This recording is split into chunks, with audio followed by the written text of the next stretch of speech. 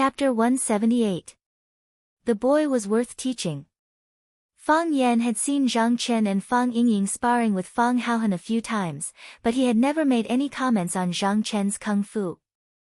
Only after he had a certain understanding of Zhang Chen did he offer to feed him moves. Although Fang Yan had never thought of taking Zhang Chen as his disciple, he absolutely did not want the person he sincerely wanted to help to be a brute who only had brute force. If he was really just a brute, Fang Yan would not make any changes to his moves and the way he exerted his strength. It was better to let him be brute for a lifetime than to let him be brute for a while. Maybe he could really walk a different path.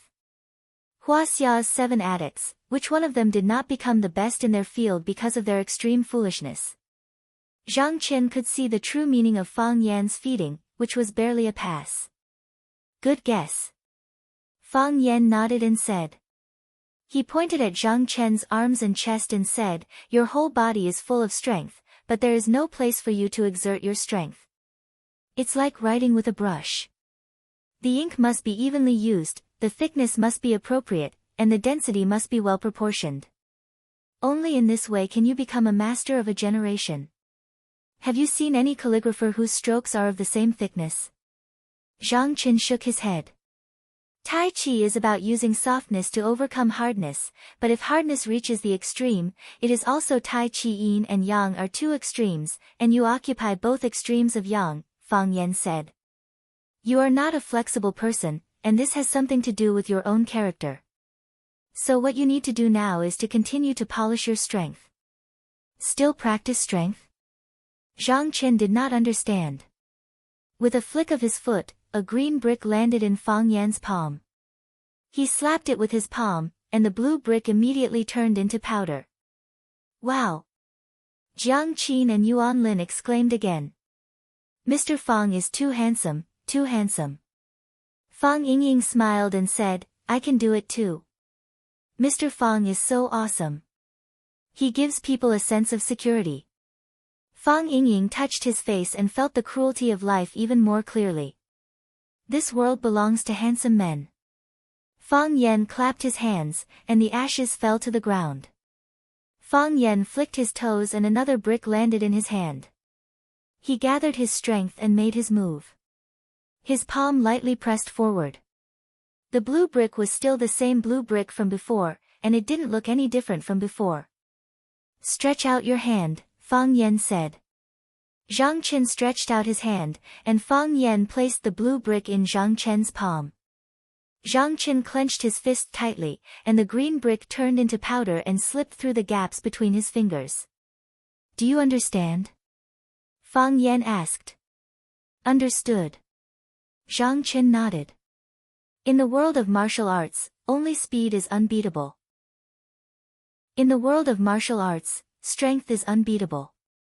Whether it's speed or strength, it can make you invincible.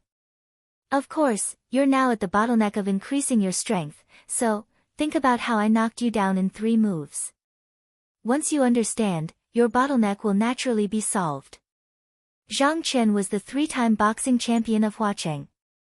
It wasn't difficult for him to break a brick or a walnut. However, he couldn't lift something heavy as if it were light, and he couldn't lift something light as if it were heavy. In the end, boxing was still boxing. Compared to Fang Yan, who knew the inner force mantra, there was a huge gap. For example, as he grew older, Zhang Chen's speed would become slower, his strength would become lighter, and the angle would deviate. However, Fang Yan and the others would not. The older they were, the faster they were, the more powerful they were, and the more accurate the angle of their attacks would be. This was the effect of inner force. What was inner force? That was a well. When you were young, you would constantly fill it with things, and the quantitative change would lead to qualitative change.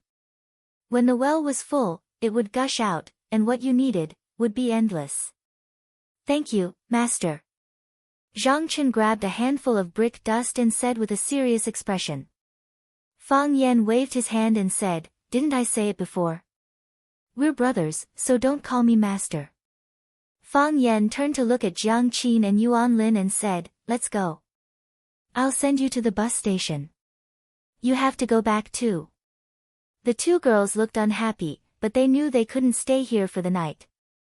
They carried their backpacks and walked out of the school with Fang Yan. After Fang Yan walked away, Baldy walked to the ground and picked up a brick. He shouted, "Break!" The brick was intact. There wasn't even a crack, let alone break. Baldy wasn't convinced.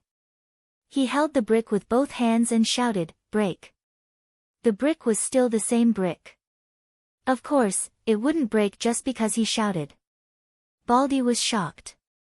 He looked at Fang Yingying and Fang Haohan and asked, "Is this brick real?" Fang Yingying sneered and said, "Do you think it's a prop brick?" Baldy laughed and said, "I thought Mr. Fang deliberately used this to coax young girls. I did it when I was young." Seeing Fang Yingying and Fang Haohan's murderous eyes, Baldy said quickly, "I have to go on duty too. I'm busy."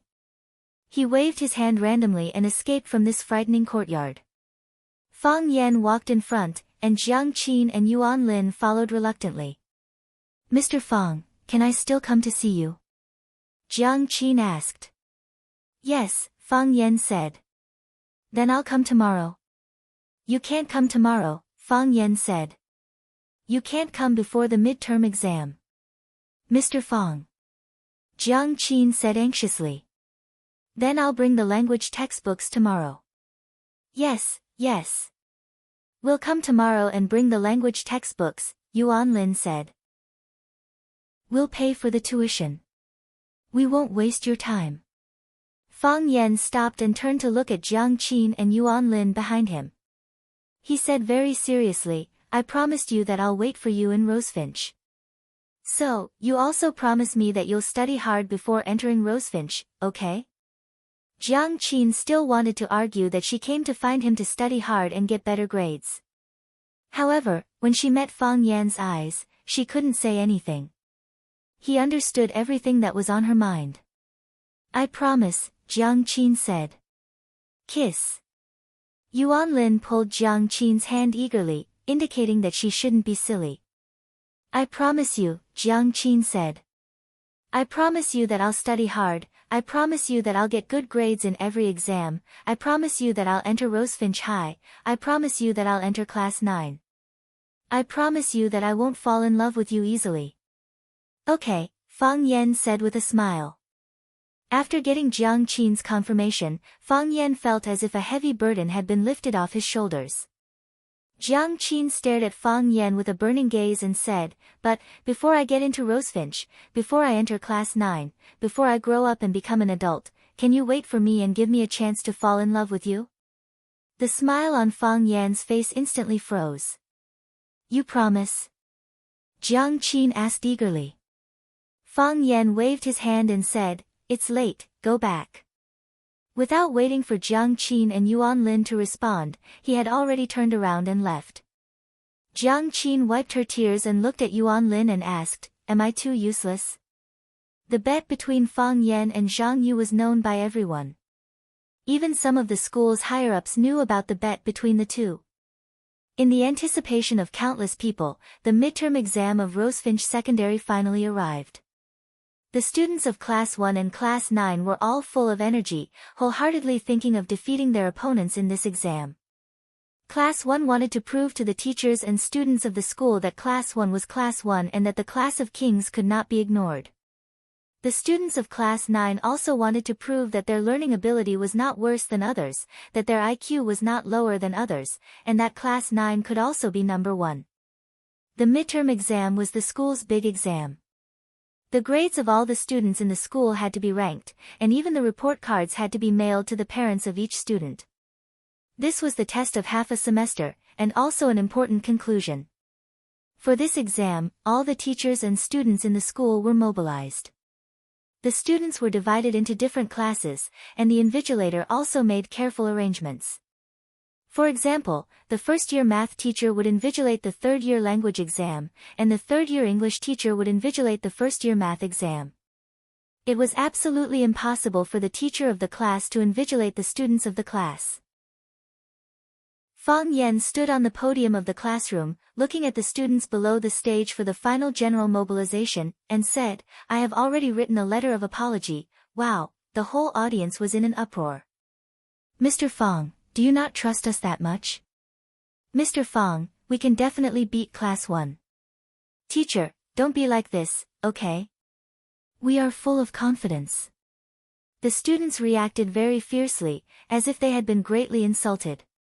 Fang Yan waved his hand, motioning for everyone to quiet down, and said, "I will first read a paragraph for everyone. Everyone listen to what I have written." Fang Yan cleared his throat and said, "I fear the starry sky, because it is endless, and makes people realize their own insignificance.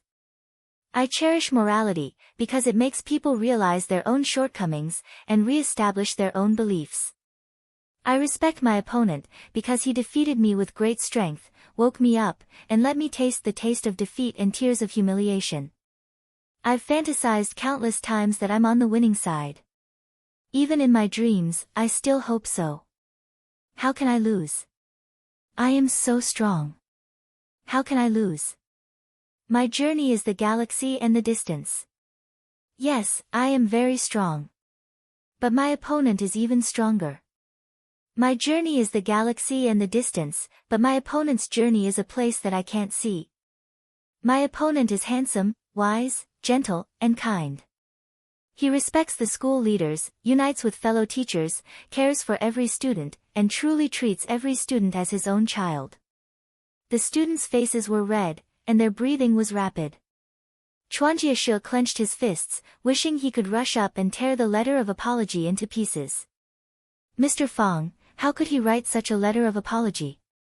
Fang Yan glanced at the students below the stage and said, "Oh, I forgot to tell you, this letter of apology is written by me to teacher Zhang Yu." Chapter 179. In the examination room, the students were all engrossed in answering their papers. Only the slight breathing and the rustling sound of the pen tip sliding on the paper could be heard. Fang Yan and a language teacher named Li Xiaohui were invigilating the second-year mathematics exam at the same time. Li Xiaohui walked around the examination room. Her small eyes behind the thick glasses were extremely sharp. She took in every student's every move. She was a very responsible invigilator. Fang Yan sat on the podium.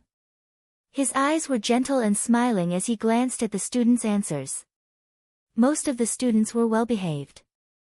They were either thinking with their heads down or answering quickly on the draft paper. However, there were also some students who tried to take a shortcut and directly copied other people's learning results onto their own papers. Fang Yan stared at a target. This was a little fatso wearing rimless glasses. He looked simple and honest. The pen in his hand never stopped. However, from time to time, he would raise his head to look at Fang Yan or glance at Li Xiaohui's position. This had already exposed his absent-mindedness and guilty conscience. "I'm telling you, don't have any illusions. Everyone has to rely on their own ability to take the exam. If I find anyone cheating, the papers will be confiscated. All the results will be invalid. I'll even have to ask your parents to come." Li Xiaohui had also discovered some of the potential enemies in the classroom, so she threatened them sternly. Most of the students lowered their heads to answer their papers. Some students, in order to prove their innocence, bravely raised their heads and smiled at Li Xiaohui. They looked for the students who might have cheated with her. Fatso also raised his head and smiled. However, the smile on his face was a little unnatural. In the eyes of the adults, students at this age did not have mature acting skills. Li Xiaohui walked past Fatso. At this moment, a ball of paper from the next table flew towards little Fatso. This kid had an accomplice. Li Xiaohui seemed to have grown glasses on the back of her head. She suddenly turned around and looked around. Little Fatso's face was pale. He lowered his head and did not dare to breathe. Even though it was a cool and rainy day, his forehead was still dripping with sweat. His unusual behavior immediately attracted Li Xiaohui's attention. She rushed in front of little Fatso and pulled out his test paper. Her eyes were like radar as she scanned little Fatso's desk. He put away his draft paper, opened his pencil case, and even unscrewed the cylindrical pen he used to answer questions to see if there was anything hidden in it. No evidence of cheating was found. Stand up, Li Xiaohui said in a low voice. Fatso's legs were trembling as he stood up shakily. Tell me, where is the answer hidden? Li Xiaohui glanced at Fatso's body and clothes and asked aloud. Teacher, there is no answer, Fatso said through gritted teeth. No? Not as scared as you. Li Xiaohui sneered. Teacher, my body isn't good. I'm sick. Sick. I think it's a mental illness, right? Li Xiaohui was very angry and dissatisfied with Fatso. However, she couldn't find evidence of Fatso's cheating, so she couldn't continue to harp on it. It would delay Fatso's exam time and affect the other students' exam state. I'm telling you, Zhang Sanxin, I'm telling you, I'm watching you. If you dare to cheat, don't blame me for being rude to you. Teacher, I won't. Fatso replied in a low voice. Sit down, Li Xiaohui said. Fatso sat down and took the pen to write and draw on the draft paper. He looked like he was doing the math seriously. Li Xiaohui stood next to Fatso and stared at him for a while. She really couldn't find anything suspicious, so she turned and left. When Li Xiaohui left, little Fatso breathed a long sigh of relief. He glanced at the ground. There was a rolled-up piece of waste paper. Because it was in the corner of the table, it was hard to see it. He stretched out one of his feet and tried to pick up the small ball of paper with his other foot. At this moment, a large hand reached over and nimbly picked up the ball of paper from the ground. Fang Yan held the paper ball in his hand and looked at little Fatso thoughtfully. He looked like he knew everything. Little Fatso's pupils expanded, and his face turned purple. He was scared out of his wits. The sweat on his forehead was even denser, and his expression was even more embarrassed. He looked at Fang Yan with pleading eyes, like a pitiful puppy begging for a bone that could save its life. Li Xiaohui saw Fang Yan's action and quickly walked over. What's the matter? Li Xiaohui asked. It's nothing. Fang Yan said with a smile, we have to remind the students to try their best to maintain the cleanliness of the examination room during the exam.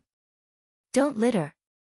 As Fang Yan spoke, he flicked his finger gently, and the paper ball flew toward the wastepaper basket in the corner of the classroom. Mr. Fang. Li Xiaohui shouted, but she was still a step too late. She said anxiously, Mr. Fang, this may be the evidence of students cheating. How can you not open it and check it? After that, Li Xiaohui glared at Fang Yan fiercely and ran toward the wastepaper basket in the corner of the classroom. She searched for a while, but she couldn't find the paper ball that Fang Yan had just flicked in.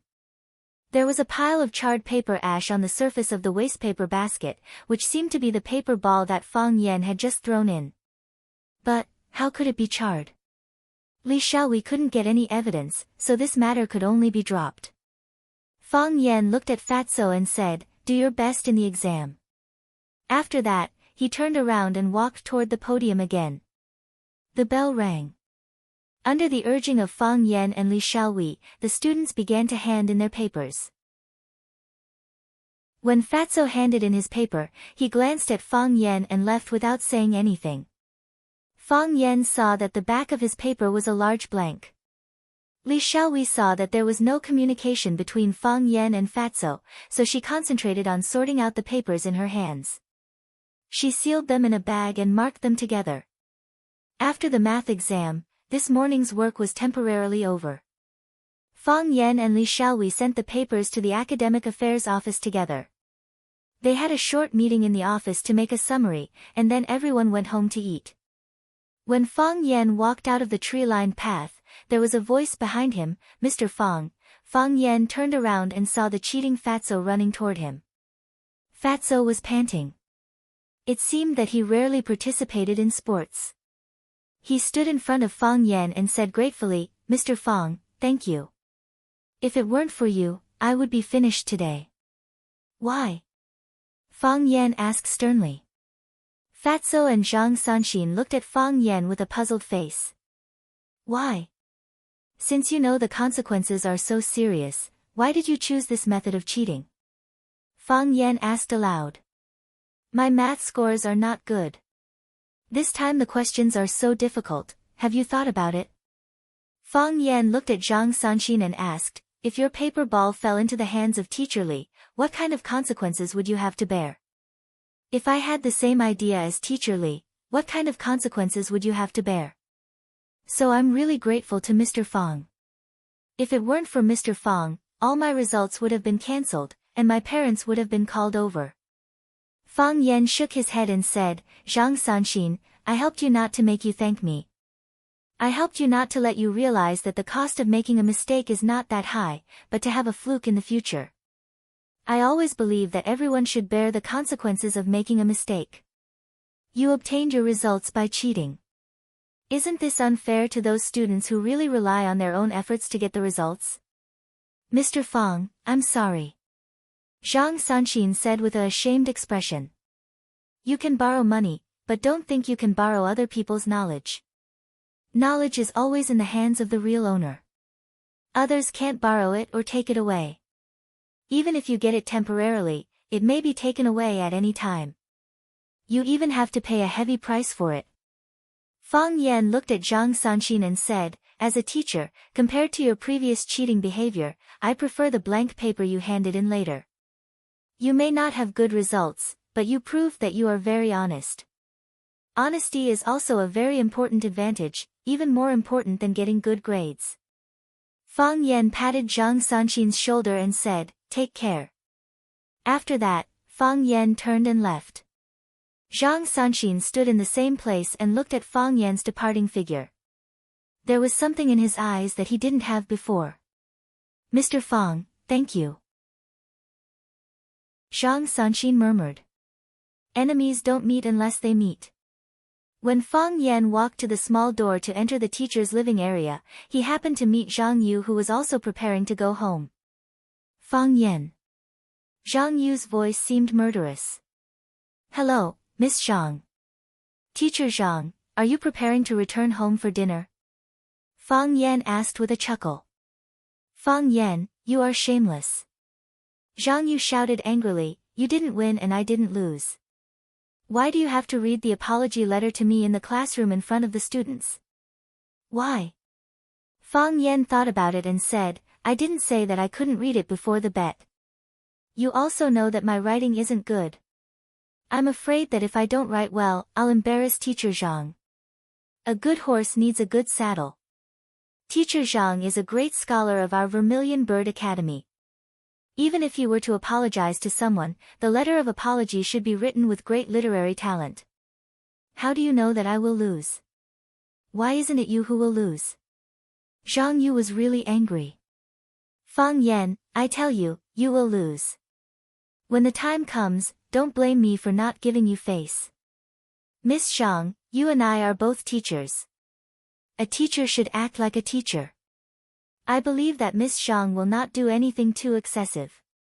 Fang Yan said with a gentle smile. Chapter 180. The rain is drifting, just like our damp and flying mood at this moment. Wearing our beautiful coats, holding a colorful umbrella, we went out and walked in the rain. Carefully feel the beauty of the rain, feel the breath of our youth. What is youth? It's electricity, it's light, it's hard work, it's the courage to win first place. It's you like me and I like you, it's infinite possibilities and opportunities. Good afternoon everyone, I'm the host of the campus radio program, Little Wu. According to the previous program routine, now is the time to recite the poems sent by the Poetry Club, or recommend a few pieces of music to suit the occasion.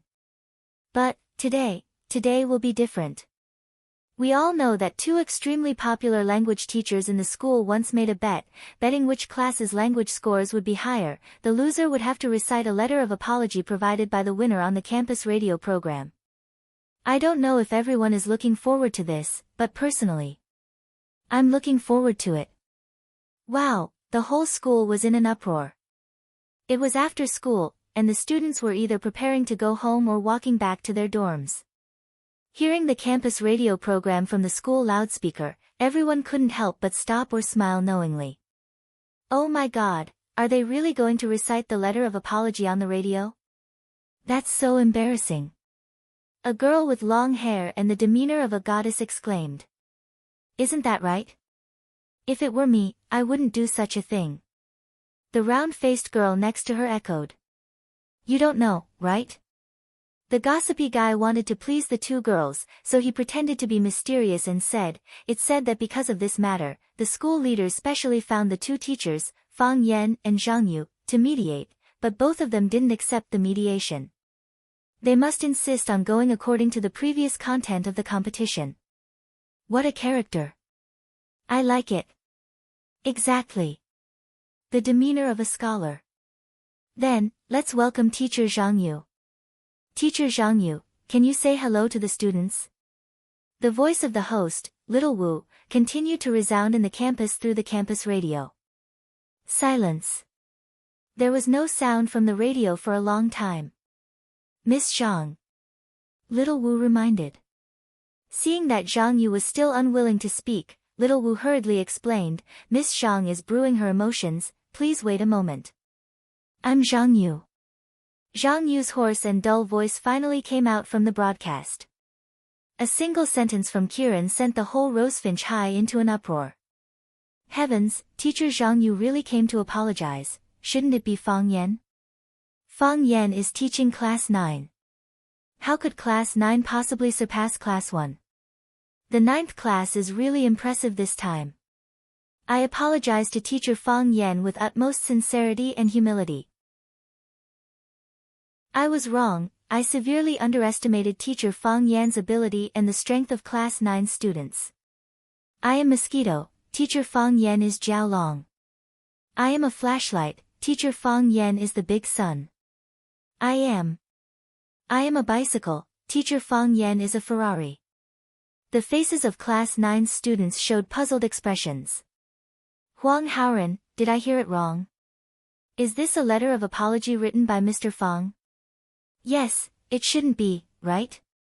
We've all heard Mr. Fang's letter of apology. Mr. Fang read it in public in the classroom. It should be.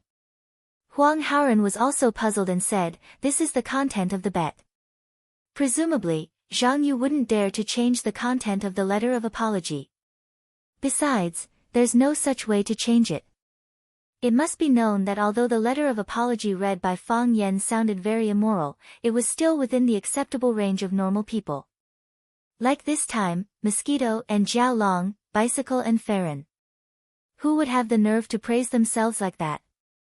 I am acutely conscious of my own error. I only have myself to blame for this punishment. I shouldn't have taken the initiative to provoke Teacher Fang Yan, and even more so, I shouldn't have forced him to accept my challenge. In a situation where he repeatedly rejected me, I was still unwilling to let him go. Teacher Fang Yan, I was wrong. In order to express my apology, I want to give you a tongue twister, I hope you like it. Students, did you hear that? Teacher Zhang Yu is going to say a tongue twister, the host, Little Wu, said happily. Darkening,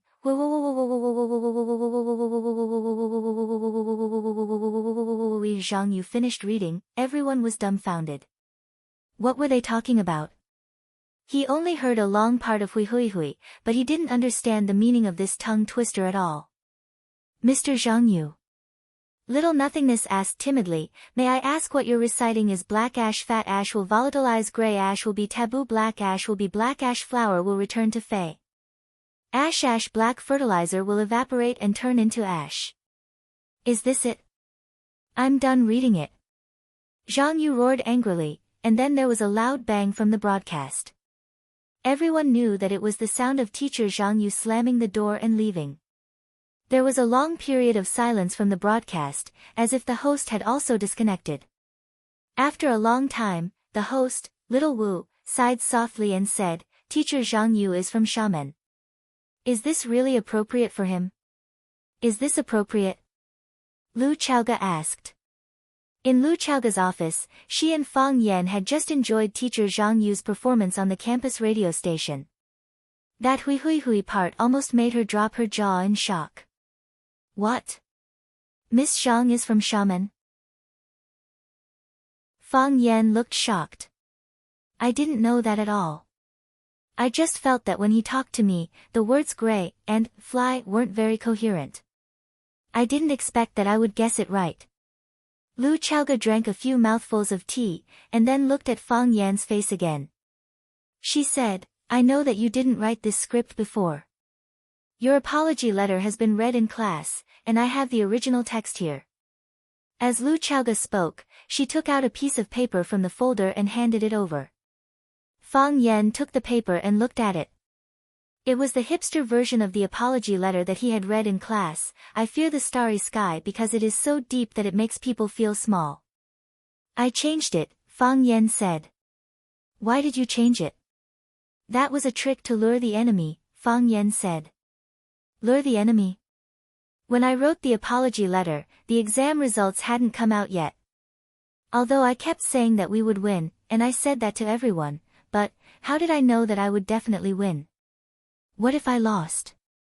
So, you wrote such an apology letter that Zhang Yu could completely accept. When the exam results came out, if you lost, he could only write an apology letter according to your standards. Is that right? Something like that, Fang Yan said. In the end, you won, but you gave him another apology letter. You can't say that. Fang Yan waved his hand. I didn't want the relationship between my colleagues to be too stiff, and I didn't want others to call me despicable and shameless. My nature is actually not bad. You have to admit that I am a kind person. Something happened later, which prompted me to make such a decision. What happened? After the math exam, he blocked me at the small door and said that I would definitely lose. He also said that he would use the cruelest way to humiliate me. I thought about it. I can't lose, Fang Yan explained, feeling wronged. So he's at a disadvantage. Lu Chaoge was silent again. The topic Terminator always had this ability. After he said something, you wouldn't know how to continue. You don't think that I am a vicious person, right? Fang Yan asked cautiously. No, Lu Chaoge said. That's good. Fang Yan was happy again. It was very difficult for me to make such a decision. I hesitated for a long time and wrote 2 notes to draw lots. Finally, I decided to choose this apology letter. Of course, I didn't ask teacher Zhang Yu to report his 3 measurements in the apology letter. This is already a very kind act, right? Because his 3 measurements are really terrible. Fang Yan. Lu Chaoge interrupted Fang Yan's topic. If she let him continue, he would become a national hero. Go ahead. Fang Yan smiled gently and made an inviting gesture. Congratulations. Lu Chaoge said. This is a subversion. In the past, Class 1 has always been Class 1. No class could surpass them. Even in a single subject, it was the same. Fang Yan and Zhang Yu's bet ended with Class 9 winning Class 1. Class 1 and Class 9 had the same number of people. Class 1's average score for a single subject was 117 points, while Class 9's average score was 121 points. Class 9's average score was 4 points higher than Class 1's. Don't look down on these 4 points.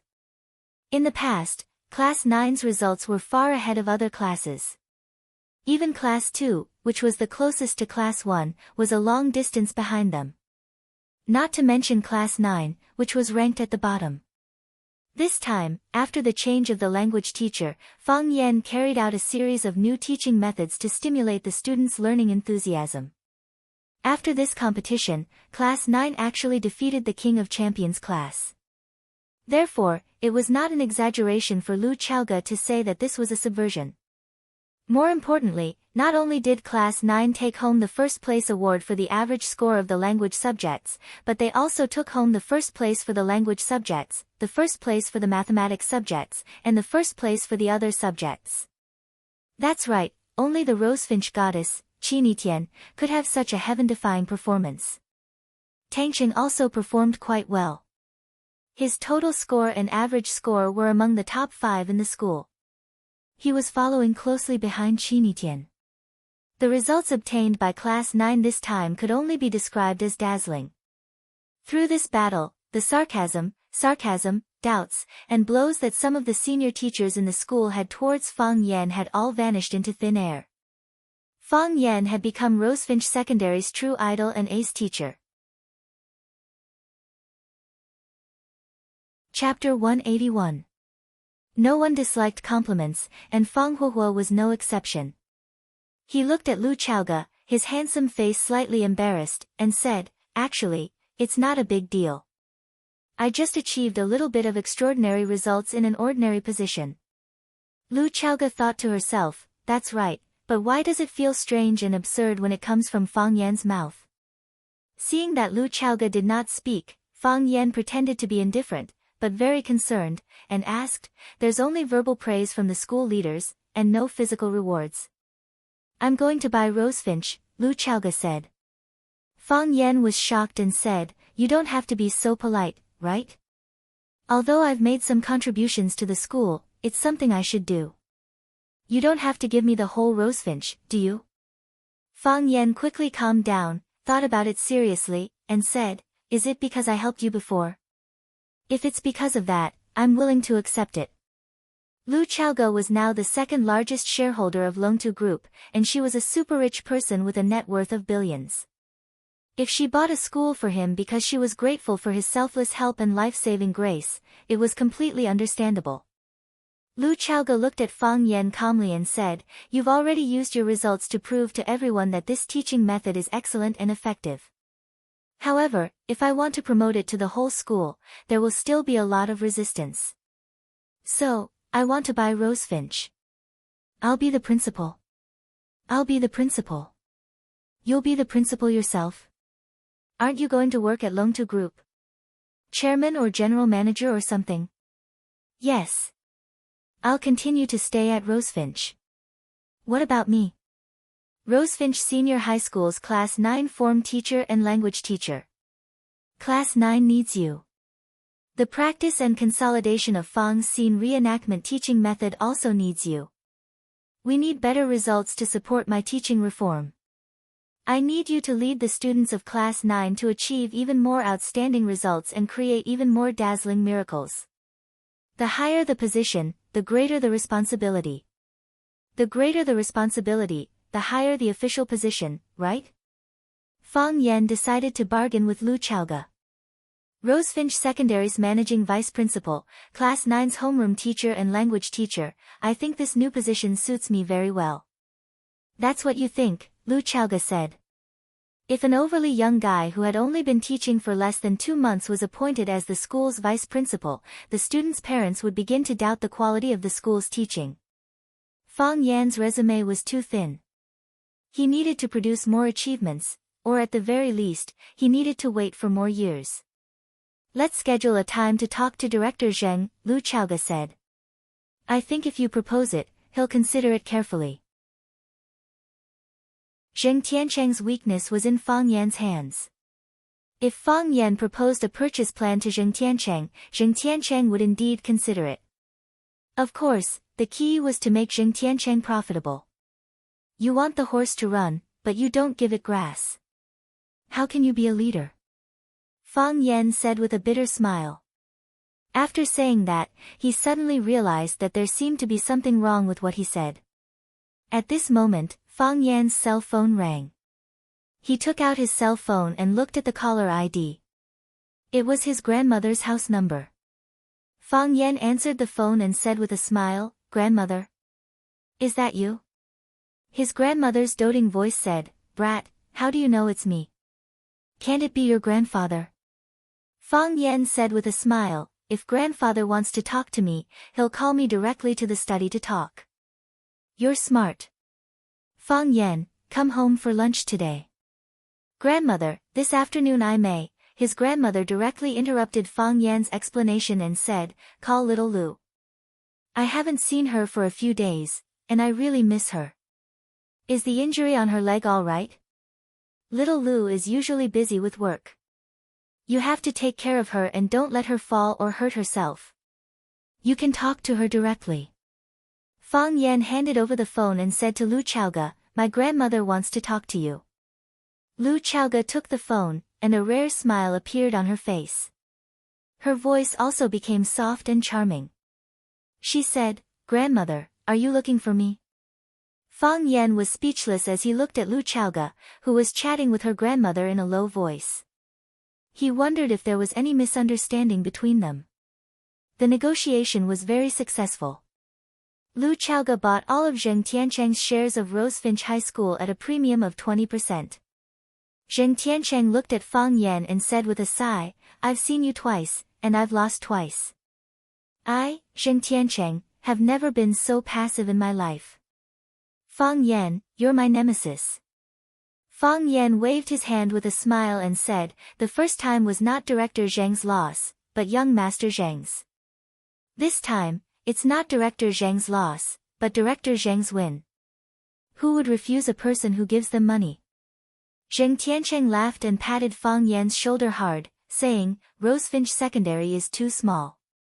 It's really unfair for you to be a teacher. My original promise is still valid. If you're willing to work for me, I'll give you all I promised." "No, I'll give you double. If you have any conditions, we can also talk about it in detail." To be honest, Director Zheng's conditions made me very tempted. I've also hesitated countless times about whether to work for Director Zheng. However, I still decided to refuse Director Zheng's invitation and sincerely apologize to you. "Why?" "I can't bear to part with those children's clear eyes and happy smiling faces," Fang Yan said. After refusing Zheng Tiancheng's invitation, on the way back to school, Lu Chaoga couldn't help but ask, "Are you really refusing Zheng Tiancheng's luxury car, mansion, and high salary because you can't bear to part with those children's happy smiling faces and clear eyes?" "Not exactly," Fang Yan said. "I don't think his female secretary is as good-looking as you." Fang Yan glanced at the rearview mirror and said with a smile, "We're being followed." Lu Chaoga's eyes were cold as she asked, "Who could it be?" "I also think it's strange," Fang Yan said. "Logically speaking, you've already become a major shareholder of Longtu Group. What's done is done, and others have no reason to touch you anymore. Who could it be?" "Call the police," Lu Chaoga said. "Not for the time being." Fang Yan said, "Aren't you curious about who is hiding in the dark like a rat in a sewer and biting people? Don't take risks." "Trust me," Fang Yan said. Fang Yan jerked the steering wheel, and the car rushed in a direction that deviated from the original route. The car behind him didn't hesitate and immediately followed. "They're quite open and aboveboard. They're following us in such a high-profile manner." Fang Yan said with a sneer, "Either they're skilled and bold, or they're a group of idiots. I really hope it's the latter." The car sped all the way through the bustling city, through the remote streets, past the suburban houses, and finally arrived at the edge of the Yantian port. This was an abandoned port. Ever since the construction of the Huaqing port in the east, this place had been deserted. The weather was harsh, and there were no signs of people. The port looked dilapidated. Screech! The black Buick SUV that followed closely behind stopped. Two men in black suits in the car looked around vigilantly, and then their eyes fell on the champagne-colored BMW that was parked in the middle of the square of the port. The windows were transparent, and they couldn't see anyone in the car from where they were. The two men looked at each other, and then they opened the door and got out of the car. They reached into their pockets, took out their pistols, and pulled out the safety bolt. The two men held their guns and carefully surrounded the BMW. The bald man stared up, and the muzzle was pointed at the car door, ready to kill the enemy that rushed out of the car at any time. The man with the crew cut leaned down at a 90-degree angle, and with one hand on the ground, he raised the gun with the other hand and aimed at the chassis of the BMW. He was worried that the target would hide underneath and launch a surprise attack. They attacked from the top and attacked from the bottom, and they cooperated well. There was nothing suspicious in or out of the car. Where was he? The two men were well trained, and they immediately looked around with their backs against each other, ready to find the enemy that might be hiding in the dock's cargo container or somewhere else. "Are you looking for me?" Fang Yan stood beside them with a smile and asked aloud. Fang Yan didn't go far, and he had been hiding by the side of the BMW. However, he wasn't in the car, nor was he in the bottom of the car. Instead, he used gecko climbing to hang his body on the door on the other side of the BMW. The men in black didn't find any trace of Fang Yan in the car, and thought that Fang Yan was hiding in the junk container not far away. This gave Fang Yan the time and opportunity to quietly approach them. The two men were shocked, and they raised their hands to shoot. Fang Yan wouldn't give them the chance to shoot. He slashed with his hands twice, but only a "kacha" sound could be heard. The two pistols fell to the ground at the same time, and the two men's arm bones were broken at the same time.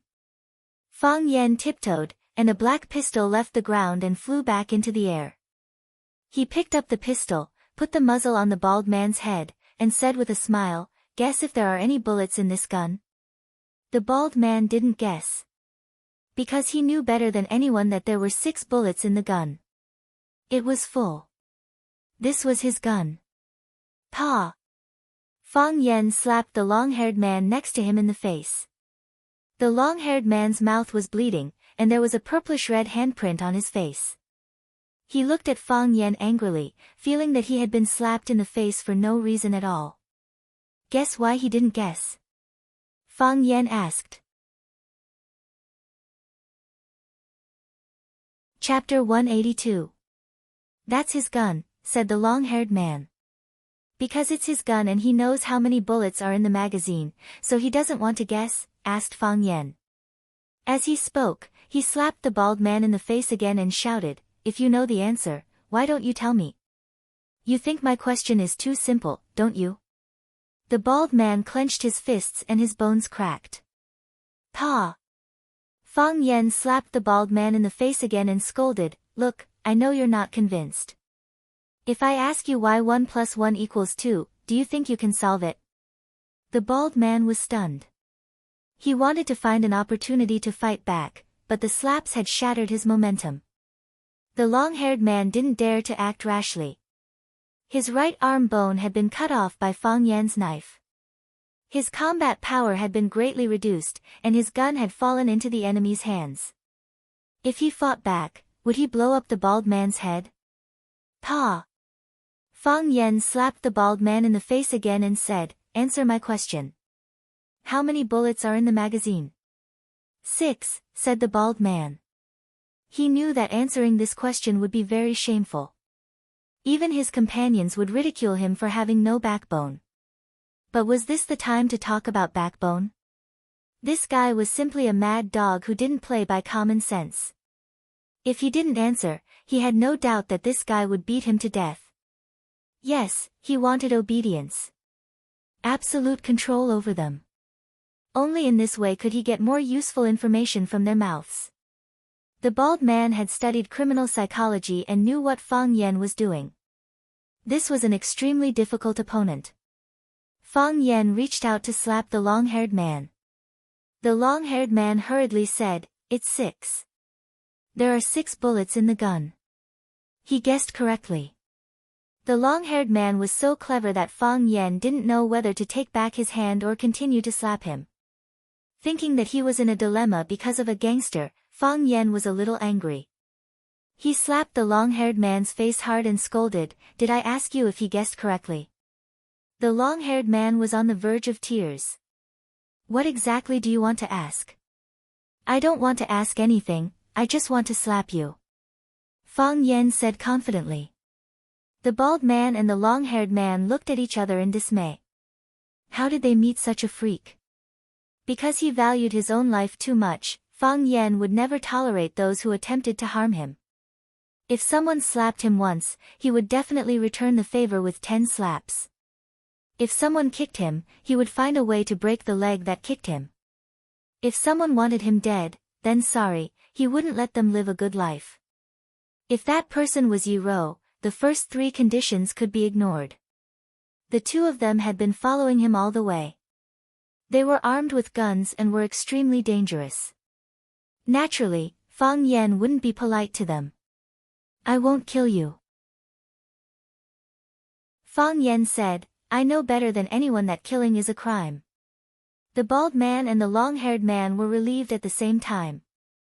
As long as they could keep their lives, it was fine. They were afraid that this idiot would not care and directly beat them to death. As long as there's life, there's hope. But Fang Yan stuffed the gun in his hand into the long-haired man's broken hand. Then he raised his arm and aimed the gun at the bald man's head. You will kill yourselves. The two men's faces were ashen. Could it be played like this? Why didn't they think of it? So, now can you tell me who sent you to kill me? Fang Yan's face was cold and his voice was extremely fierce.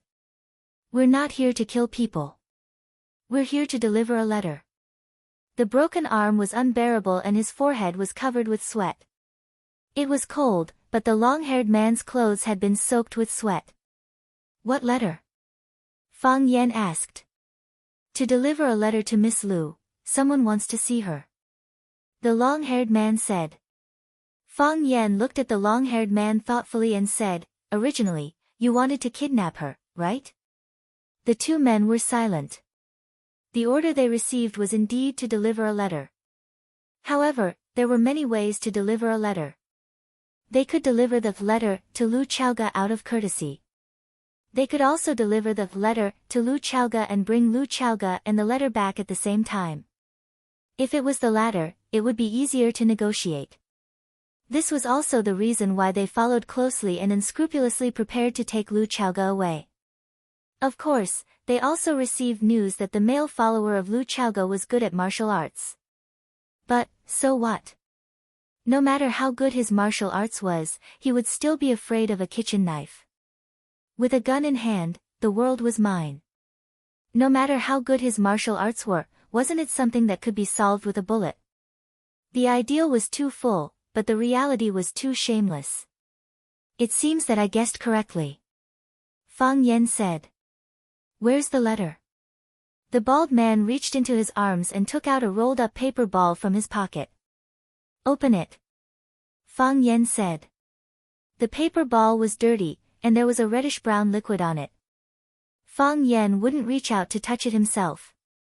When the paper ball was opened, it turned out to be a piece of charred flesh. This is... Fang Yan paused, and his eyes became extremely sharp. Human skin. Because there was blood on it, it was likely to be a piece of flesh cut from a living person. What kind of person could actually do such a thing that was worse than a beast? Lu Chaoga came out from hiding. She had been hiding in an abandoned container not far away. As soon as the car stopped, Fang Yan drove her out and asked her to immediately find a place to hide. Then he magically disappeared from her field of vision. When Lu Chaoga saw the piece of flesh wrapped in white paper, her expression changed greatly, and she asked anxiously, where is she? The criminal used this piece of flesh to invite Lu Chaoga, which proved that the person had a close relationship with Lu Chaoga. But what kind of person was it? Fang Yan was full of doubts. Come with us. Someone wants to see you, the bald man said. Fang Yan slapped the bald man's face and scolded, you think we'll go just because you say so. A captive should have the awareness of a captive. Fang Yan didn't like the bald man's tone and way of speaking to Lu Chaoga. It was too aggressive. I'll go with you, Lu Chaoga said straightforwardly. The bald man glanced at Fang Yan and didn't dare to speak rashly. Pa! Fang Yan slapped the bald man's face again and scolded, didn't you hear what my friend said? She said she wanted to go with you. What do you mean by not saying a word? Lu Chaoga looked at Fang Yan and said, you go back. This matter has nothing to do with you. Fang Yan shook his head and said, can I go at this time? These people are vicious and cunning, and they can do anything. If I don't go with you, I'm afraid, you won't have any chance of winning the negotiation. Don't worry, no matter what happens, I'll stand by your side. Fang Yan's worries weren't unreasonable. If they really wanted to negotiate with Lu Chaoga, a phone call or a text message would be enough to inform her. They were giving her flesh and kidnapping her. It didn't look like they were going to negotiate. Now, someone very important to Lu Chaoga had been taken hostage by them. If they captured Lu Chaoga, would there still be a need to negotiate? The other party could directly decide the outcome. Lu Chaoge looked hesitant, and finally nodded and said, "Thank you." Fang Yan smiled and didn't speak. Lu Chaoge drove, and Fang Yan sat in the back, accompanying and supervising the bald man and the long-haired man, who tried to kidnap her but were kidnapped by Fang Yan. To Fang Yan's surprise, without the help of the bandits, Lu Chaoge drove her BMW to an old neighborhood. The car stopped in front of the villa, and Lu Chaoge pushed the door open and ran to knock. No one answered, and the villa's yard was strangely quiet. Lu Chaoge knocked again, and the door of the living room opened. The mute nanny ran to open the door with a frightened expression. She saw Lu Chaoge and desperately gestured to her not to go in. It was dangerous inside. Lu Chaoge nodded, but still stubbornly walked past her. Fang Yan drove the bald man and the long-haired man out of the car like ducks, and took them to the villa's yard. "Are all your men up there?" Fang Yan asked. "Yes," the bald man replied, and there was a flash of fierceness in his eyes. Their men were all up there, and Fang Yan would soon get the retribution he deserved. "How many of you are there?" The bald man didn't answer. 10. Or more than 10. Fang Yan looked at the long-haired man and asked. "No. Do they all have guns?" "No," the long-haired man replied. Fang Yan narrowed his eyes and smiled. It's not a good habit to lie. He kicked the bald man's calf in the knee, and with a crisp crack, the bald man's calf was broken by Fang Yan's kick. The bald man screamed, lost his balance, and fell to the ground. The long-haired man turned to escape, but Fang Yan had already grabbed his neck. Crack! Without waiting for him to react, he had already stretched out his hand and broken the bones in his other arm. The long-haired man fell to the ground and screamed. Fang Yan walked over and stepped on his ankle. With a light tap of his toes, the bones in his foot were broken by Fang Yan. Both the bald man and the long-haired man had completely lost the ability to fight. Hearing the sound behind them, Lu Chaoge and the mute nanny turned to look at the same time. Fang Yan smiled and said embarrassedly, "I'm going to lighten the load first. There are many people inside. I'm afraid I can't beat them." Chapter 183. The room was shrouded in darkness. The air was filled with the choking smell of mold, as well as a disgusting stench that made people want to vomit. If you hadn't seen it with your own eyes, it would be hard to imagine that there was such a human leg in the world. Scorched black, withered, full of holes, white skin and green veins could not be seen, only strange scars of different sizes and blood dripping. Disgusting. The handsome man frowned deeply. He looked at the flesh that had been peeled off and said with disgust, "Is this still a woman's leg? Look at it without a trace of lust. Wild animals are nothing more than this." The woman's body was tied to the iron chair. One leg was tied to the chair leg and the other was stretched out. Blood was rapidly seeping out from several places where the skin had been cut off. The bright red blood dripped drop by drop on the brown carpet in the room, mixed with the damp and mold smell of the old carpet that had not been changed for decades. This was the source of the stench. "He is a butcher." The man pointed at the big man who had cut off the meat and said, "He used to kill pigs, now he kills people. He can kill a pig with one cut without any pain, and he can make a pig scream in pain for 3 to 5 hours without stopping. Humans are the same." "Mad dog! You mad dog!" the woman roared hoarsely. Her face was ferocious, and there was a murderous light in her eyes. No one would doubt that if she was given a chance, she would cut off the man's flesh and stuff it into her mouth, chewing it with blood and swallowing it without hesitation. "Thank you for the compliment." The man laughed. "Hearing you scold me like that, it reminds me of a story. It is said that Qiang Long Tan's father-in-law once said that his son-in-law was a scalper and a dog. You scolded me as a mad dog, isn't that the same as Qiang Long Tan? I quite admire him. You mad dog, demon. I was wrong to trust you, no, no, no. The man waved his hand. You've never believed me. You just had to use me. If not for me, if not for us, would Qiang Long Tan return the fat piece of meat that he ate to you? Impossible. You're even more cruel and disgusting than him. I've never denied that. The man said, but, so what? Verbal attacks are also a form of attack, but that's too weak. All these years, you've been cursing and spitting at Qiang Long Tan every day, but haven't they been living a good life? The man gave Butcher a look, and Butcher raised the blade and stabbed the thigh. Ah! The woman struggled desperately. The man sat on the chair, enjoying the woman's screams and ugly expression. He said, to be honest, your only value to me now, is to make your beautiful niece listen to me. You don't know her at all. The woman's body was shaking in pain, and her teeth were chattering. She won't give in. No one can change what she has decided. Really? The man held the teacup in his hand and gently blew on the tea leaves. I don't think she has the capital to bargain with me, he said. Dong dong, there was a knock on the door. A middle-aged man in a black suit walked in and said in a deep voice, Young master, they're here. Baldy and Ruler are lying in the yard, injured.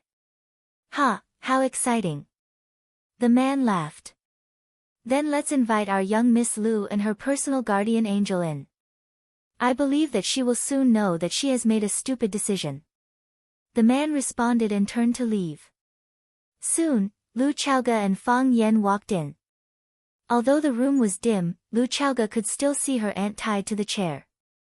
She stood at the door of the study and said in a cold and resolute tone, I know what you want. If anything happens to her, I'd rather destroy that thing than give it to you. TSK, this is not the negotiation quality that an excellent heir should have. The man sitting on the sofa turned around and smiled at Lu Xiaoge, who had a fierce look in his eyes. The first reaction of Fang Yan when he walked into the room was to hold his breath because of the stench of blood on the ground. Then his eyes were attracted by the horribly injured woman on the chair. When he saw the handsome man who had turned around, he almost stopped breathing for a moment. It was like a thunderbolt in his head. He was shaken to the point that he was about to fall and woke up instantly. It's you. Fang Yan looked at the man in surprise and said. The man looked at Fang Yan and said, Mr. Fang, we meet again. Fang Yan looked at the handsome man and looked at the woman sitting on the chair whose head was burned. Finally, his eyes stopped on Lu Chaoge's face and murmured, I understand. I understand everything. When he said this, he felt as if his chest was stabbed by a knife. He didn't have time to defend and didn't know how to dodge. He just took the knife. He let the cold blade pierce into his flesh and the deepest part of his bones. Agitated. The pain penetrated his heart. Lu Chaoge's face was pale, but she insisted on not turning around and making eye contact with Fang Yan. She was running away. Do you feel like you've been betrayed?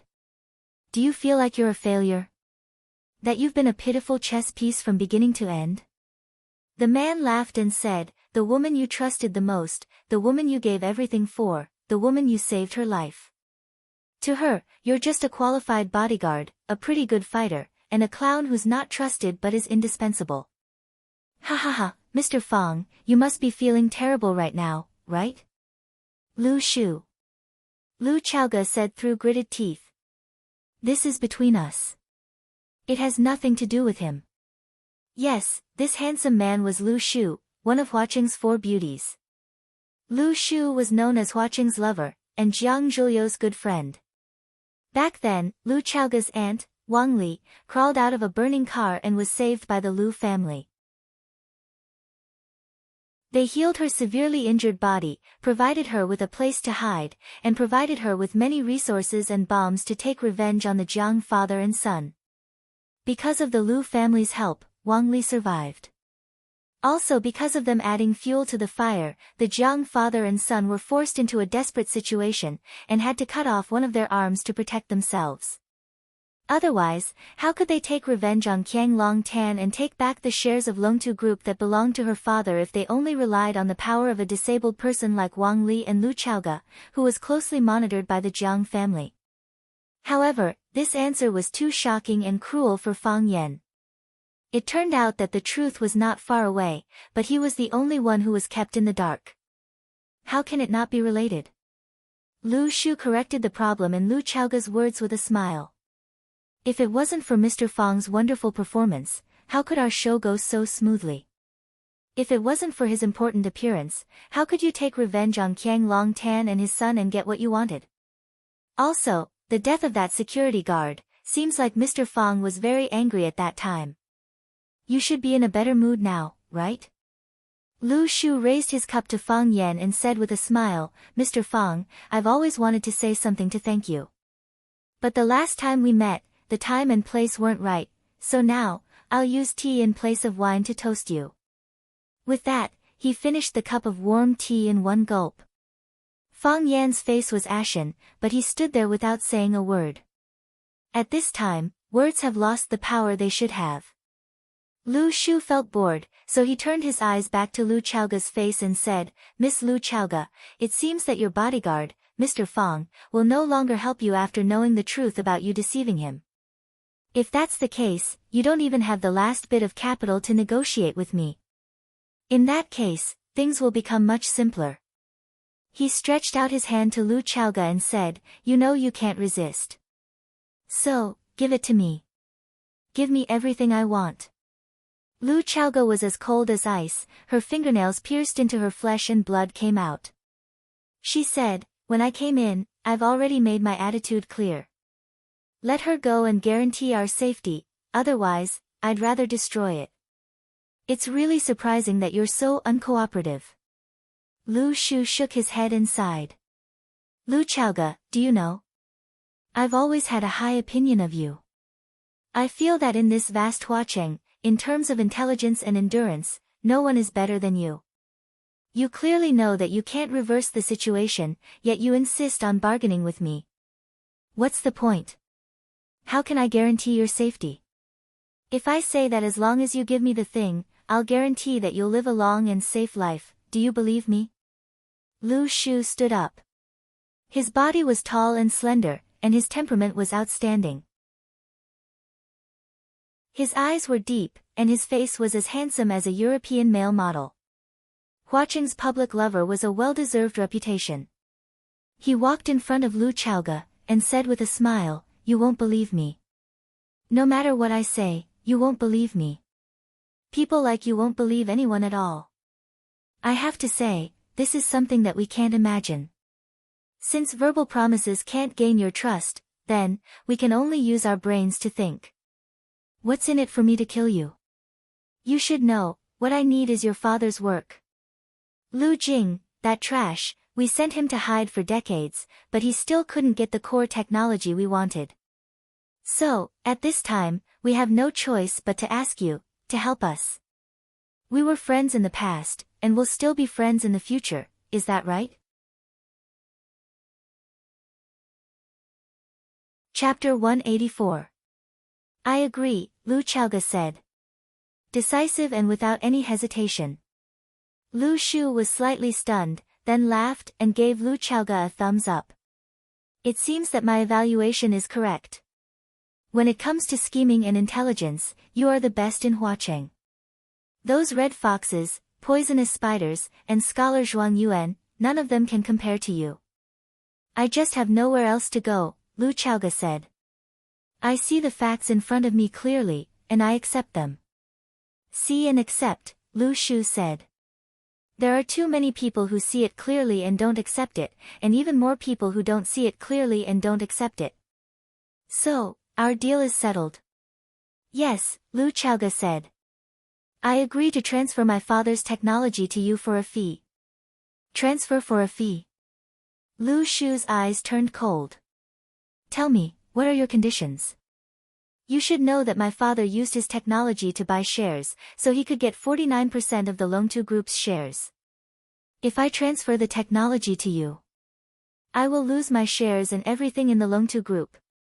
I will be kicked out by the Longtu group and Qiang Long Tan and his son. I think the Lu family also hopes to plant a spy in Longtu, right? Lu Jing is dead, and you need a new person to slow down Longtu's progress. At least, it's a good thing to have someone to pass on information. Yes. I really need such a person. Lu Shu nodded. Anyone with foresight knows that energy is the core strategy and development direction of the future. The Lu family entered the energy field a long time ago. At that time, the Longtu group hadn't been born yet. Even your parents and Qiang Long Tan hadn't met yet. Unfortunately, some things can't be done by humans. It's all in the hands of God. Lu Shu said regretfully, our energy company's many years of hard work can't even compare to your father's idea. The Longtu Corporation caught up to us and stole our limelight, as well as our orders. Of course, there's also the unpredictable future. However, we're not in a hurry at all. He had been waiting for an opportunity. Your father and Qiang Long Tan didn't share the same ideals, so Qiang Long Tan wanted to make your father a mere figurehead, so he secretly met with Lu Jing, wanting to poach Lu Jing to compete with your father. He even hoped that Lu Jing could improve the Rubik's Cube technology according to his own ideals. Ha ha ha, Qiang Long Tan and your late father must not know that Lu Jing is a member of the Lu family. It's a pity that Lu Jing, that good-for-nothing, hasn't produced any results after joining Longtu Group for over 10 years. Otherwise, we wouldn't have wasted so much time and energy on him. Time is money, and no one can afford to waste it. Lu Chaoga stared coldly at the willow tree and said, are you saying all this, to reject my proposal? Not bad, said the willow tree. We gave Lu Jing a few decades, but what did he give us in return? He had nothing. Now, we have completely lost our patience. I don't believe it. Lu Chaoga, I don't believe that these two crazy women who want to eat me alive and drink my blood will do their best to help me. I don't believe it at all. Violence may not seem very civilized, but sometimes it's very useful, isn't it? The willow tree pointed at Wang Li, who was sitting on the chair and bleeding, and said, you give me the technology, and I'll give it to your aunt. This is our condition for the transfer. I don't agree, said Lu Chaoga. You should know that I'm not a generous man. The willow tree shrugged his shoulders indifferently. You don't have the capital to bargain with me. I want you to evaluate the Rubik's Cube technology or 49% of Longtu's shares, and then return what belongs to me, said Lu Chaoga. If you want the Rubik's Cube technology or Longtu Group's shares, I can sell them to you. But, I want money. I want the same value as the technology and shares. Aunt's body needs a lot of expensive medicine to maintain, and the safety of me and her also needs to be guaranteed. Once I get the money, I will leave with Aunt. Otherwise, even if I give you the technology or shares, it will still be difficult for us to survive. What's the point of such an exchange? Lu Chaoga stared coldly at the willow tree, with a posture of giving up everything, including her life, and said, Aunt and I. What's the point of us living one more day? The willow tree frowned. From his point of view, Lu Chaoga's worry was indeed necessary. If she used the technology or shares to exchange for Aunt, the two of them, without any protection and dependence, even survival would be a luxury. At that time, they would be hit by a car while walking on the road, or burned to death in a house fire. It would all depend on their mood. The willow tree hesitated for a moment, and said, all right. I'll give you a price. A price that I can accept, and I hope you must accept. Because, on top of this price, you and Madame Wang's lives are also included. What do you think? The willow tree stretched out 2 fingers and said, this price, is it enough? I don't agree, said Lu Chaoga. Lu Chaoga. The willow tree's face was gloomy, and he sneered and said, do you know what you're doing? I hope you'd better choose carefully. How careful do I need to be, said Lu Chaoga. My life and Aunt's life are both here. You use our lives as a threat, I use mine and her life to discuss the conditions. It's fair to both of us. The willow tree's eyes flashed, and he said, I can't agree to your price. Then give me a price that I can really accept, said Lu Chaoga. It seems that we can't reach a consensus today. I can wait. What about her? The willow tree said with a smile. He looked at Wang Li with a smile, and said, although our butcher's method of killing pigs is very clever, and he can at least let her bleed for 5 hours without dying. But, now, more than half of the time has passed, right? Are you sure you want to continue waiting? Lu Chaoga looked at Aunt Wang Li and asked, Aunt, are you willing to continue waiting? Yes, Wang Li shouted. I am willing. Ha ha ha, I'm already a dead person. I should have died long ago. What's there that I'm not willing to do? I'm already burned like this, my body is almost burnt to charcoal. What's there to be afraid of when you use a knife to cut my flesh? Good cut ah. Good cut ah. I've long wanted to cut it to see. See if the flesh inside is red or black like the outside. Good cut ah, cut open so that I can see that my flesh is also red, my blood is also red. Just like you guys, Wang Li's whole body was covered with scars, and her mind had entered a state of madness. She laughed out loud, as if it wasn't her flesh that was being cut, and it wasn't her blood that was flowing, and the pain was even more so not her body.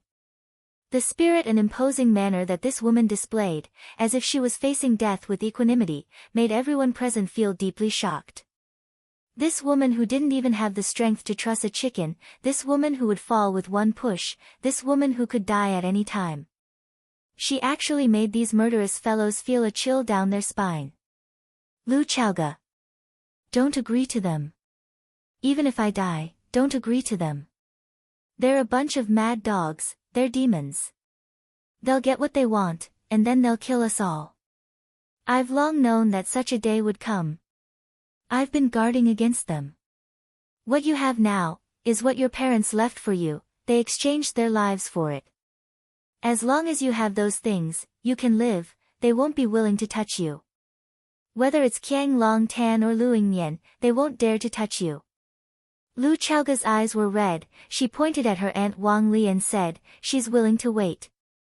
Lunatic. Lu Shu scolded. Your whole family is lunatic. Lu Chaoga's face was expressionless, ignoring Lu Shu's insult, she just attentively waited for a result. If the result didn't come, she was willing to wait. The willow tree stretched out its palm and said, Lu Chaoga, this is the highest authority I have, and also the highest price I can give you. If you still don't agree, then let's end our negotiation here. Double. Lu Chaoga said in a straightforward tone. This number can let Aunt take medicine to prolong her life, this number can let us not worry about food and clothing outside. Lu Shu flew into a rage and scolded, Lu Chaoga, you stinking bitch, don't push your luck. Do you think I don't dare to kill you? Those things may not have much value in my hands, but in your hands. You know better than anyone else the profits they can bring you. If I die, you'll have nothing. Lu Chaoga said, you just said that you're not a generous man. Since you're not generous, then you certainly won't have a conflict with the huge and limitless money. I don't believe you have the guts to ask for the Rubik's Cube from Jiang family's father and son. As for other means. Do you think your IQ is worthy of playing with them? Lu Shu laughed, his expression was ferocious, but he was able to make a sneering sound. Lu Chaoga, I really chose the right opponent. If I knew that I was raising a tiger, I should have gotten rid of you early that year. In that case, why do I need to waste my breath now? I really feel sorry for you. Lu Chaoga said coldly. Lu Shu stared at Lu Chaoga for a long time and said, I can't make the decision on this number. Then call Luing Nian. The muscles on Lu Shu's face twitched. He took out his mobile phone from his pocket and walked to the window. Soon enough, he came back to the group. Obviously, the other side had made the final decision. He looked at Lu Chaoga and said, congratulations. Deal. Lu Shu clapped his hands, and a man wearing glasses sent a thick stack of documents. Lu Shu pointed to the documents and said to Lu Chaoga, sign on it, and the money will be transferred to your designated account. Lu Chaoge pointed to Fang Yan and said, transfer the money to his account. Fang Yan was shocked. He thought that although this woman deceived him, she was generous and loyal. A flaw cannot obscure a jade. Chapter 185. Everyone stared at Lu Chaoge, dumbfounded. Even Wang Li, who was suffering from torture, was shocked. Of course, because of her skin condition, her shocked expression was not very obvious. Lu Chaoge, are you crazy? The willow tree looked at Lu Chaoge and said, do you know how much that is? That is 1 billion. What if he doesn't admit it? What if he doesn't give it to you? Do you know what you are doing? You are playing with fire. Wang Li also shouted in a hoarse voice, Lu Chaoge, you actually believed a man. Stupid. Stupid. In this world, where is there a man worthy of trust? No, not even one. You can't do this. You will destroy everything, you will have nothing. Lu Chaoge, I won't allow you to do this. Lu Chaoge was unmoved, calmly looked at the willow tree, and said, this is my money, I have the right to dispose of it. This does not violate our negotiation conditions, right? Yes. The willow tree nodded. But, you have betrayed him, why would he help you? The willow tree looked at Fang Yan with a smile, and said, I don't think he is a gentleman. Besides, even if he is a gentleman also loves money, right? I believe him. Lu Chaoge said. In such a situation, do you think that we, 2 weak women, can leave this city with 1 billion yuan? I think, with your style of doing things, I am afraid that the completion of our transaction will be the best time for you to take action, right? No, no. The willow tree shook his head. Although I am not a generous man, I am a sentimental man. Towards women, especially the women I like, I still know how to be tender to the fairer sex. Even if you don't do it yourself, you will spread the news. At that time, all kinds of people, killers, gangsters. They will also come looking for me. How can I deal with them? What can I use to stop them? Instead of letting you or them take the money, it is better to give it to the people who have helped me. The willow tree laughed, and said, what if I don't do it and don't spread the news? Won't you suffer a great loss? If you don't do anything, then he will temporarily keep the money for me. I believe in his character. I believe in him more than I believe in you, Lu Chaoge said. As long as the money isn't with us, it's meaningless for you to kill us. It's just 2 murders on you. I don't think young Master Lu would do such a stupid thing. Wonderful. The willow tree applauded. To be honest, you woman, really bring me surprises all the time. The problem is, even if I transfer the money to his account, what if I kill both of you at the same time after the contract is signed? You can't do it. Lu Chaoge said, if that's the case, I have to transfer the money to his account. If he can take risks for me, why can't I take risks for him? That makes sense. The willow tree looked at Fang Yan and said, I hope you won't disappoint her trust in you. However, don't you care that she's using you? Oh, no, it's not that she's using you, but she's using you again. I know you're good. If you're not here, I don't even know what I'll do. What does it have to do with you? Fang Yan said with a sneer. Whether I give it to her or not, it's between me and her. Do I need you to arrange it in the middle? Blocking someone's path to wealth was like killing their parents. This guy actually dared to stop him from getting rich. It really made Fang Yan angry. I'm just saying. The willow tree raised his hand in surrender. I'm just talking too much. Since she asked us to transfer the money to your account, then, provide your Swiss bank account. Fang Yan was stunned for a moment and said, Swiss bank? Can't China CITIC Bank do? The willow tree's eyes made Fang Yan feel that he was being despised. He said angrily, how many people with a salary of 3,000 yuan a month want to open an account in a Swiss bank? As you wish. The willow tree said indifferently, as long as the money is transferred to you smoothly, it's fine. Fang Yan provided his bank card information. This was the card that must be used when working at school. The monthly salary would be directly transferred to this card. After getting the information, the willow tree sent out the number. After a while, the willow tree received a feedback message. After he answered a phone call, he said to Fang Yan, "The money has been transferred to the card. You can check it." "I know," Fang Yan said. He had received the payment information sent by the bank with a text message on his mobile phone. He didn't know what the consideration of the sender was. The limit of each transfer was 50 million yuan, and the same amount was transferred 20 times. After counting the zeros for a while, Fang Yan said, "The number is correct." Lu Xiaoge didn't talk nonsense and simply signed her name on the contract. "Lu Xiaoge, you idiot." Wang Li almost went mad with anger. "You'll regret it. You'll definitely regret it." What Lu Xiaoge gave to Fang Yan was what she had now. That was what her parents exchanged for with their lives. It was Wang Li's lifelong effort and painstaking effort. Now, Lu Xiaoge gave it to Fang Yan so easily, to a man who was still quite strange to them. Wang Li's legs were bleeding, her heart was bleeding, and her body was almost about to explode.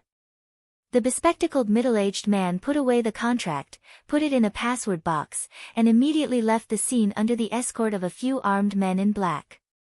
These people were quite professional and extremely vigilant. From now on, the 49% of Longtu Group's shares held by Lu Xiaoge and the core technology related to the Rubik's Cube under these shares would be changed to be owned by the Willow Tree. They only needed to make some supplementary procedures. This was not a problem at all for the Lu family with a deep background. The Willow Tree looked at Fang Yan and Lu Xiaoge and said, "It was really wonderful. This was the most unforgettable negotiation I've ever experienced. Lu Xiaoge, you're really a fearsome opponent. I have to say, it was very pleasant to work with you.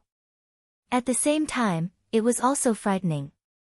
However, it's because of this different feeling that I'm still looking forward to our next cooperation."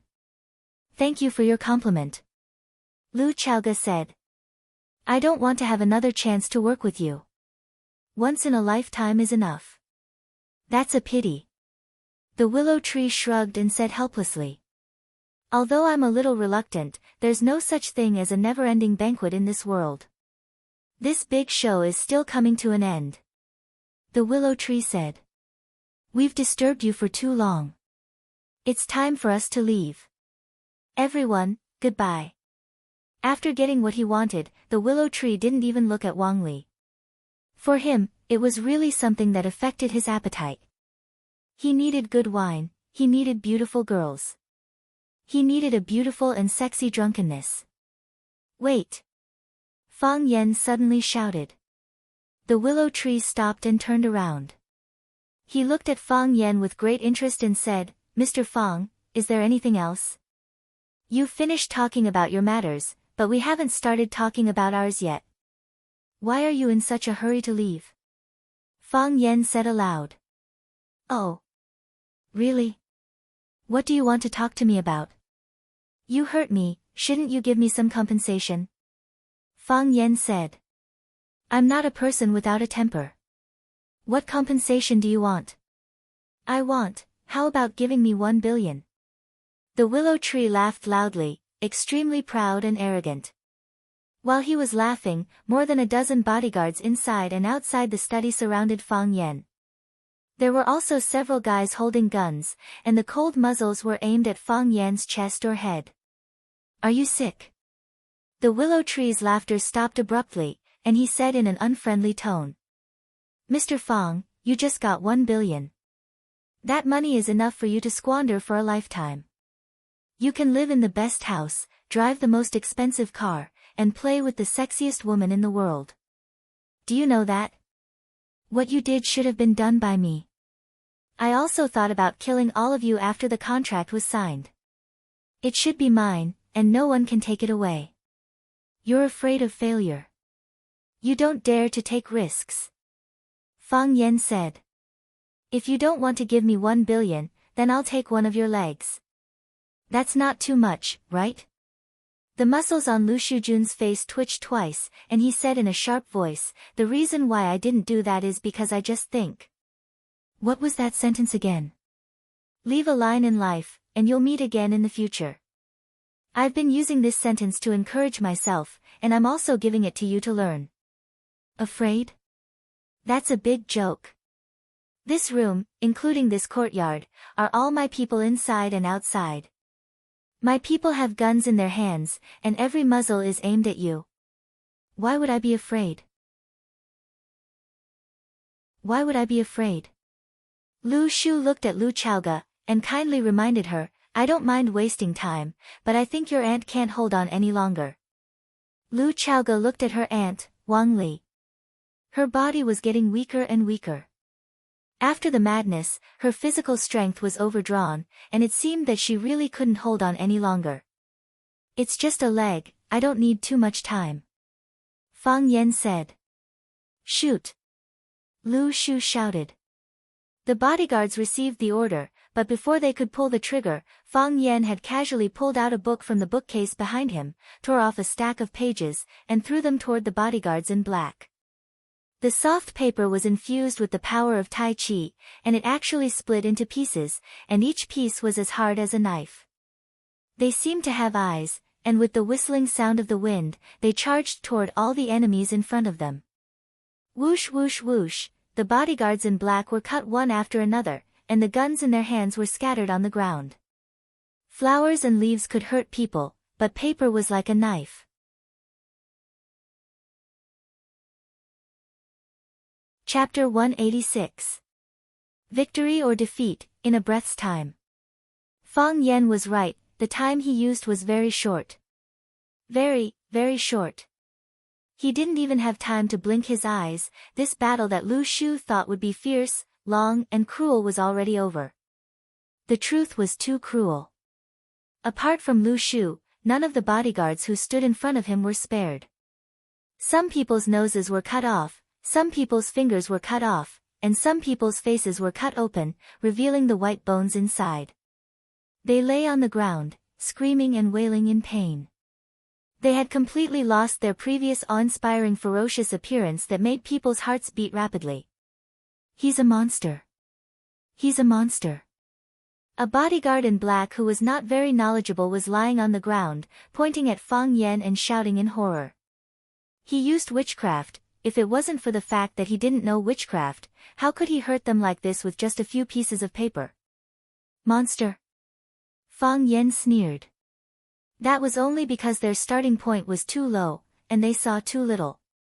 There was a saying that the ancients scattered beans to form soldiers and crossed the river on a reed. Fang Yan didn't see it with his own eyes, nor did he hear of such a master from his family or elders. Just like the rest of the world, he thought it was a made-up myth. But, flying flowers and leaves to hurt people, flying on roofs and walls, flying on water, these really do exist. Fang Yan saw with his own eyes, the Lingnan wild crane Zhang Shizong only used 2 pieces of bark from a tree to cross the river.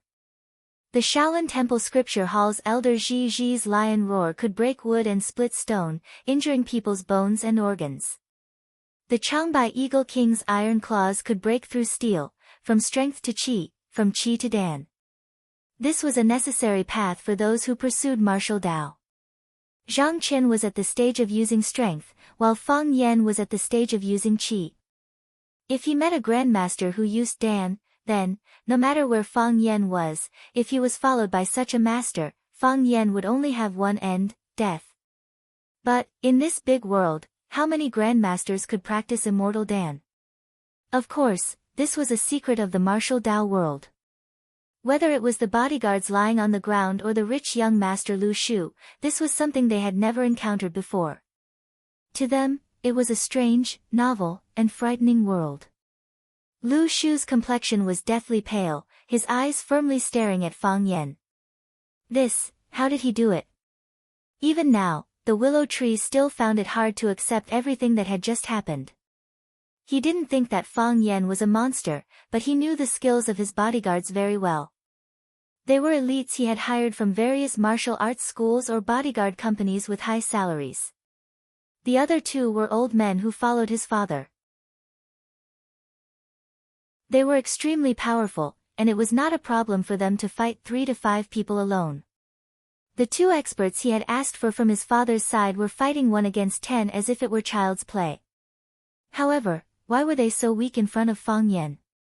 Why did they crumble at the slightest touch? Also, that paper, he had seen it with his own eyes. It was a book that Fang Yan had randomly pulled out from the bookshelf. Just a few pieces of paper torn from the book, how could it cut off a person's fingers? Since you asked, I don't mind giving you a demonstration. Fang Yan said. His left hand held half of the book, and the right hand tore out a page and lightly flicked it between his fingers. Whoosh! The white paper flew towards the willow tree, flew past his cheek, and then fiercely pierced into the wall behind the willow tree. A thin red line appeared on the willow tree's face, and then the red line began to thicken. As the blood around the red line gathered more and more, it began to flow downwards. Thus, the willow tree's face became bright red. The willow tree stretched out his hand to touch it, but another piece of paper flew over. Whoosh! 2 of the willow tree's fingers were cut off.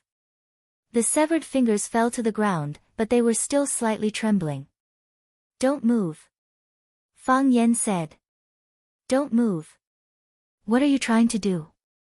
The 10 fingers were connected to the heart, and the willow tree was trembling in pain. Negotiate. Fang Yan said. Negotiate what? What do I have to negotiate with you? What's there to negotiate? The willow tree was furious.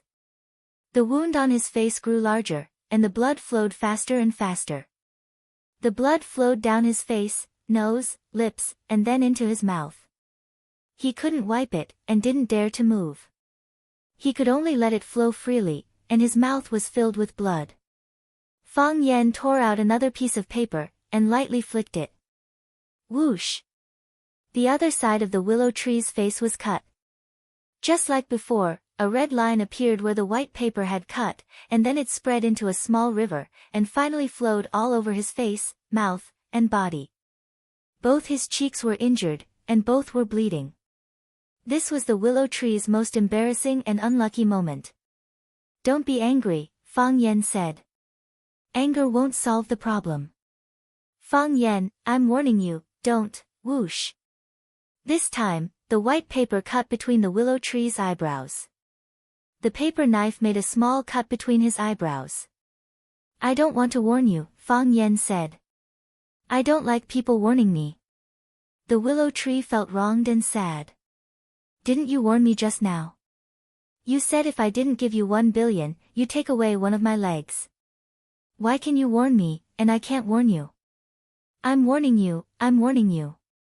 If you don't hit me, I'll definitely warn you. What do you want? The willow tree asked. I told you. 1 billion in compensation, or one of your legs. Impossible. No rush. We can talk slowly, Fang Yan said. Just like how you forced Headmaster Lu to sign the agreement, you said she didn't have any other choice. I don't think you have any other choice. You don't dare to kill me, the willow tree sneered. Fang Yan, you don't dare to kill me. Even if you kill me, do you think you can kill everyone in this house? Just now, someone sent out the contract. They're all witnesses. If I die, you won't be able to escape either. When that time comes, no matter how big the world is, there won't be a place for you. You'll lose your reputation and everything you have right now. You'll have to hide everywhere under the name of a murderous demon. Fang Yan, don't take the risk. Whoosh! A paper knife slashed across the willow tree's face, then flew into the study's door.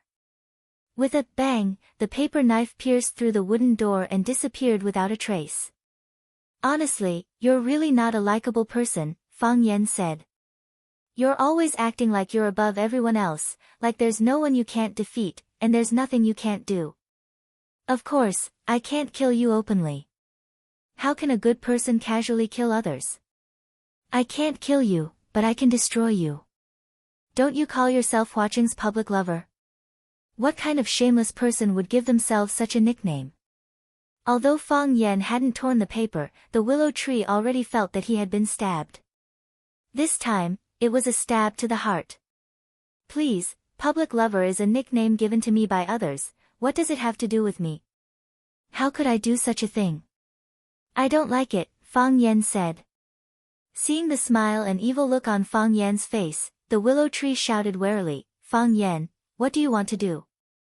Destroy you, Fang Yan said. Fang Yan began to tear the paper. 1, 2, 3, 4, 5, 6. The willow tree was scared out of his wits, and his legs trembled. This guy tore so many pieces of paper, how many knives did he prepare? He turned around and wanted to escape, but wouldn't it be too embarrassing to escape in front of his opponent? He thought again, at this time, if he didn't run, he would lose face. Thus, the willow tree turned around and wanted to escape from this study, which was no different to a slaughterhouse. Fang Yan raised his hand. Swoosh swoosh swoosh, the stack of paper turned into flying knives, flying towards the willow tree's face and body. Thump! The willow tree couldn't dodge in time, and fell to the ground. His clothes were in tatters, cut by the paper knives, and his clothes were in tatters. What was even more shocking was his face. His face was covered in wounds. Countless wounds seeped out luminous strands of blood, the blood strands crisscrossed and connected, like a strange red electric net. With such injuries, even if the Dr. King Qin Luo personally treated him, it would be difficult for him to recover. The elegant young master of Huaqing yesterday had become the ugly Spider-Man of today. The willow tree lost his public lover title. And Fang Yan had moved up one place on the Huaqing handsome man list. Fang Yan used his strength very cleverly, destroying his appearance, making it difficult for him to be treated, but not letting him bleed to death. Even now, the willow tree was still conscious. He felt an unbearable itch on his face, as if there were countless ants crawling and biting his face, but he didn't dare to touch it. His eyes were blurry, and his eyelashes were stained with blood. Fang Yan walked over, squatted in front of the willow tree, and said, "Your heart is too dark, you should take it out to bask in the sunlight." As Fang Yan spoke, he grabbed the willow tree's collar. He used a bit of force, and dragged the willow tree's body up from the ground. He dragged the willow tree to the window of the study, and suddenly pulled open the thick and stale curtains. Hua! Large amounts of light poured in, illuminating the damp and moldy study without any dark corners. The room was filled with a fragrant smell, it was the dead bodies of mite and mold. Wang Li painfully closed her eyes. She couldn't get used to this kind of light, she hadn't opened the curtains for decades. Never before. Fang Yan opened the window, and lifted the willow tree's body out of the window. The willow tree's body hung in the air, and could fall at any time. What are you doing? The willow tree was really scared. He asked in shock. You can't kill me, you said, you only want one of my legs, I did say that. Fang Yan was a bit embarrassed, as if he had lied to someone before, and patiently explained, I was worried that if I said it too seriously, you would resist too fiercely. Fang Yan's fingers loosened, and the willow tree's body fell. Bathed in the sunlight, the wind by his ears.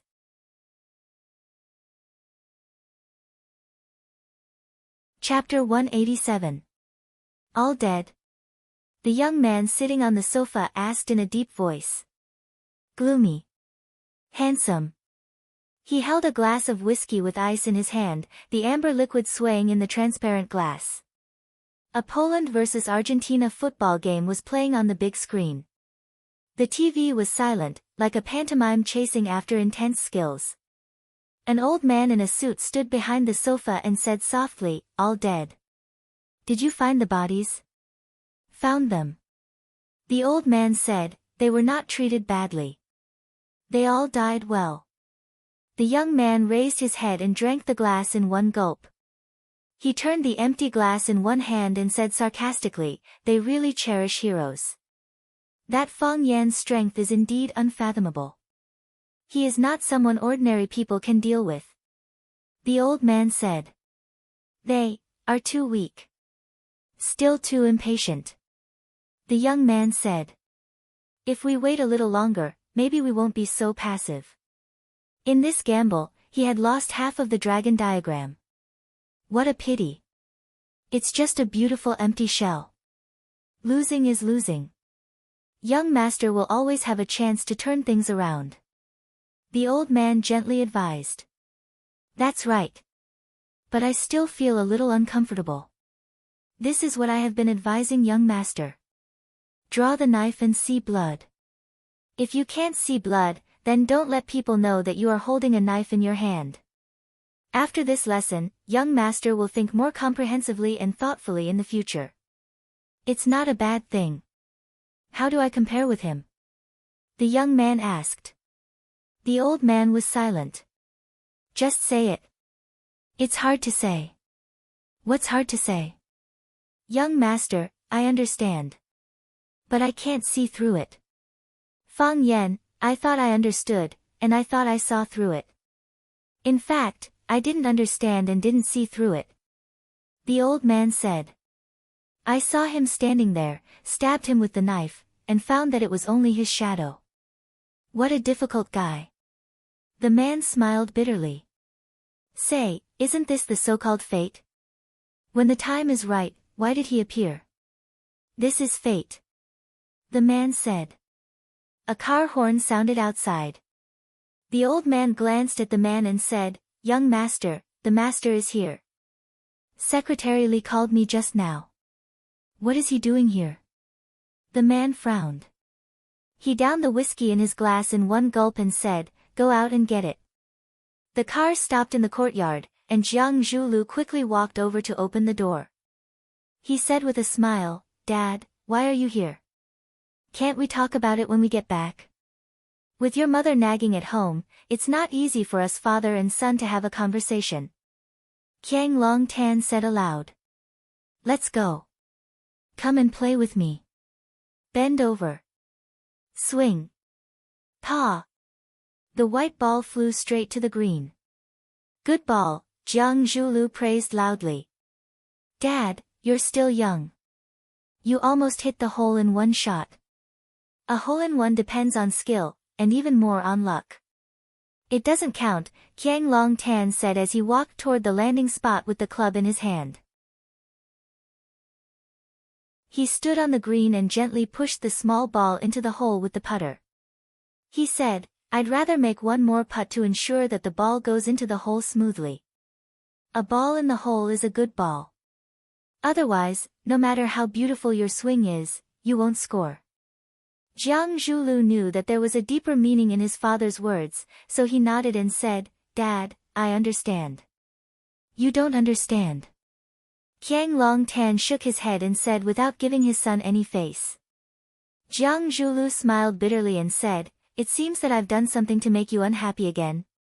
You can't wait for me to go home and come here to teach me a lesson. Do you know who has been hiding behind the scenes and going against our Jiang family? Qiang Long Tan handed the club in his hand to Secretary Li behind him, took the towel to wipe his hands and asked aloud. Dad, if I don't even know this, you must be quite disappointed in me, right? Jiang Zhulu said with a smile. The Lu family established the earliest energy company in Huacheng, and our Longtu group came later to take over. It's natural for them to play some tricks behind the scenes.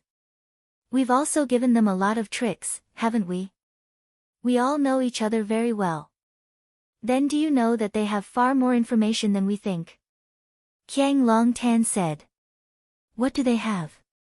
Jiang Zhulu asked. Lu Mingtu.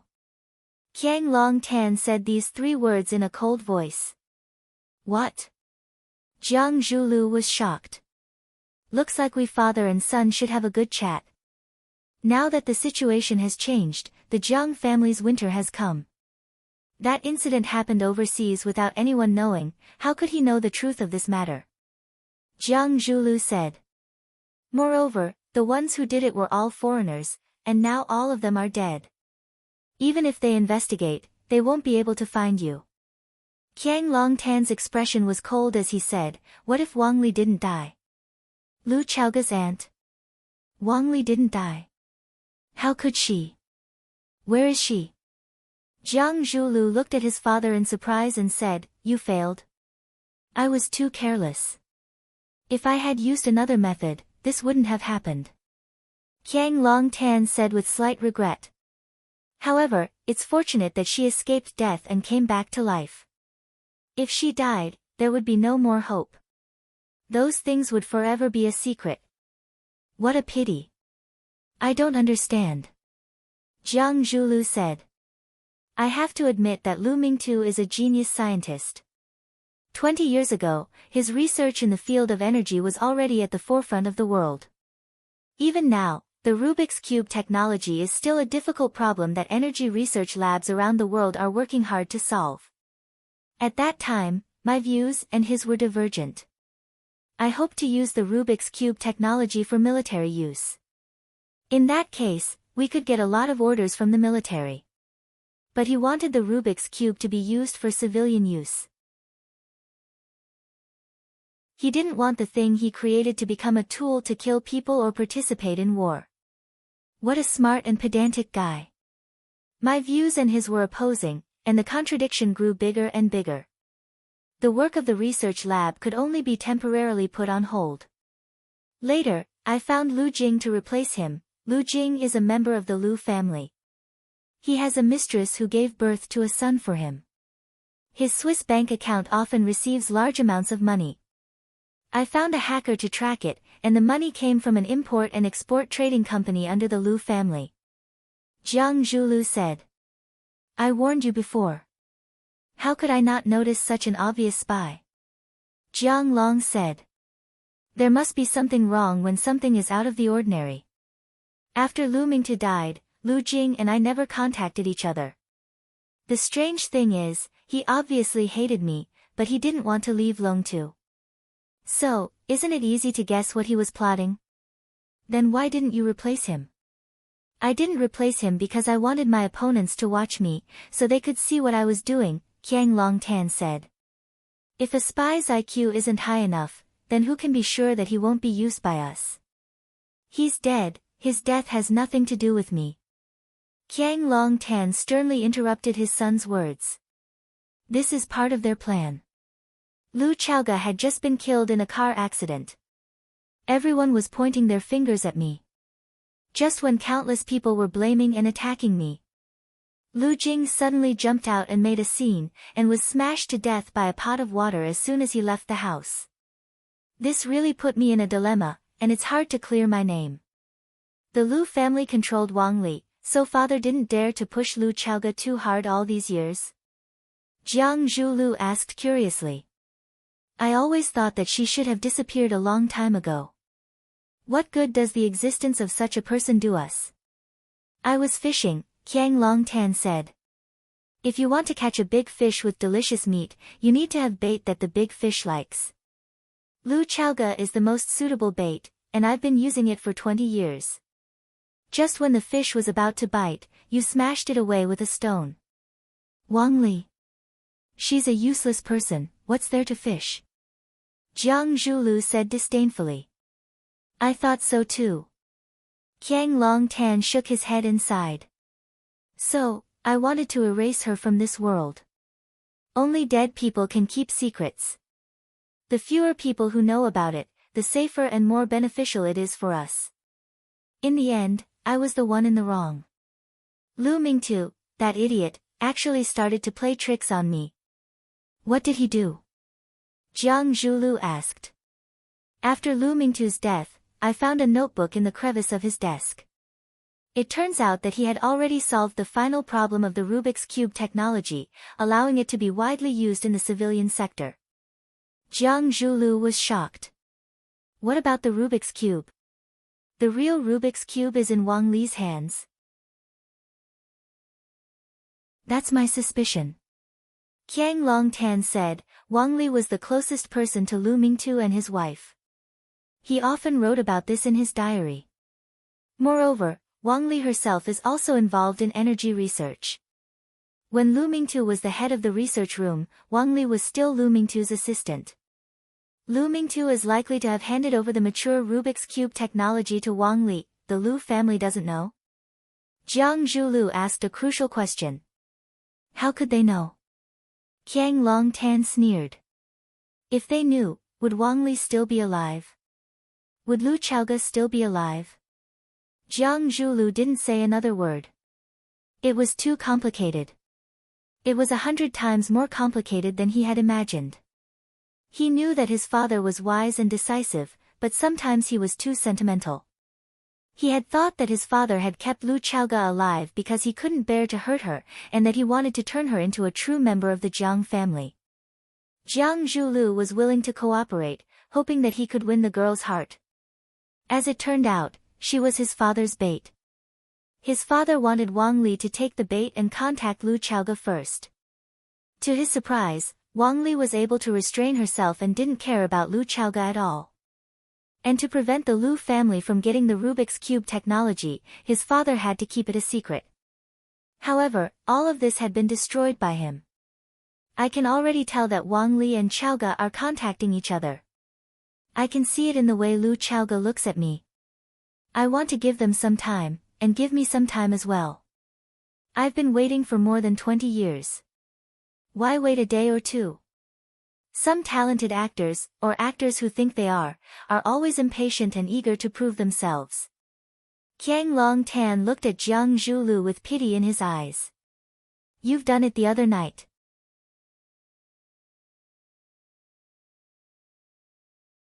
Chapter 188. It was a beautiful day, with clear waters and beautiful mountains. In this picturesque holy land, two men stood on the soft lawn and chatted. What he was talking about was not a trivial family affair, but a sinister and bloody plot. The dagger was revealed when the plot was revealed. Qiang Longtan looked at Jiang Zhulu with a gentle gaze. There wasn't much anger or blame in his eyes, but more of an education and warning to his son. He said, "You shouldn't have been in such a hurry to make a move on Lu Chaoge." Lu Chaoge's car accident had been planned by Jiang Zhulu.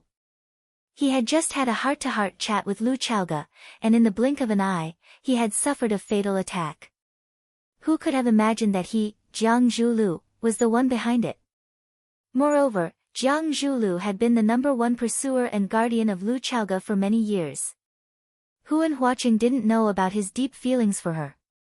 Everyone in the world could be a suspect, but he would also be the safest one. Jiang Zhulu thought that his perfect psychological battle was full of flaws in his father's eyes. "I didn't know you were fishing," Jiang Zhulu said. He blamed himself, regretted, and also angry at his father.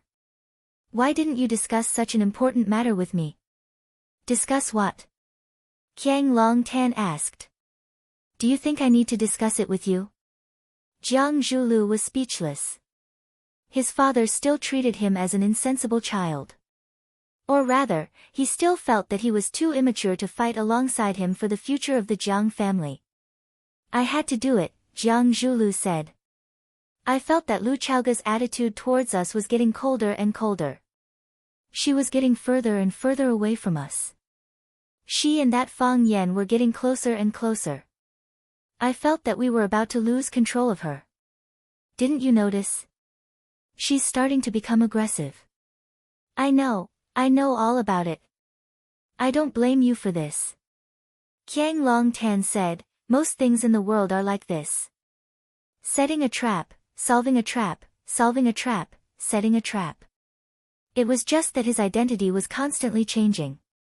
Last time, it was you who set up a trap to kill Lu Chaoge. In the end, Lu Chaoge was lucky enough to be saved by her benefactor, Fang Yan. The Lu family followed closely behind and made their move. They let their pawn and Longtu group, Lu Jing, jump out and attack me. Then, they immediately got rid of this pawn and pushed all the blame onto me. They're pressing on, wanting to ruin my reputation and kill me. That's why I turned the tables. Counterattack? Jiang Zhulu looked at Qiang Longtan with a puzzled expression and asked, "What did you do this time?" "Give Lu Chaoge the shares she deserves," Qiang Longtan said with a smile. "You set this up?" Jiang Zhulu was shocked. Wasn't this the last resort that the Jiang father and son had to make in order to prove their innocence after being repeatedly pressured? That was how the outside observers interpreted it. Even Jiang Zhulu himself thought so. It was also for this reason that Jiang Zhulu felt guilty towards his father. He felt that it was because he didn't get things done that Lu Chaoge cut a piece of Longtu group. If the old monster's attack was successful that night, Lu Chaoge would have died on the spot. How could there be so many troubles after that? Do you remember what your grandfather said about me? Qiang Longtan asked aloud. To be honest, even though it was his father standing in front of him, Jiang Zhulu still felt that this question was quite embarrassing. He didn't know how to answer it at all. Usually, everyone avoided talking about it. Why did his father bring up this old matter today? A yellow ox and a dog. Qiang Longtan answered this embarrassing answer himself. The first time I went to the Ren family to visit your grandparents, I played a game of chess with your grandfather. Before the game was over, your grandfather said these words to me, a yellow ox and a dog. A yellow ox means that I have a calm temperament. When I play chess, I don't fight, I don't want to be greedy, I don't take risks, I push forward step by step, and I don't hesitate to work hard. Qiang Longtan said with a smile. He wasn't angry because this was not a compliment. A dog means that I am quiet, but I am always looking for opportunities. Once I find a flaw in my opponent, I will immediately pounce on it. I accept this evaluation. Jiang Zhulu tried to squeeze out a natural smile and said, I also don't think my grandfather is derogatory. Otherwise, why would he agree to marry my mother to you? Qiang Longtan shook his head and asked, what do you know about dogs? Dogs? It's their nature to attack. If you are targeted by more than 2 dogs at the same time, they will follow you and bark at you, looking for opportunities to pounce on you at any time. But if you throw a bone at them, at this time, they will change their target to fight for that bone. They will be enemies and bite each other. The shares you gave to Lu Chaoge is that bone? Yes. Qiang Longtan nodded. Lu Chaoge owns 49% of the shares of Longtu Group. She got what she deserved. Isn't this the reason why they worked so hard and calculated? I will give them whatever they want. And then? Will the Lu family let go of such a big piece of meat? Will they restrain themselves from attacking Lu Chaoge and Wang Li? 2 peaches kill 3 soldiers. This is the principle. Nothing in the world is difficult for those who put their minds to it. Think about it, and there is nothing that can't be solved. Jiang Zhulu was deeply shocked. He had always thought that he was a genius, one of the few smart people in the world. He was praised by everyone as one of the 4 prodigies of Huacheng. He was young, strong, and compared to his father, he was more ruthless. Father is old. This was not the first time he had thought this. Now, he finally understood how deep and powerful his father was. The difference between him and his father was like the difference between heaven and earth. My prediction was right. The Lu family couldn't help but make a move on Lu Chaoge. They held Wang Li hostage and wanted to force Lu Chaoge to transfer her shares and the Rubik's Cube technology to them. Jiang Zhulu was shocked and asked, when did this happen? Just now. Qiang Longtan said. I got the news on my way here.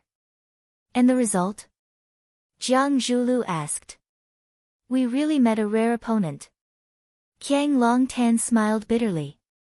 This round was solved by Lu Chaoge, or Fang Yan, who was by Lu Chaoge's side. Solved?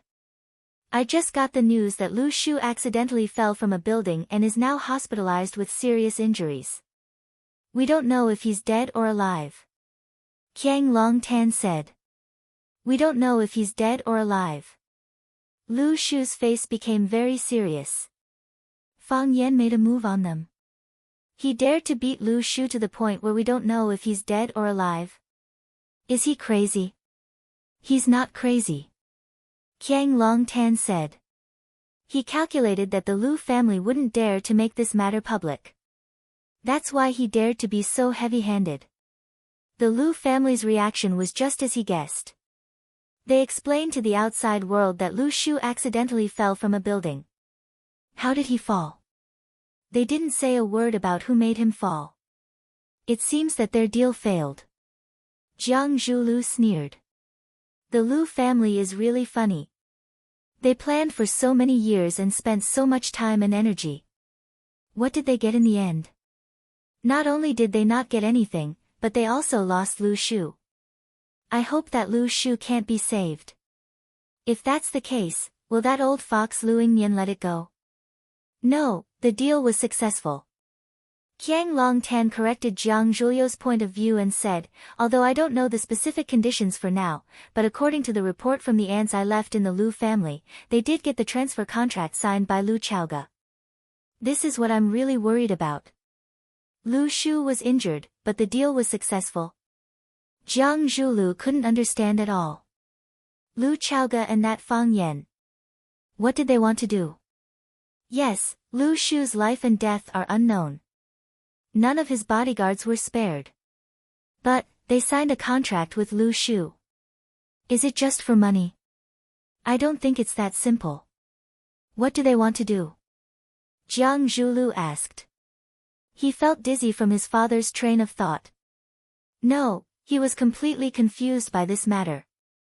Although I was forced by them, if I didn't want them to kill each other, I wouldn't have given away the shares of Longtu Group so easily. Although we control Longtu's core assets, Longtu itself is still a powerful existence. Just this brand alone is worth a lot. If it's not necessary, we definitely won't give up this beautiful shell. Think about it, if the Lu family used a very high price to get the transfer contract from Lu Chaoga, then, would they be willing to give it up so easily? No. Jiang Zhulio's thoughts instantly became clear. He exclaimed, in other words, the current Longtu Group actually belongs to the joint ownership of the Jiang family and the Lu family? That be *TCH Lu Chaoga didn't want to play anymore and quit? Yes, she quit. She took a huge sum of money and the real Rubik's Cube technology and left. Qiang Longtan's face showed deep worry. We and the Lu family will reveal our true intentions on the battlefield of Longtu Group. We will fight in close quarters for the core assets and business of Longtu. If that part of the shares is in Lu Chaoga's hands, no matter what we do in secret, even if she knows, she can't do anything. But if our opponent is the Lu family, do you really think that the things we transferred earlier are foolproof? That be *TCH. Jiang Zhulu gritted his teeth and cursed. What a deep scheme. She used the conflict between the Jiang family and the Lu family to play all of us in the palm of her hand. Driving the tiger to swallow the wolf, Qiang Longtan said with a sigh. Driving the tiger to swallow the wolf, what a good move. Zhulu, you're not as good as them. Now, Lu Chaoga has set up a trap and is waiting for the Jiang and Lu families to solve it.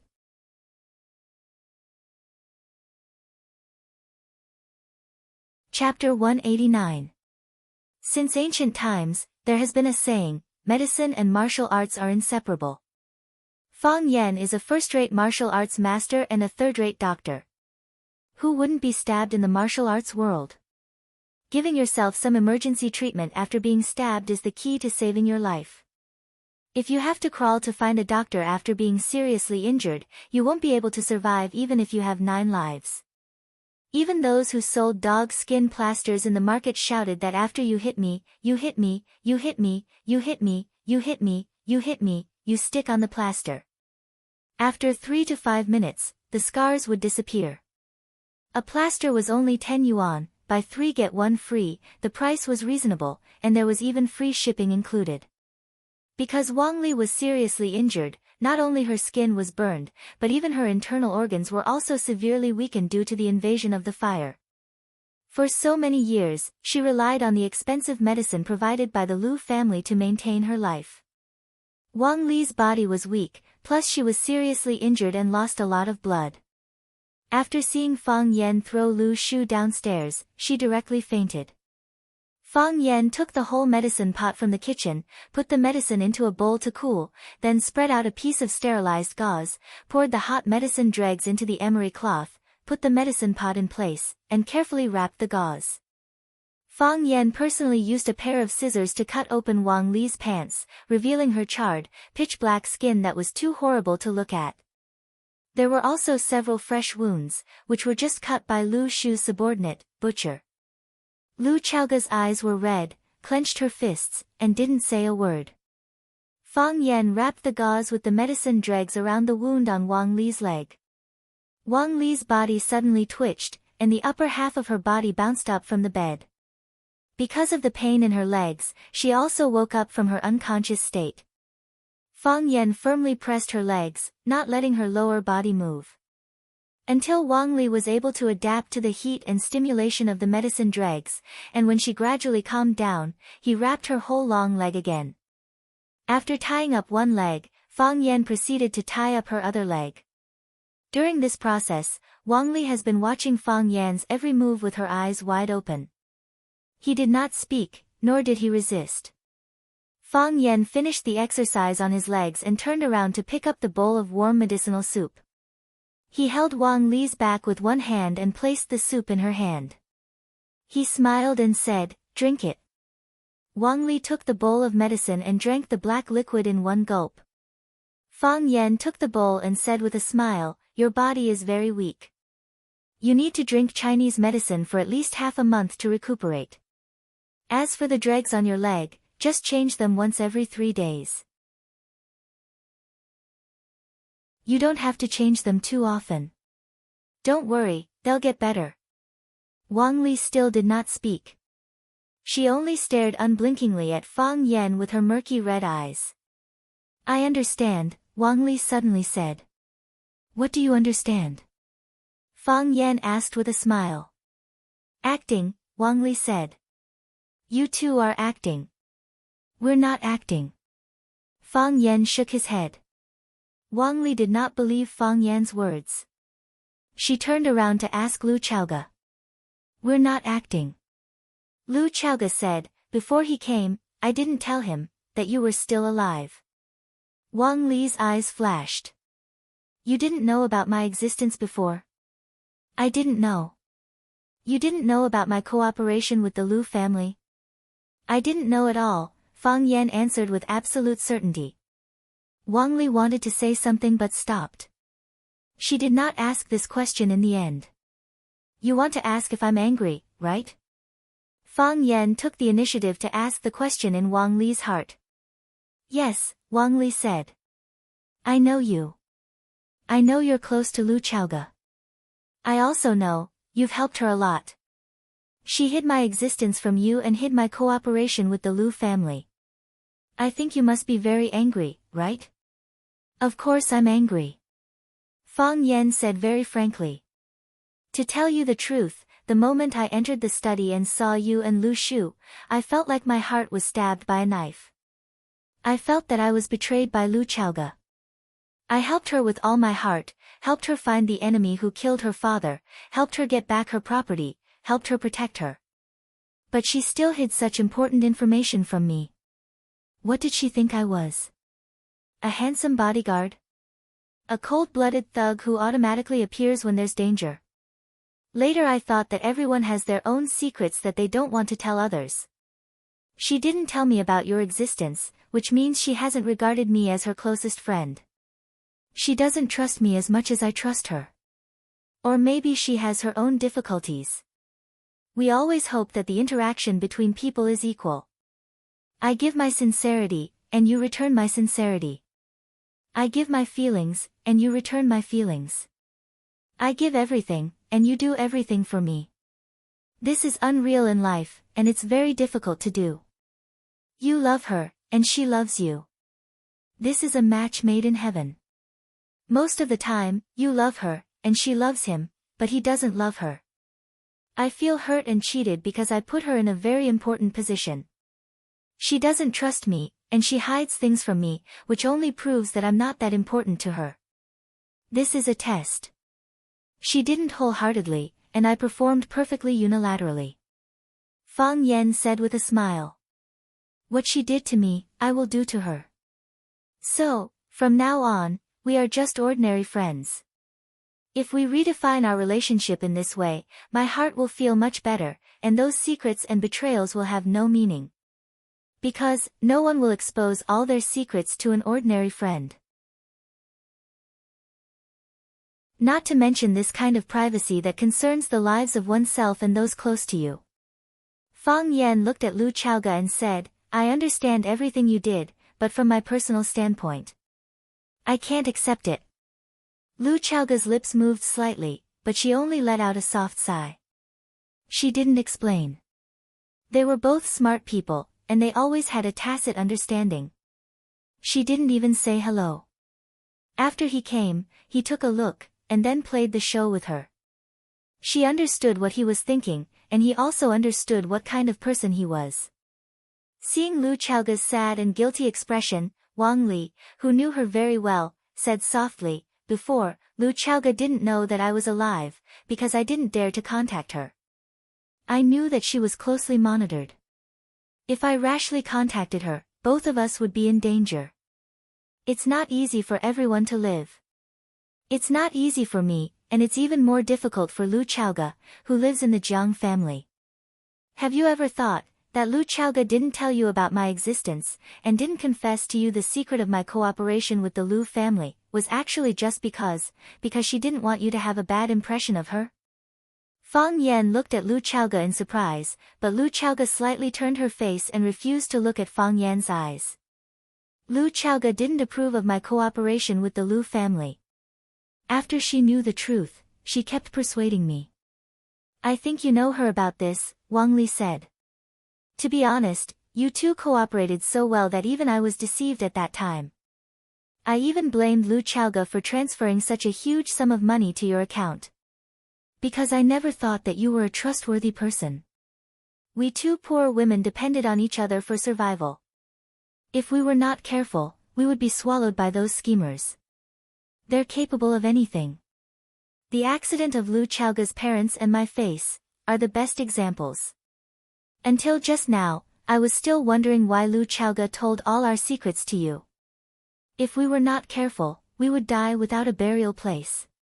Because if she didn't tell you about my existence and my cooperation with the Lu family, how could you have such a wonderful cooperation? Wang Li's lips were chapped, and because she talked too much, her face became more embarrassed. Lu Chaoga went to pour a glass of water for her and said, Have a rest. Wang Li drank the water, but refused to lie down immediately. She looked at Fang Yan and said, You are right, everyone wants the same value in return for their efforts. This time, it was Lu Chaoga who felt guilty about you, and it was I who felt guilty about you. We were not as frank as you, and we were too insidious and suspicious. To be honest, until now, I dare not trust you like Lu Chaoga. However, Lu Chaoga has already given you the greatest amount of trust she can give you. She asked the Lu family to transfer the money to your account, asking you to protect her, and also because she has complete trust in you. Because, that is the money to save my life, and it is all we have now. She entrusted her everything to you, isn't that also a kind of trust? Fang Yan was silent and said, What you said makes me feel more pressure, because I have decided to treat her as a normal friend. Then let's just be friends, Lu Chaoga said. Aren't you afraid that I will refuse to transfer the money? Fang Yan asked. If you didn't help, that money and our lives might have been gone. Lu Chaoga said without any worry, It is only a matter of time. For the situation at that time, I made the best choice. As for the future, do I have the right to think about the future? Fang Yan, you are a variable. Wang Li said. Whether it is the Jiang family, the Lu family, or me. We have never thought that because of your appearance, things will be pushed to the situation that is most beneficial to us. So what if the Lu family took the contract? The day they join the dragon group will be the day they sink into the mire. Wang Li became more and more emotional, and her voice was dry and hoarse as she said, When two tigers fight, one will be hurt. Fang Yan, thank you for avenging us. Wang Li fell asleep. When the two came out, Lu Chaoga gently closed the door. No matter what, I owe you an apology. Lu Chaoga said. I will not say it is okay. Fang Yan said.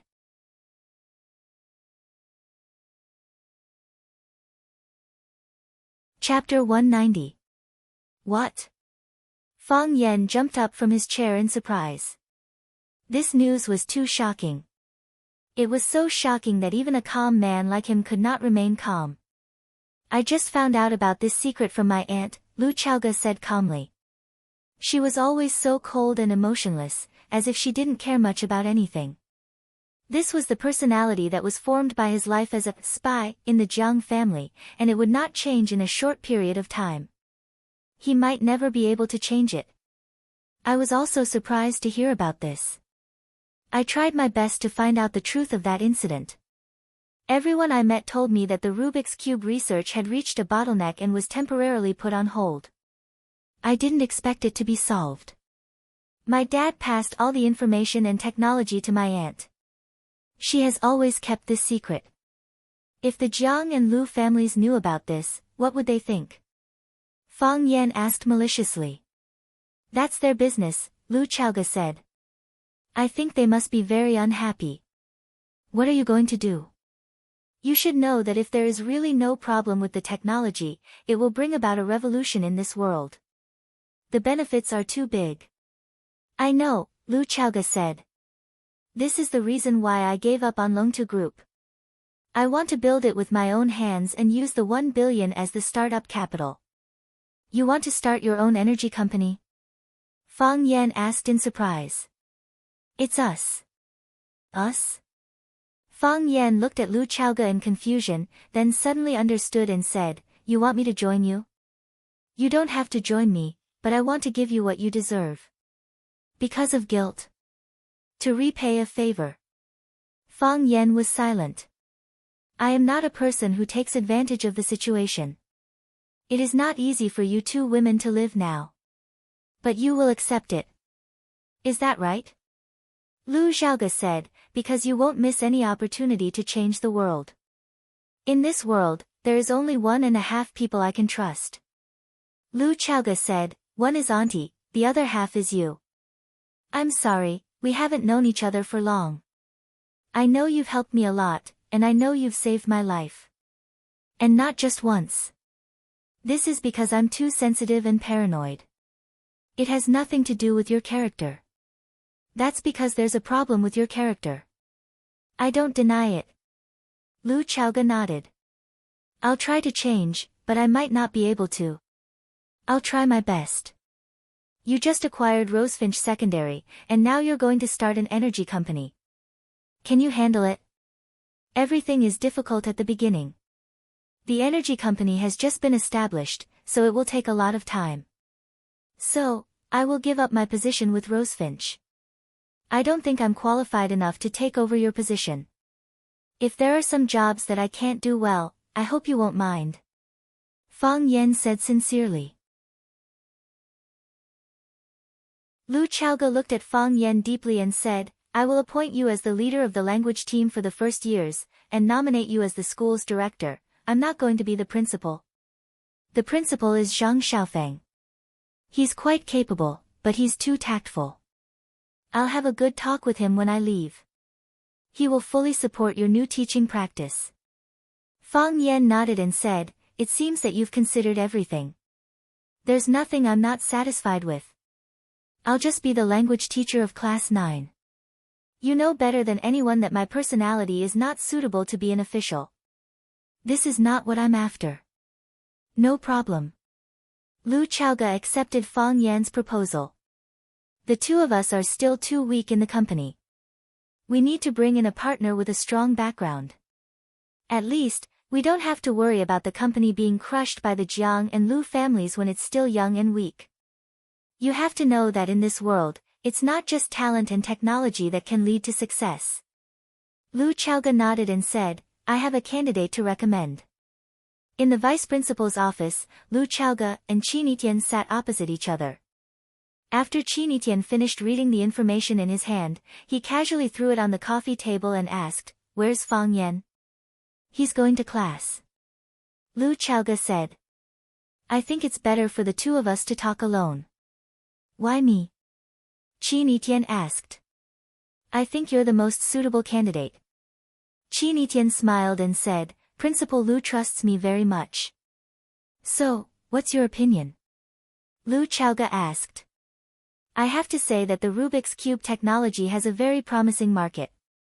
If this technology is really as amazing as what's written in the information, you can make money with your eyes closed. If our family gets this kind of Rubik's Cube, it's absolutely impossible to cooperate with others. Of course, you choose to cooperate with us, certainly not because you want us to share the cost or let us make money together. Are you worried that someone will take advantage of it? Or, someone has already done so? You just need a guarantee. You're very smart. Lu Chaoga didn't deny it. This is very fair, I have no reason to refuse. Qin Yitian said. She stood up and walked to Lu Chaoga's desk. She took a pencil from the pen holder and then wrote a row of beautiful numbers on the white paper on the desk. Call this number. Someone wants to see you. She threw the pencil on the desk and said, I'm going to class. I actually don't want to skip Mr. Fang's class. After that, she opened the office door and walked out. Lu Chaoga looked at her elegant and agile figure, and her eyes showed a little envy. Beautiful, smart, and with a powerful background, such a girl, how blessed by God. Duh. Duh. Duh. With every step the man took, the wooden clogs would knock on the smooth marble floor of the airport, making a clear and pleasant sound. He wore a long leather shawl, a white Taoist robe, and wooden clogs. This unique style of dress let people know at a glance that he came from Japan. Cold. Thin. Like a flaming bird in the desert, bathing in the scorching sun, a sand-eating eagle. It was obvious that it was extraordinary. It was easy to overlook his looks because his temperament was too outstanding. Behind the man, there were two beautiful children. The girl was gentle and lively, with a very amiable smile on her face. The boy and the girl were diametrically opposite, with a serious expression, as if they had a grudge against everyone. Behind them, there were several strange people following. Those who didn't know better would think that they were some art performance group from Japan. Everyone they met would point at them, and some people wanted to take out their mobile phones to take pictures. However, when they adjusted the angle of their mobile phones, they found that the clicking sound was very far away from them. This made them puzzled. They didn't notice that they were walking very fast. Why couldn't they catch up? However, no one wanted to turn around and chase after them. Because they always felt that there was something blocking their footsteps and their determination. They're here again.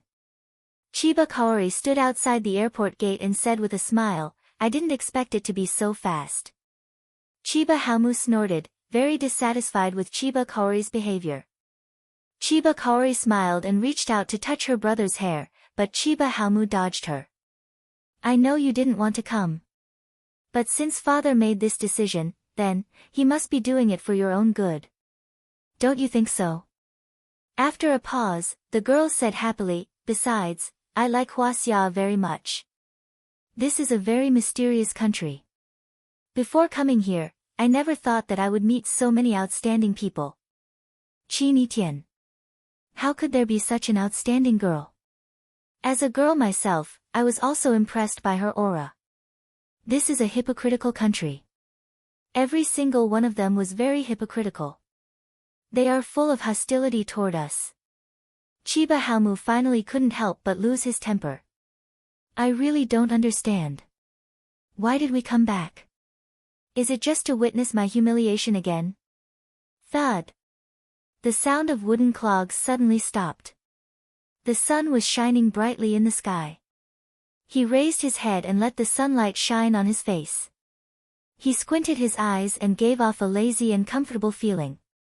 What was even stranger was that his pale face seemed to be strangely transparent. Even the tiny blood vessels could be seen clearly.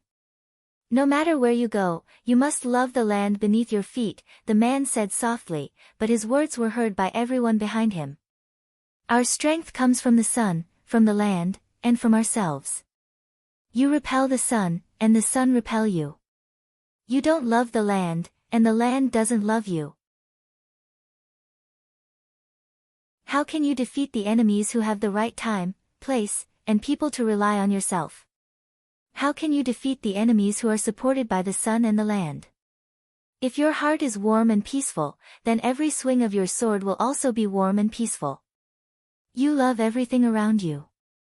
Every time you swing your sword, the wind will help you, the rain will help you, the sun and the leaves will help you. A true swordsman needs to become one with the sword. And when you become one with the sword, you also need to become one with nature. That way, you will have an aura, and the sword you swing will have an aura. What is the way of the sword? Everything is the way, and the way includes everything. The man turned to look at Chiba Haomu, then at his son, and said, "The sun and rain, the land, and everyone you meet, are all the way of the sword." Chiba Haomu was the inheritor and promoter of the one blade of the North Star. He was the #1 swordsman in Japan, known as the Light of the North Star.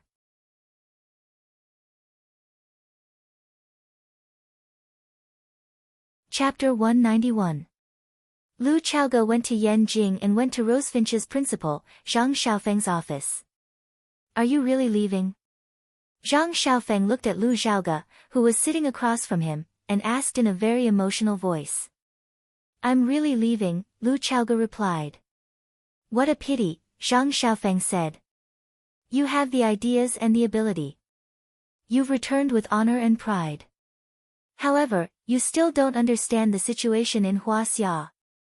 There are some things that you know are right, and I also know are right. However, it doesn't mean that this can be done. What everyone thinks is right may not be carried out. Only when everyone thinks it's right will there be a chance. It's a right word and a good word. At first glance, there's really no difference.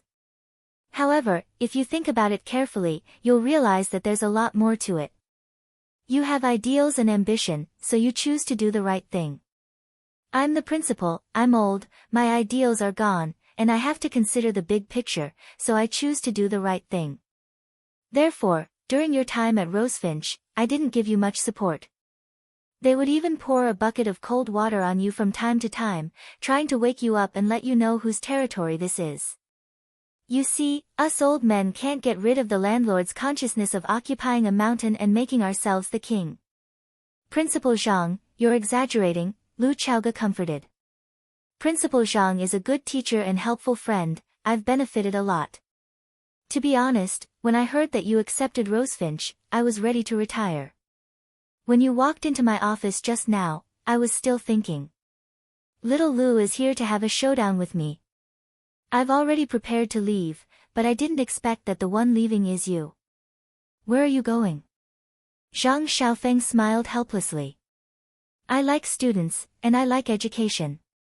Lu Chaoge said, "I want to change too many things, and my ability is limited, so I hope that my students can stand on the same side as me in the future. However, I have more important things to do now. So, I'll have to trouble Principal Zhang in the future." Zhang Xiaofeng waved his hand and said, "What trouble? It's my job. I just want to know what Principal Lu thinks of Rosefinch. What path do you want Rosefinch to take in the future?"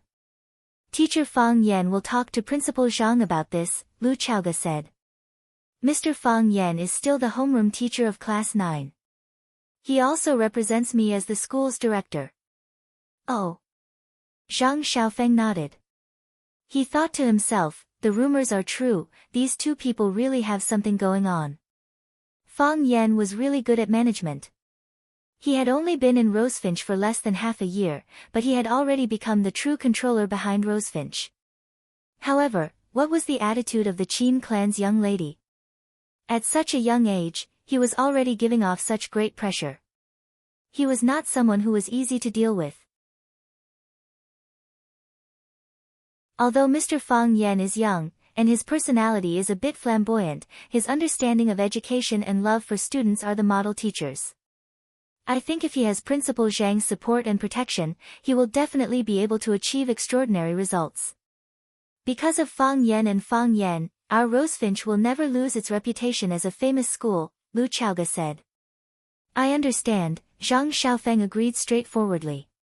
Since he was paid to do things for others. Since Lu Chaoge, the big boss, wanted him to cooperate with her little lover, Fang Yan, to promote the teaching reform, then he would follow suit. Anyway, the person who was really doing the work was Fang Yan himself. Moreover, Zhang Xiaofeng had a certain understanding of Fang Yan. Although the bet between him and Mr. Zhang Yu was a bit childish, he had used actual results to prove to the whole of Rosefinch that he, Fang Yan, was fully deserving of being a famous teacher in Rosefinch. Mr. Fang Yan is a very young and outstanding teacher. I am happy to protect such a young person. I believe that our cooperation will be very pleasant, Zhang Xiaofeng said. Thank you, Principal Zhang, Lu Chaoga said. What's so hard about it? The ones who are really working hard are Fang Yan and the other young teachers who are really working on the front lines. Lu Chaoga stood up and said goodbye. Before she left, she couldn't help but remind him, if Mr. Fang Yan really does something that Principal Zhang can't accept, you can call me, because I know he's not easy to convince. Definitely. Zhang Xiaofeng stood up to send her off. He thought that Lu Chaoga really cared for her little boyfriend from the bottom of her heart. This was true love. The wind is bleak and the water is cold. Once a hero leaves, he will not return. Jing Ke knew that he would die, so why did he still go to assassinate the king of Qin? Fang Yan stood on the podium and asked with a smile. Because Jing Ke is a hero. He doesn't want Qin to invade Yan. Because he wants to repay Prince Dan's kindness. In ancient times, people cared about friendship the most. Crown Prince Dan spent 1,000 gold to buy a horse's bones. He told the world that he treats Jing Ke as a scholar of the nation. If Jing Ke didn't go, he would be laughed at by the world. Everyone forced him to go, so he had no choice but to go. The students all had their own ideas and were very enthusiastic in answering the questions. Lively. Arguing. Thinking. This was the characteristic of Fang Yan's class. As long as he was there, there would be no awkward silence. As long as it was his language class, all the students would put in 120% of their effort to understand the local customs and the story behind the events in the text. Fang Yan rarely interrupted their train of thought. He liked to see them understand the deeper meaning of the text in the process of arguing. In fact, being an outstanding teacher was really not a particularly difficult thing. Before Fang Yan could comment on the student's point of view, Dean Li Mingqiang was already standing at the door of Fang Yan's classroom. Fang Yan let the students continue to argue. He walked out of the classroom and asked Li Mingqiang, Dean Li, are you looking for me? Mr. Fang, are you busy? I can hear the students' voices in the classroom from afar. In my opinion, Mr. Fang's class is the most lively class in the whole of Rosefinch. Li Mingqiang said flatteringly. Ever since he changed schools and joined Lu Chaoga, he and Fang Yan had become grasshoppers in the same boat. This was Li Mingqiang's real thought at the beginning. He used to be Zheng Tiancheng's man, the school director, and lived a comfortable life. Later, his son was immature and fell out with Director Zheng's son. What was worse, Li Yang also handed over the evidence of Zheng Guodong's crimes to Fang Yan. Li Mingqiang knew that he was about to face a disaster, so he hurriedly ran to hug Lu Chaoga's thigh. At that time, he just held the attitude of treating a dead horse as a living one, thinking that he could avoid it as long as possible. He did not expect that things would take a 180-degree turn. Director Zheng Tiancheng did not retaliate against him and almost completely treated him as an invisible person. And his position in the school was still as stable as Mount Tai. What surprised and excited him the most was that his new thigh bought the shares of Rosefinch from his former thigh. He became a direct descendant of the royalists again. He felt that he must have done a lot of good things in his previous life. If it was not the Black Cat Sheriff, then it was Ultraman. Otherwise, why would God be so kind to him? With this thought, he respected Lu Chaoga even more.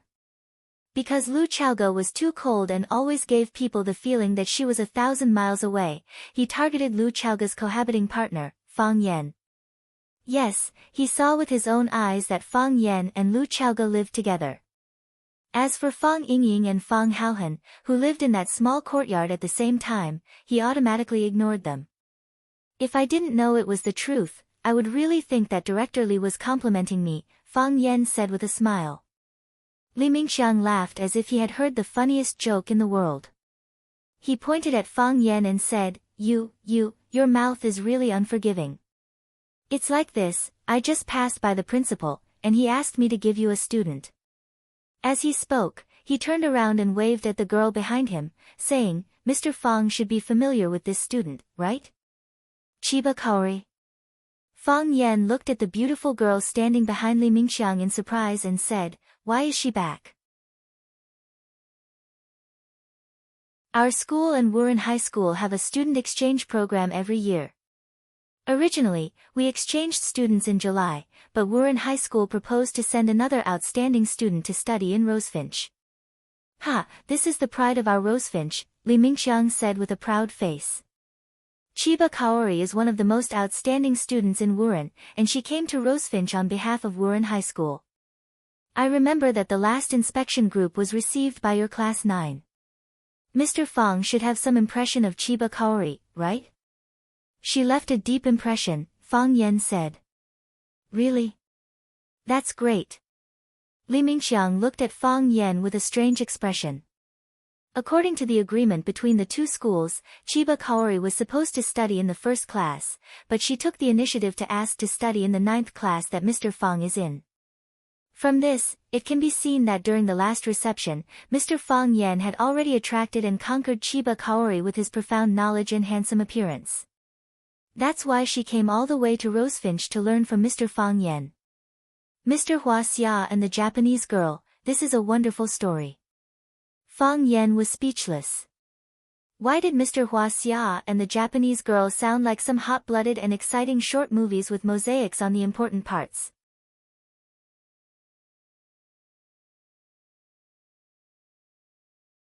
Chapter 192. After Li Mingxiang left, Fang Yan stood on the podium. He tapped the table with an eraser. After the students in class 9 quieted down, Fang Yan smiled and said, let me introduce a new student to you. Chiba Kaori from Wuren Senior High School. Seeing Fang Yan's gesture of invitation, Chiba Kaori walked in from outside the classroom. Since she had just officially enrolled today, she had yet to receive her Rosefinch uniform. She was still wearing the casual clothes that she had brought with her. She was wearing a light gray long skirt, a white, long-sleeved shirt, and a beige knitted coat. She wore blue canvas shoes, and the sleeves of her shirt were rolled up to her arms. Overall, she gave off a fresh and sweet vibe. With a gentle smile, she stood under the podium and bowed in front of the students. This was a common East Asian etiquette. I think everyone is familiar with Chiba Kaori, right? A while ago, she came to Rosefinch with the delegation from Wuren Senior High School. The exquisite tea ceremony she displayed during the tea duel with Chinitian was amazing. In the end, she took the initiative to admit defeat to Chinitian, which showed us that she is an honest and open-minded girl. Fang Yan pretended to glance at Chiba Kaori casually and said, just now, Director Li mentioned that Chiba Kaori was supposed to study in class 1. But because I'm in class 9, she specially applied to the school, hoping that she could study in class 9. To be honest, I feel honored, but I'm also a little scared. Why did Chiba Kaori choose my class? I'm sure it's not just because I'm handsome. More importantly, she thinks I'm a good teacher. She hopes to learn enough from me and understand the essence of Huaxia culture. The sea of books is endless, and learning is endless. I'm excellent, but I'm not the best. I know a lot, but there's still a lot I don't know. So, from today onward, I'm a teacher and a student. I want to learn and grow with you. I want you to have no regrets about your choices. I want you to be proud to have a teacher like me. Fang Yan applauded first and said, let's welcome Chiba Kaori with a warm round of applause. Pa pa pa, the applause was resounding. For the sake of welcoming Chiba Kaoru, and also for Fang Yan's touching confession. Fang Yan gestured for Chiba Kaori to stand on the podium and said in English, Chiba Kaori, do you have anything to say to your classmates? Fang Yan had been speaking in Huaxia language earlier, so Chiba Sun couldn't understand him. Now that Fang Yan was speaking in English, it was easy for her to understand. Her foundation in English was pretty good. She nodded and bowed to the students below the stage again. She looked gentle and cute as she said with a smile, "I'm Chiba Kaori. Nice to meet you all." Hua la la, the students applauded again. "Chiba Kaori, we're honored to meet you as well." "Chiba Kaori, you're so beautiful." "Chiba Kaori, let me teach you the Huaxia language." My Huaxia language has passed the 8th level. Chiba Kaori smiled sweetly and let her classmates joke around with her. She couldn't understand them anyway. When the classroom quieted down again, Chiba Kaori looked at Chinitian, who was sitting in the last row of the classroom, and said with a smile, "The reason why I came to Huaxia and Rosefinch again is because I lost to Chinitian in the tea contest. He's an expert in the tea ceremony that I lost to. During my days in Japan, I've been thinking about this question. How can there be such a girl in this world? I thought, I must come here, I must come here. I want to be her opponent, but I also want to be her friend." She looked at Chinitian with a burning gaze and said, "Chinitian, I'm here. I'm here for you." Silence. The classroom was dead silent. Everyone's eyes were on Fang Yan, but Fang Yan didn't know where to look. A slap in the face. This girl was slapping him in the face. Fang Yan just said in front of the whole class that Chiba Kaori was here for him, and that he would study hard and make progress every day so that Chiba Kaori wouldn't be disappointed in him. Yet, in the blink of an eye, Chiba Kaori said that she was here for Chinitian, to be her opponent, and to be her friend. Have you ever thought about Mr. Fang's feelings? Chiba Kaori looked at Fang Yan blankly, and then looked at the students sitting below the stage. Shouldn't there be applause? Pfft, someone couldn't hold it in and burst out laughing. Then, the whole class roared with laughter. "What are you laughing at?" Fang Yan flew into a rage and shouted, "We're in class. Be serious, everyone." Everyone laughed even more happily after Fang Yan's outburst. Fang Yan couldn't help but laugh as well. He said, "Chiba Kaori doesn't understand Huaxia language, so it'll be hard for her to study in the future. Which student is willing to?"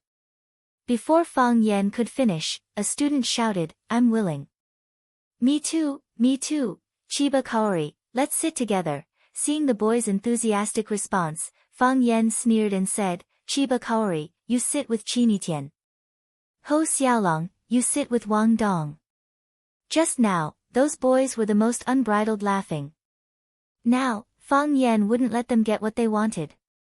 Chiba Kaori laughed, while Chinitian's deskmate, Ho Xiaolong, cried. Tianyi Hotel. When Fang Yan rushed over, the private room was already full of people. Zhang Xiaofeng waved his hand and said with a smile, "Mr. Fang Yan, we've been waiting for you." Fang Yan apologized profusely and said, "I'm sorry to have made all the leaders wait." Fang Yan was right.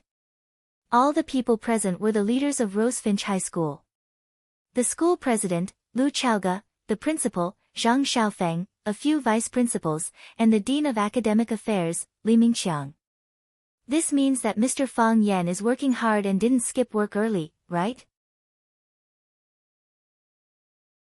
Li Mingxiang took advantage of his closer relationship with Fang Yan, so he stood up and led Fang Yan to sit on his left.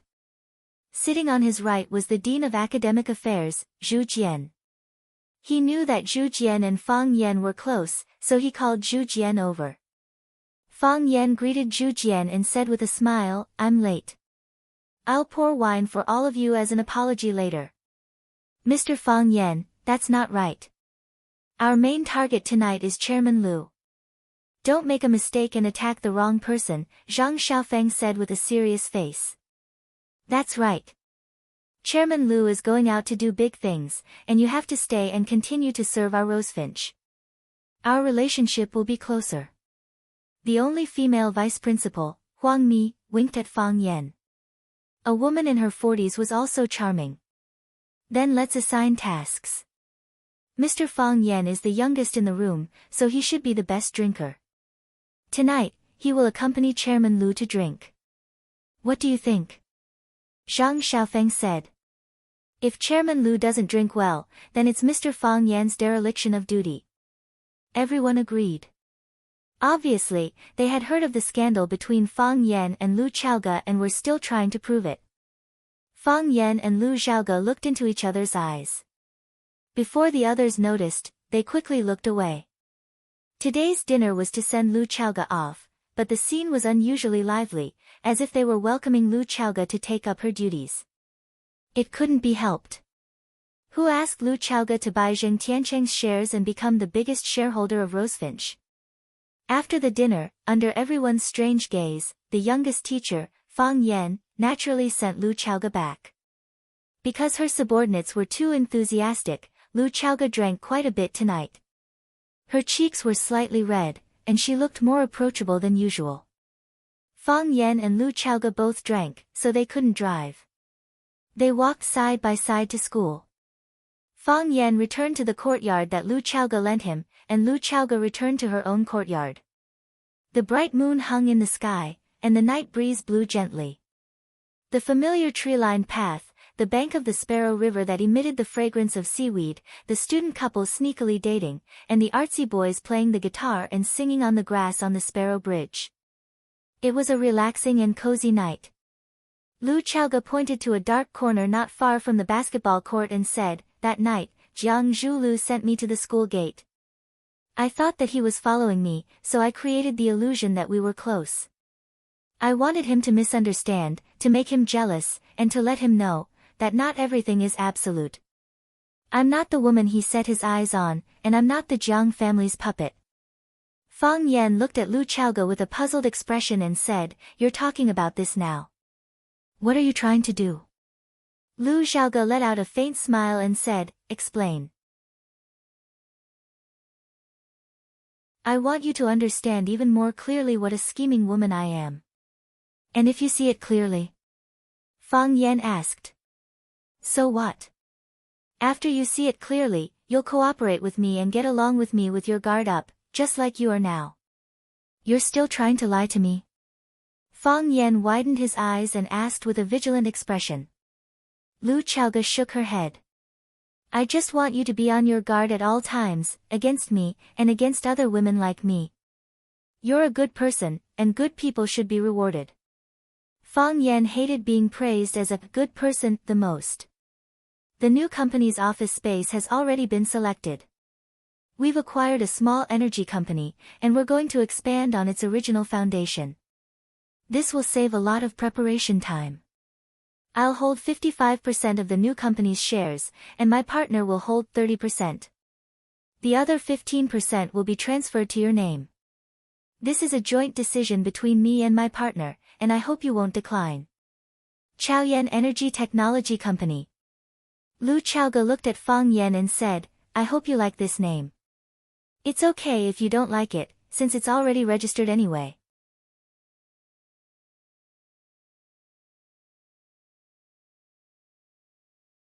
Chapter 193. The irises outside the window were in full bloom. The purple-blue petals were like beautiful butterflies. The wind blew, the petals rose and fell, and the butterflies spread their wings.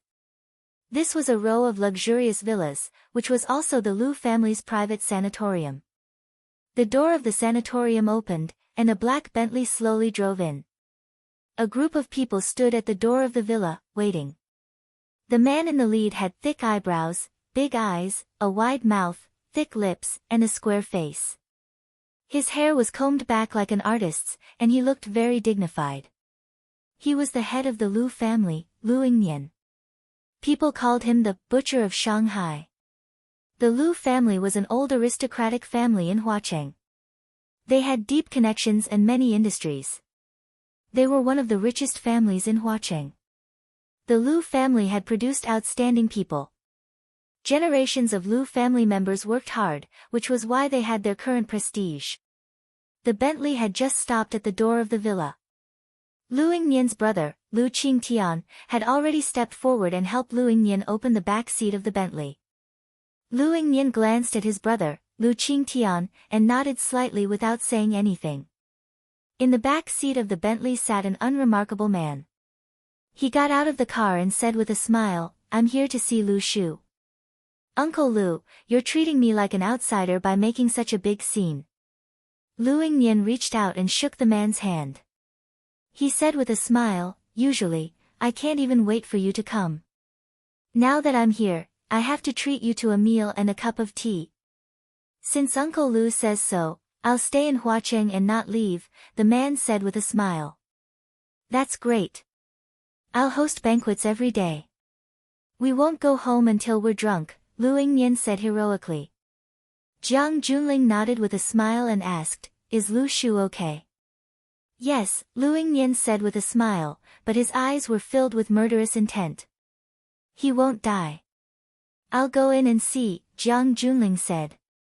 In a spacious and luxurious room, the General Ling saw the willow tree that was rumored to be dead. Lu Shu's entire head was wrapped in gauze. Only his eyes, mouth, and nose had small holes.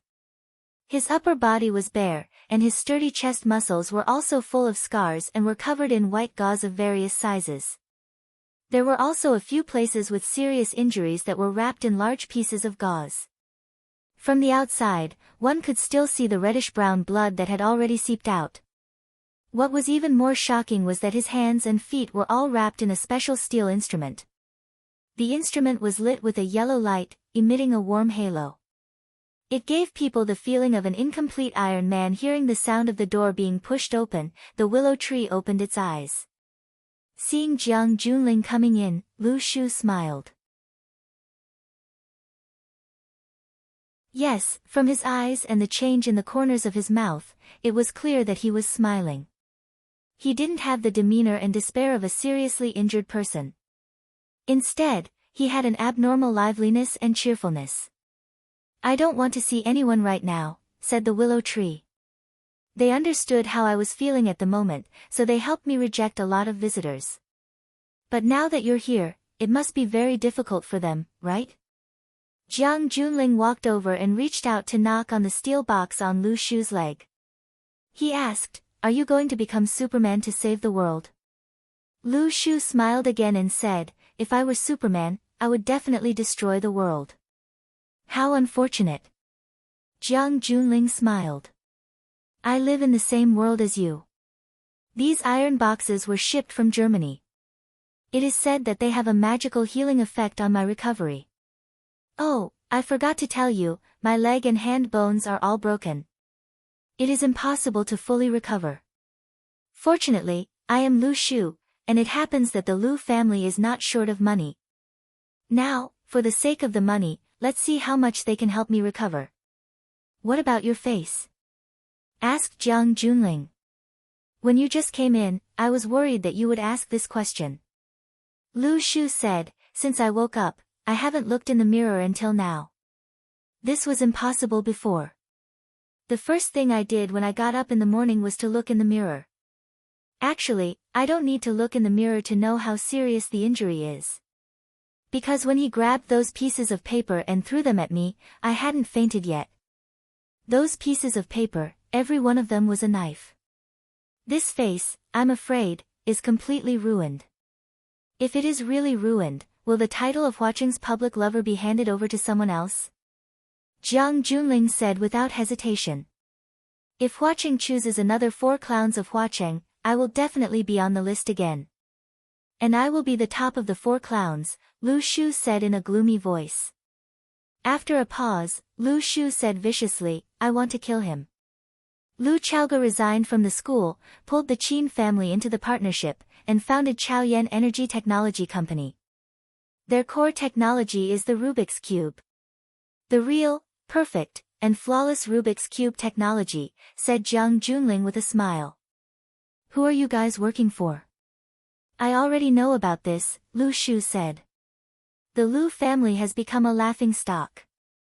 You don't have to specially come over to mock us. Only when you know shame can you be brave," Jiang Junling said with a smile. He patted the steel box on Lu Shu's body and said, "May they bless you." After saying that, he turned around and left. Air Force One. Fang Yan once again sat in the high-altitude restaurant of this hotel. Looking at the mighty Qingjiang not far away, his heart was filled with emotions. Not long ago, there was a murder case here.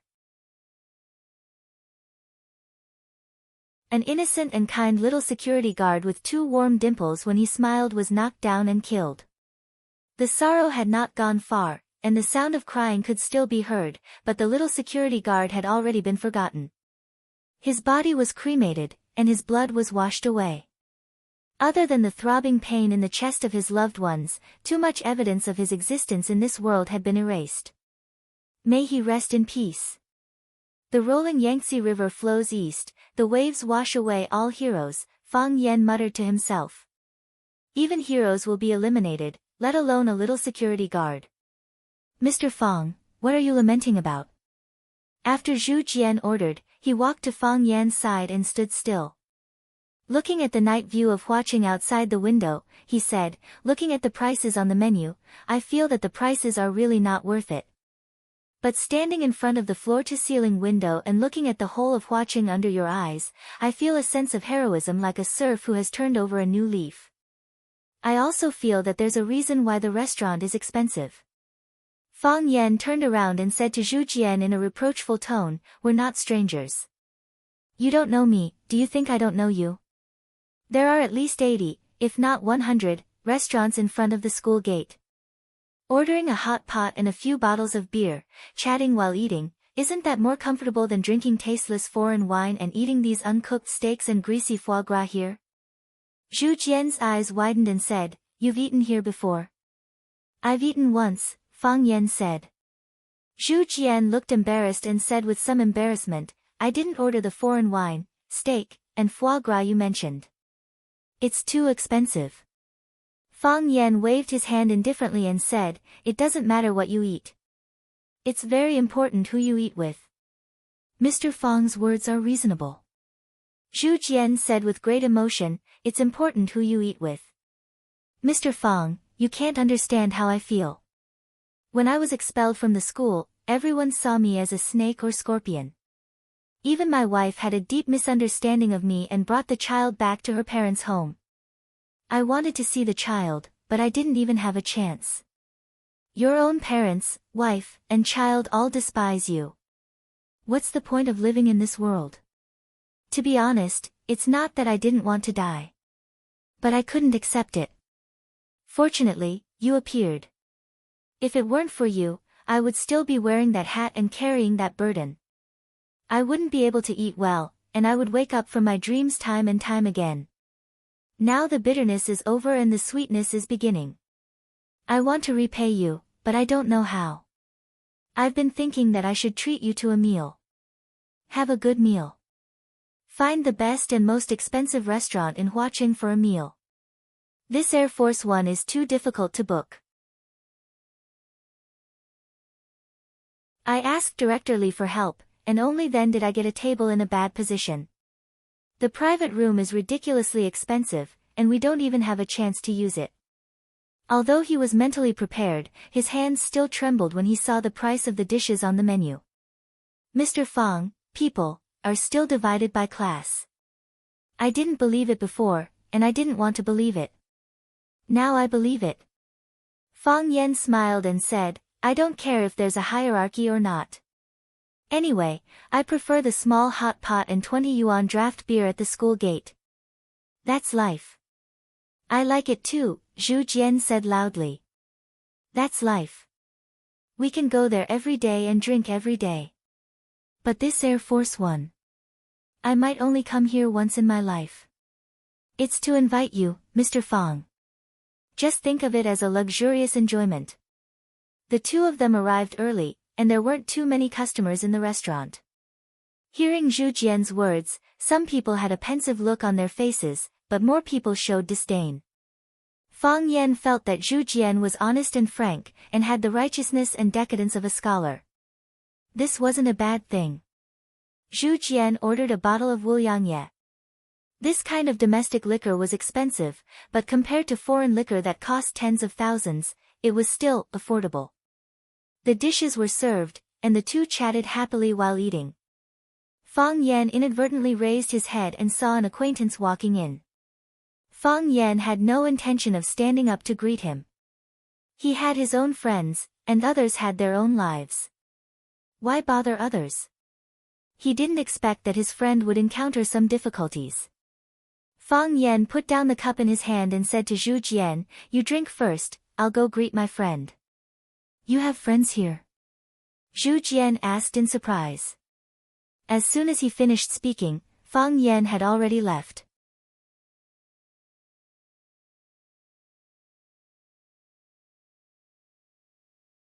Chapter 194. Summer walked to the left, and the huge body walked to the left. Summer walked to the right, and the huge body walked to the right. Summer walked to the left again, and the huge body moved over again. Anyone could see that someone was deliberately looking for trouble. Summer raised her head angrily and said, "Lan Shan Valley, do you think this is interesting?" "Interesting," the tall man said. "Get out of the way." "No way. Lan Shan Valley, I have something very important to do. Don't get in my way. For me, what I'm doing now is the most important thing." Lan Shan Valley. Summer suppressed her anger and scolded.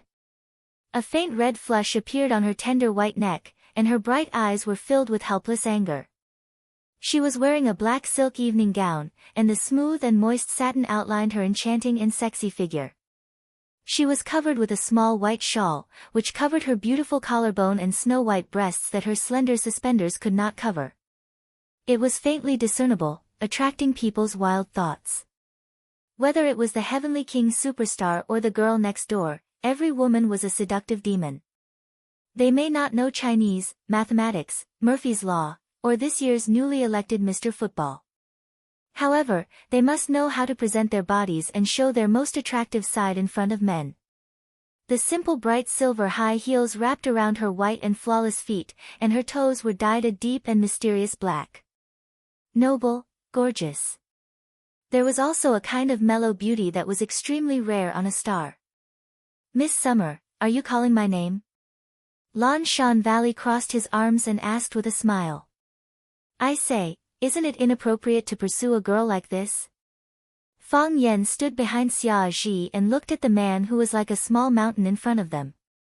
He said, "Although I don't have much experience in this area, I think as long as you buy her a villa, a sports car, a diamond jewelry, beautiful clothes, and a designer bag.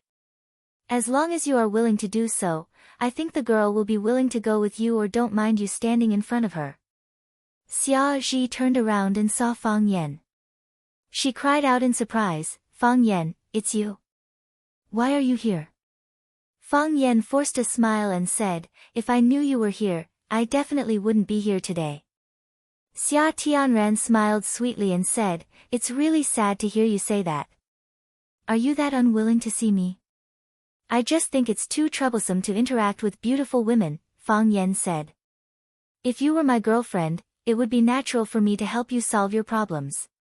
You can't be my girlfriend, right? Why should I waste my time and energy getting involved in unnecessary trouble?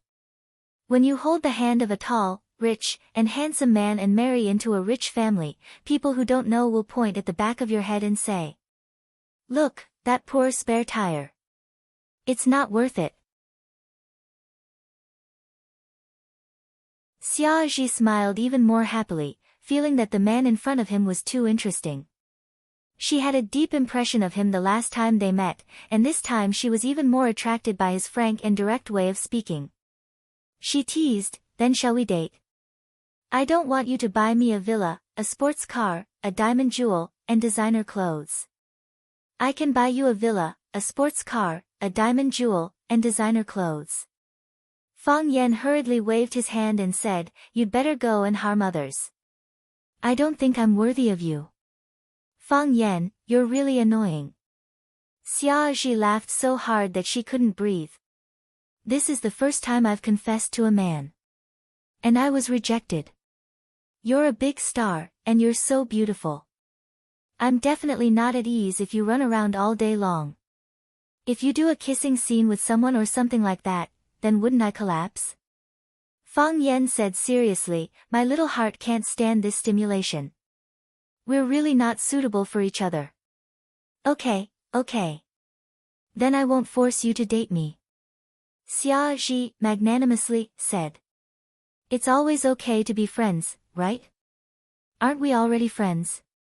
Fang Yan said. But friends are also divided into levels. You can only be my ordinary friend now. Xia Ji felt that she really had no status in front of Fang Yan. He was a big star, why didn't he care about it at all? Lan Shanggu looked at Fang Yan, who was laughing and chatting and completely ignoring his existence, and said, it looks like I'm redundant standing here. Xia Ji waved his hand and said, you leave first. Fang Yan glanced at Lan Shanggu and said, you go buy a house and a car first.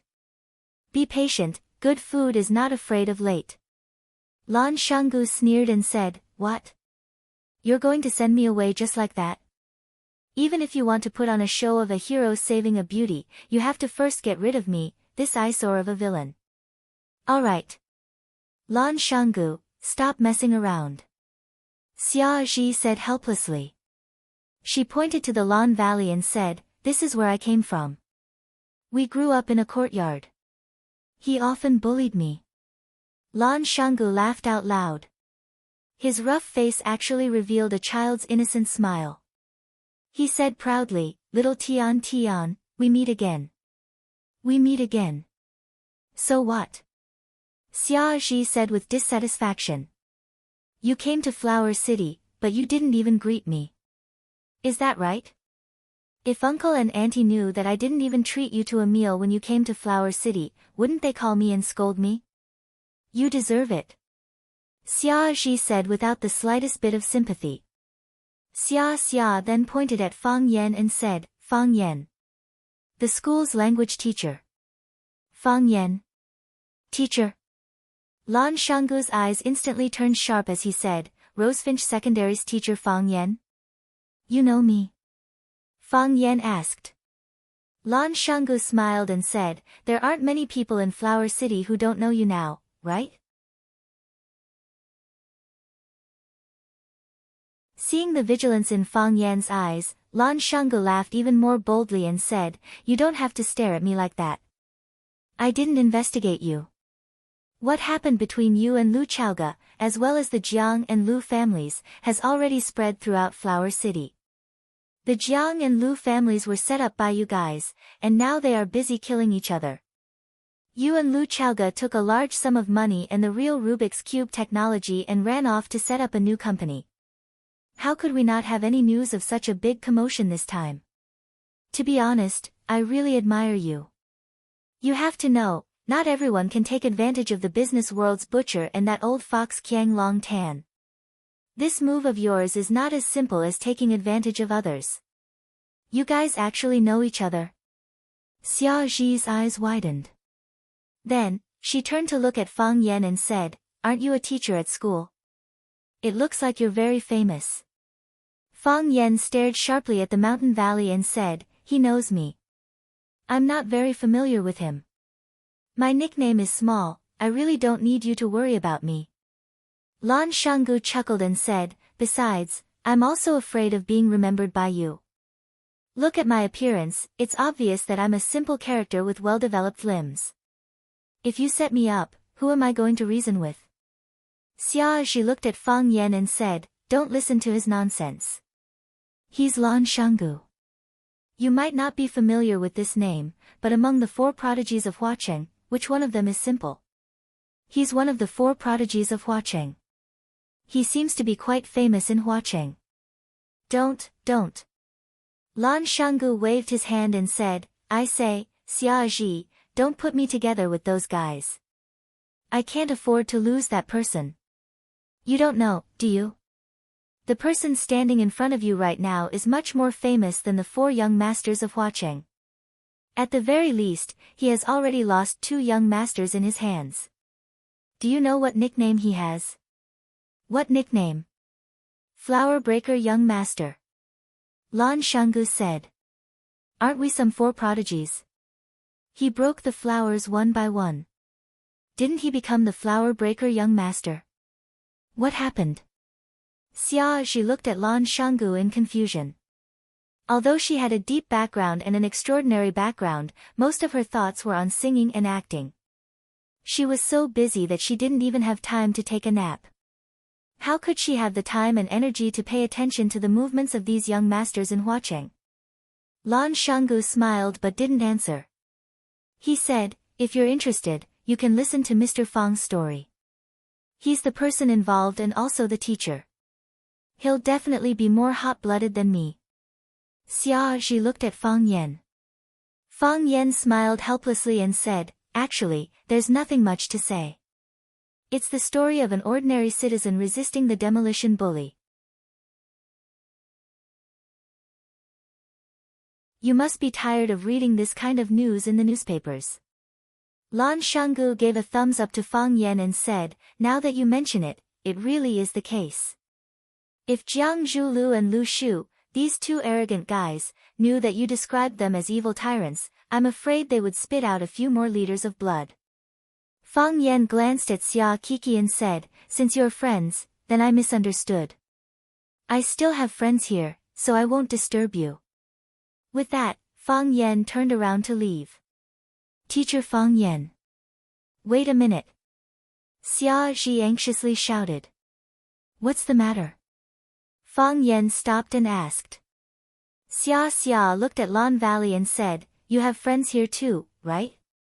Yes. Lan Shanggu nodded. When have I, Langa Valley, ever paid for my meals outside?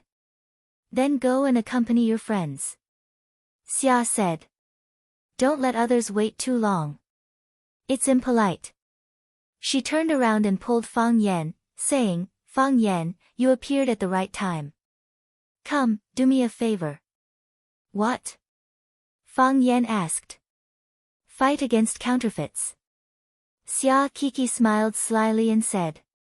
Fight against counterfeits? Lan Shanggu looked at the backs of the two of them as they left, a gloomy expression appearing on his face.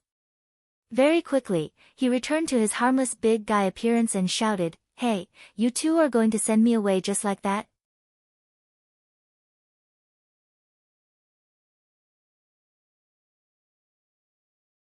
Chapter 195. Fang Yan was good at beating people up and being beaten up, but this was the first time he had done something like this. He was dragged into the private room by Xia Zhi. Along the way, all the waiters who saw them bowed to greet them. Surprisingly, no one took out their phone to take a picture or pounced on him to ask for an autograph. If Zhu Jian saw this, he would probably praise number one in the air for being worth the money. The waiter helped to push open the thick door of the private room, and a man's loud voice floated out. The Qin family's fists, the Tan family's legs, and the other kung fu all rely on the mouth. Why do you say that? Because most of the other kung fu is packaged by bragging and has no practical value. Look at the martial arts masters of our Huaxia country, each one is more powerful than the other, and each one is more famous than the other. But what is the actual situation? As soon as we fight with foreigners, we get beaten up like a fried bean curd. Especially the few times we fought with the Thai boxers, we actually didn't win even once. We were beaten so badly by them that we felt ashamed to say it out loud. Although Huaxia martial arts as a whole gives people the feeling that the sun is setting in the west, there is also a group of hot-blooded people who are working hard to correct its name. Do you know which master my master learned martial arts from? State Preceptor Li Zonghao. Who is Li Zonghao? What kind of people are his disciples? That's the Imperial Guards, the elites of the elites who serve the country's leader, and also the Dragon Protection Branch. That Qin Zhengfeng from the Qin family and Tan Qinglin from the Tan family aren't even worthy of carrying shoes for State Preceptor Li. The man's voice stopped abruptly because he saw Xia and Fang Yan walking into the private room.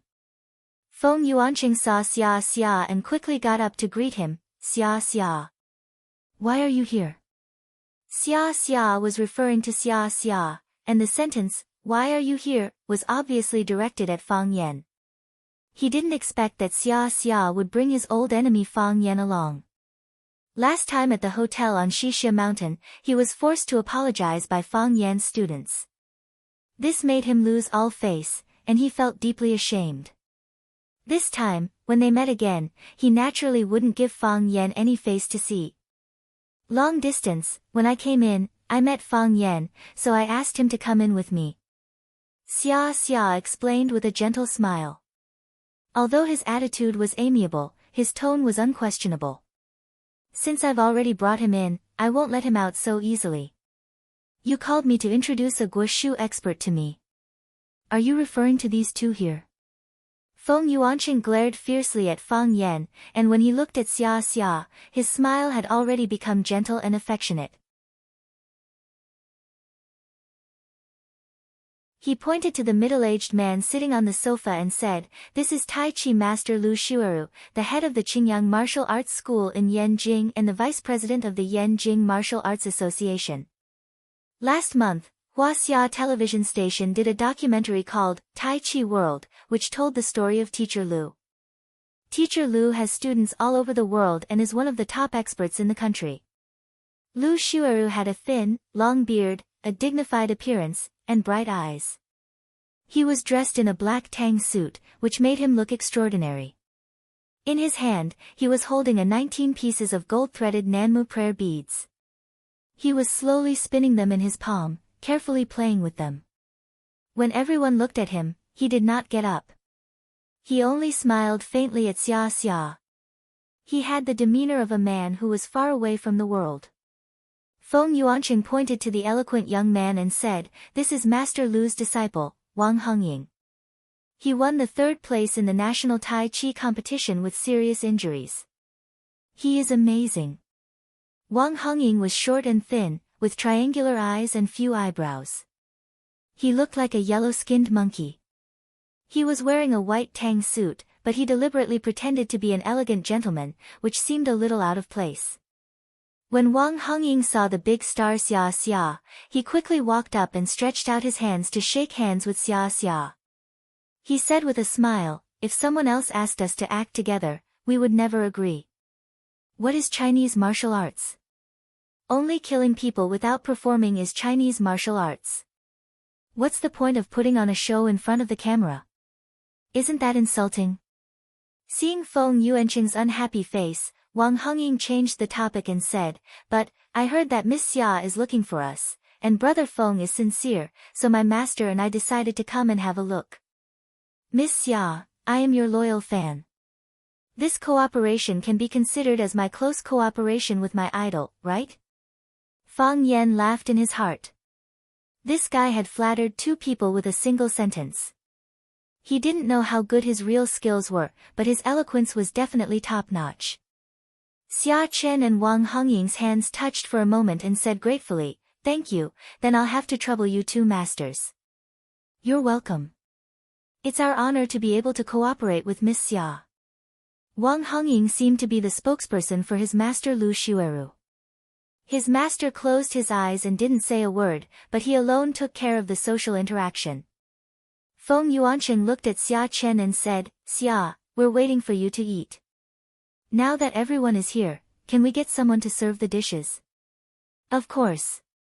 Xia Ji smiled and nodded. "Master Lu, Master Wang, I came late. I solemnly apologize to the 2 teachers. Miss Xia is too polite." Wang Hongying waved his hand and said. His gaze turned to Fang Yan, who was beside Xia Chen, and asked, "This is?" "It's my friend Fang Yan," Xia Ji said with a smile. When Xia looked at Fang Yan, he blinked his eyes, meaning to say, "Help me keep an eye on them and see if these 2 guys are really Tai Chi experts. Red Eagle, speaking of which, you guys are the same." Feng Yuanqing reminded with a kind expression, "This is a Tai Chi expert." "Oh. You also know Tai Chi?" Wang Hongying was interested when she looked at Fang Yan. Even the Tai Chi master Lu Shueru, who was sitting on the sofa to rest, opened his eyes and looked at Fang Yan, then instantly returned to normal. Young and short of breath, it was hard to look at. "I know a little," Fang Yan said with a smile. He now understood why Xia Chen said that she wanted to bring him here to fight against counterfeits. It felt like there were two Tai Chi masters waiting to work with her. The last time they met, Xia Chen had indicated that she wanted to add elements of Hua Xia style to her new album. When she saw Fang Yan's Tai Chi performance at the peak of Zhangxia Mountain, she was shocked and wholeheartedly wanted to cooperate with Fang Yan. Unexpectedly, after being rejected several times by Fang Yan, Xia Chen had no choice but to find another expert. Feng Yuanqing understood Xia Chen's thoughts, so he asked around and found Lu Xueru and Wang Hongying to recommend them to Xia Chen. If Lu Xueru and Wang Hongying were more powerful than Fang Yan, would they still look for Fang Yan cooperation in the summer? Obviously not. This was also the reason why Feng Yuanqing had called Xia Chen several times to invite her to the banquet, because he knew what was on Xia Chen's mind the most right now. Wang Hongying was overjoyed and said, "That's good. Come, let's push each other. The dishes haven't arrived yet, so let's warm up first." Xia Chen refused and said, "Let's eat first. The dishes are coming up."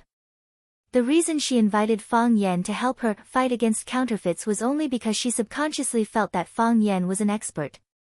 However, she had no idea how high Fang Yan's level was. If Fang Yan were to be injured by the Tai Chi expert that Feng Yuanqing had found, then it would be her fault. She only wanted Fang Yan to help her see if she could find any flaws in the words and actions of these people. As for sparring, she felt that it was very dangerous. "Miss Xia, don't worry. When we spar with each other, we always stop at the right time. It won't hurt anyone," Wang Hongying explained to Xia Chen. Fang Yan also waved his hand and said, "Forget it." "What is it?" "Brother, you're not giving me face." Wang Hongying was unhappy. Scholars make friends through poetry, and we martial artists naturally make friends through martial arts. Only by sparring with each other and advancing together can we improve day by day. What kind of future can we have if we are stuck in a rut and don't seek to make progress? It's not that I don't want to give you face. I'm just a teacher, what do I need such brilliant martial arts for? If I use Tai Chi to hit a student, and the student sues me for corporal punishment, I still have to eat the school board, isn't that right? Feng Yuanqing looked at Wang Hongying with a smile and said, "Red Eagle, forget it.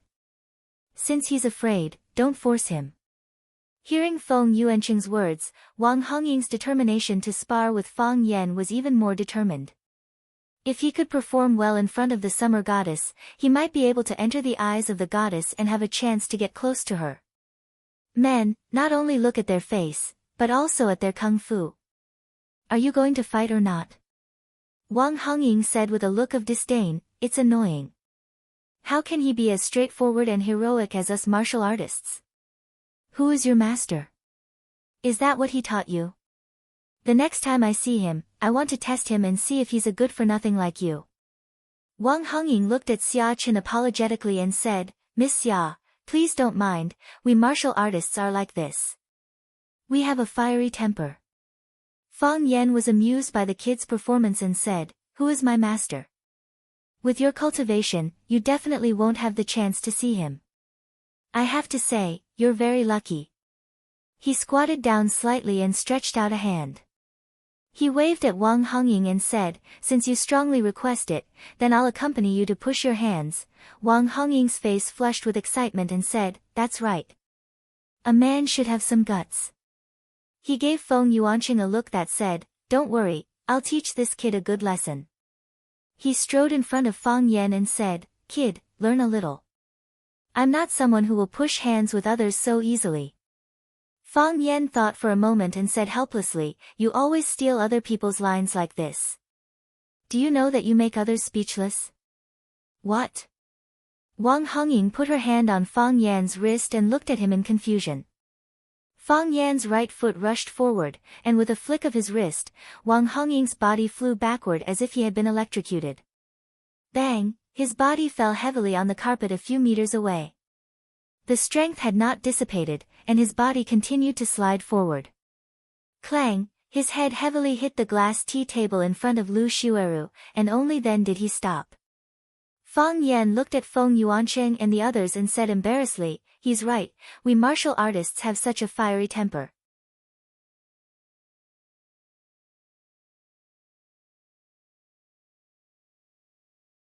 Chapter 196. The smile on Feng Yuanqing's face froze before it could spread. It was like the extreme cold before the earth was destroyed. Butterflies were flapping their wings, bees were busy gathering pollen, children were chasing and playing in the grass, and dung beetles were asking their mothers why they were eating shit. Everything was so quiet and beautiful. A black cloud floated over and they were frozen into ice sculptures. Feng Yuanqing felt that his heart was colder than an ice sculpture. Was this the Tai Chi master he invited? Was this the national third place he bragged about? It was obviously a fake product. If Wang Hongying was not the person he found, Feng Yuanqing would definitely suspect that this guy was paid by Fang Yan to cooperate with him. It was too fake. You flew so far away when I touched you. Do you think this is a martial arts film? We are too embarrassed to write a script like this when we are filming. Xia Zhi's mouth was slightly open and her pupils were swollen. She could not believe the scene in front of her. She wanted to say, stop there. She wanted to say, don't hurt people. She also wanted to say, the battle was over before she could say anything. Was this Tai Chi? Wasn't it too simple? Was this Tai Chi? Wasn't it too domineering? Lu Xiueru's eyes opened in an instant. His long beard was flying and his thick eyebrows were imposing without anger. His eyes were like sharp blades that cut Fang Yan's face again and again. Inch force? Lu Xiueru asked in a deep voice. You can say that, Fang Yan said. But we all call it thunder. Thunder not only used strength but also controlled the momentum. Just now, when Fang Yan sent Wang Hongying flying, he first used thunder and then used his inner force to beat him to the point that he could not fight back. Fang Yan did not explain. He knew that Lu Xiueru did not understand. Lu Xiueru stood up and walked straight to Fang Yan. He did not care about his disciple Wang Hongying's life and did not look at him from beginning to end. It was as if he had become a dead man. Heartless. This was Fang Yan's evaluation of Lu Xiueru. This kind of person was very dangerous. Because of their cold temperament, they were easy to get into a dead end when practicing martial arts. Without being able to establish a sect, it would be difficult for one to become a great master. However, this kind of person was extremely talented. If this was the ancient world of martial arts, they would be evil sects that harmed the world of martial arts and attempted to unify the world of martial arts. In the end, they were killed by young heroes. Fang Yan pointed at Wang Hongying, who was lying on the ground vomiting blood, and reminded, don't you want to see your disciple? His internal organs are injured and he needs immediate treatment. You want to break my Dao heart? Lu Xiueru stared at Fang Yan with ridicule in his eyes, disdainful of his insignificant tricks. Deaths and injuries are unavoidable in sparring. You hurt him. That's your ability. He was injured by you because he wasn't skilled enough. Who could be blamed? His life and death have nothing to do with me. Your life and death are under my control. Sounds reasonable, Fang Yan said with a smile. But this can't hide the fact that you're cruel and unscrupulous, bastard. Lu Xiueru shouted angrily. With a flash, he appeared in front of Fang Yan and clawed at Fang Yan's eyes. Eagle peck. This move was extremely ruthless. He wanted to copy the eagle's man-eating method and forcefully dig out Fang Yan's eyeballs. You're courting death. Fang Yan was completely enraged. In sparring, even if Wang Hongying insulted his sect, he would only give a light punishment. This old thing's heart was vicious. He actually wanted to take someone's life and cripple them. It was really shameful and hateful. Instead of retreating, he moved forward and clawed at Lu Xiueru's wrists that were grabbing at his eyes. Lu Xiueru had rich combat experience and changed his move at the last moment. He changed the position of the eagle's peck and clawed at Fang Yan's wrists. Fang Yan also changed his moves, looking for traces of Lu Xiueru's claws after he changed his move. The two changed their moves at the same time. Their hands didn't touch, and their clothes didn't touch. Their hands didn't touch, and their clothes didn't touch. In the eyes of a bystander, it was like an old man and a handsome young man were playing a drinking game. One hand gesture changed, and the other followed.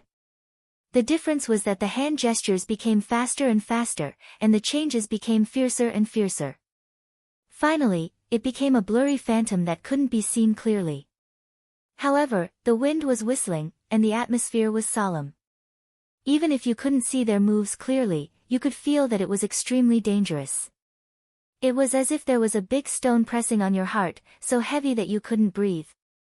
In the blink of an eye, Fang Yan and Lu Xueru had already exchanged 60 or 70 moves. This guy dared to open a dojo in Yanjing and accept disciples, so he really did have some skills. Hiss, the sound of clothes tearing came. Fang Yan and Lu Xueru's figures were like magnets with strong magnetic fields, bouncing to the sides. Lu Xueru's face was ugly, and Fang Yan's hand was holding a piece of cloth that was torn from Lu Xueru's sleeve. This time, it was obvious that Lu Xueru had lost by a bit. Good kung fu. Very fast reaction. Very strong qigong. Lu Xueru used the word good 3 times in a row, and stared at Fang Yan with sharp eyes, and said, "Who is your master? To be able to teach a disciple like you, your master must not be a nobody. You'd better say your master's name to avoid the flood rushing against the Dragon King Temple. If we meet again, I won't be able to explain it to your master's elders."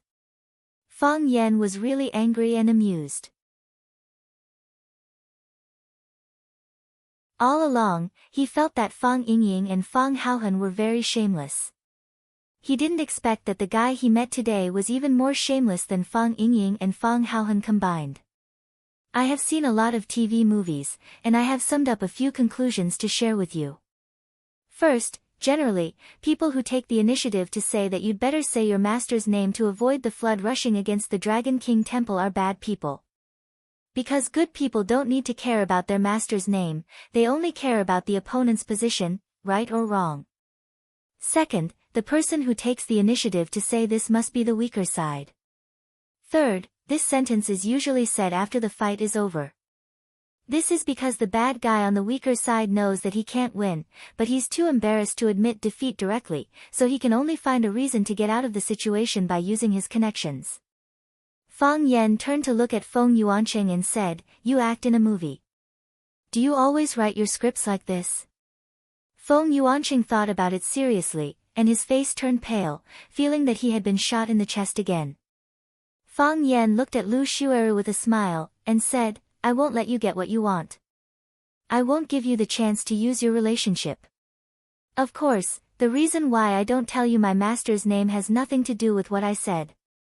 I just feel that, you can't have any relationship with us. Arrogant kid." Lu Xueru's face was green with anger. Blue veins popped out, and all the bones in his body cracked. "Since you don't know how to appreciate favors, then don't blame me for hurting you." Fang Yan waved at him, and said, "Come." Lu Xueru raised the prayer beads with both hands, and pulled hard. Pa! The thread snapped, and the 19 golden Jinan prayer beads scattered into a straight line. Lu Xueru waved his right sleeve, and the 19 prayer beads were all pulled into his robe. Break! With a loud shout, the 19 prayer beads shot out like 19 cannonballs. The 19 prayer beads formed 3 formations, the first grade formation, the 3 talents formation, and the 11 chain formation. The formations were interlocked, and the beads were connected. Each bead had killing intent, and each formation had killing intent. Killing intent shook the heavens. Like a swarm of locusts, like a sky full of stars, the 19 suns formed 2 small formations and 1 large formation and charged towards Fang Yan. They surrounded and isolated him from all directions, as well as all possible escape routes and possible changes in the formation. The 3 formations were connected, and formed a new formation, the end of generations formation. This was a common saying in Jianghu. If the 3 formations passed through, not a single chicken or dog would be spared, and all humans and gods would be destroyed. This was a sure-kill weapon used in large-scale battles, and its power was endless. Right now, there was only Fang Yan in the eye of the formation. If there were other parents and brothers standing together with Fang Yan, they would also be annihilated. That was why there was the saying of ending one's descendants. Fang Yan closed his eyes. The dantian in his body was scorching hot. That was because the heart of Tai Chi was stimulated by the strong killing intent, and it automatically operated. The realm of Tai Chi, the land controlled by it, is my realm. The land is mine, the cattle and sheep are mine, the mountains and rivers are also mine. Everything is mine. I am the king. Time stopped. Space stopped. Fang Yan could clearly see Feng Yuanqing's open mouth and the beads of sweat on his forehead. He could see Feng Yuanqing's frightened eyes and the light yellow fluff on his face.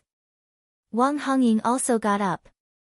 His expression was ferocious with hatred, and the joy of revenge. Time would not stop, and space would not stop. However, in Fang Yan's eyes, everything seemed to have slowed down.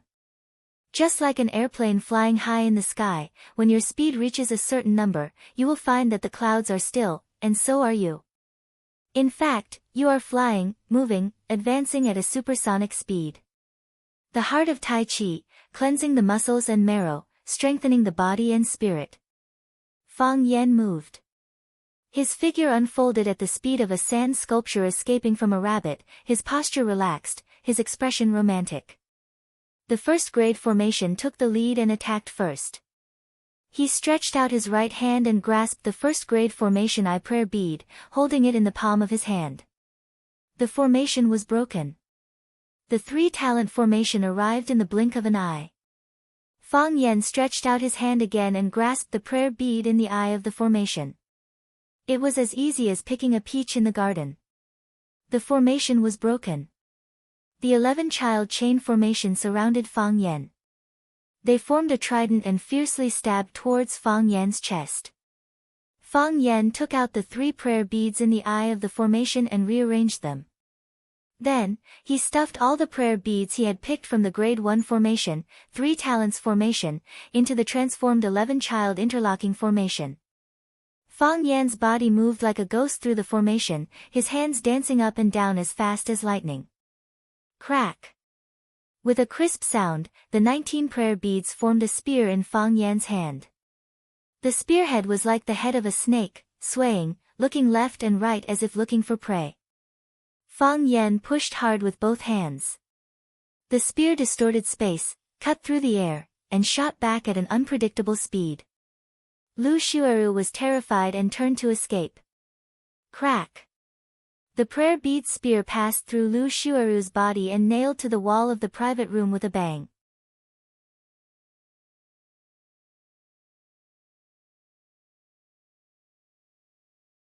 Chapter 197. Crack! Until this time, the bead at the end of the prayer bead's spear fell to the ground. Crack! Another one.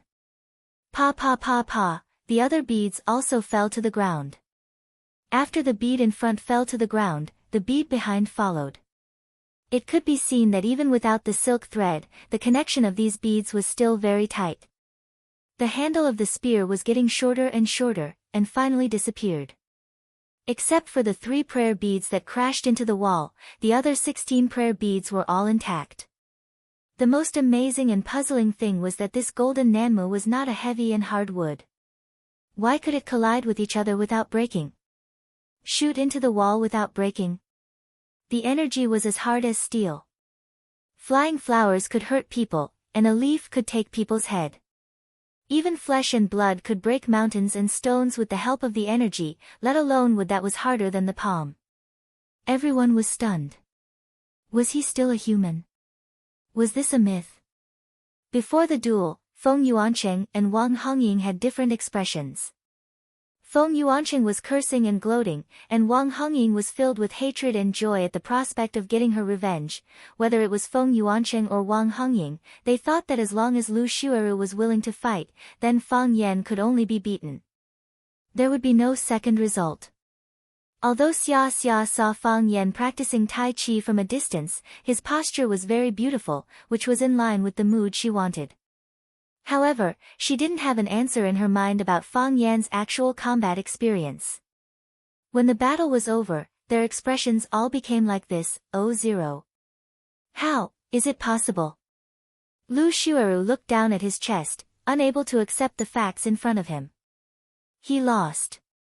He lost so miserably. Puff, blood was flowing. Because the prayer beads pierced through his body, the wound was neat and cylindrical. At that moment, the beads turned into a spear, which was extremely hard and indestructible. The blood soaked his clothes and mixed with the air, making the sound of blood bubbles. "Why not?" Fang Yan sneered.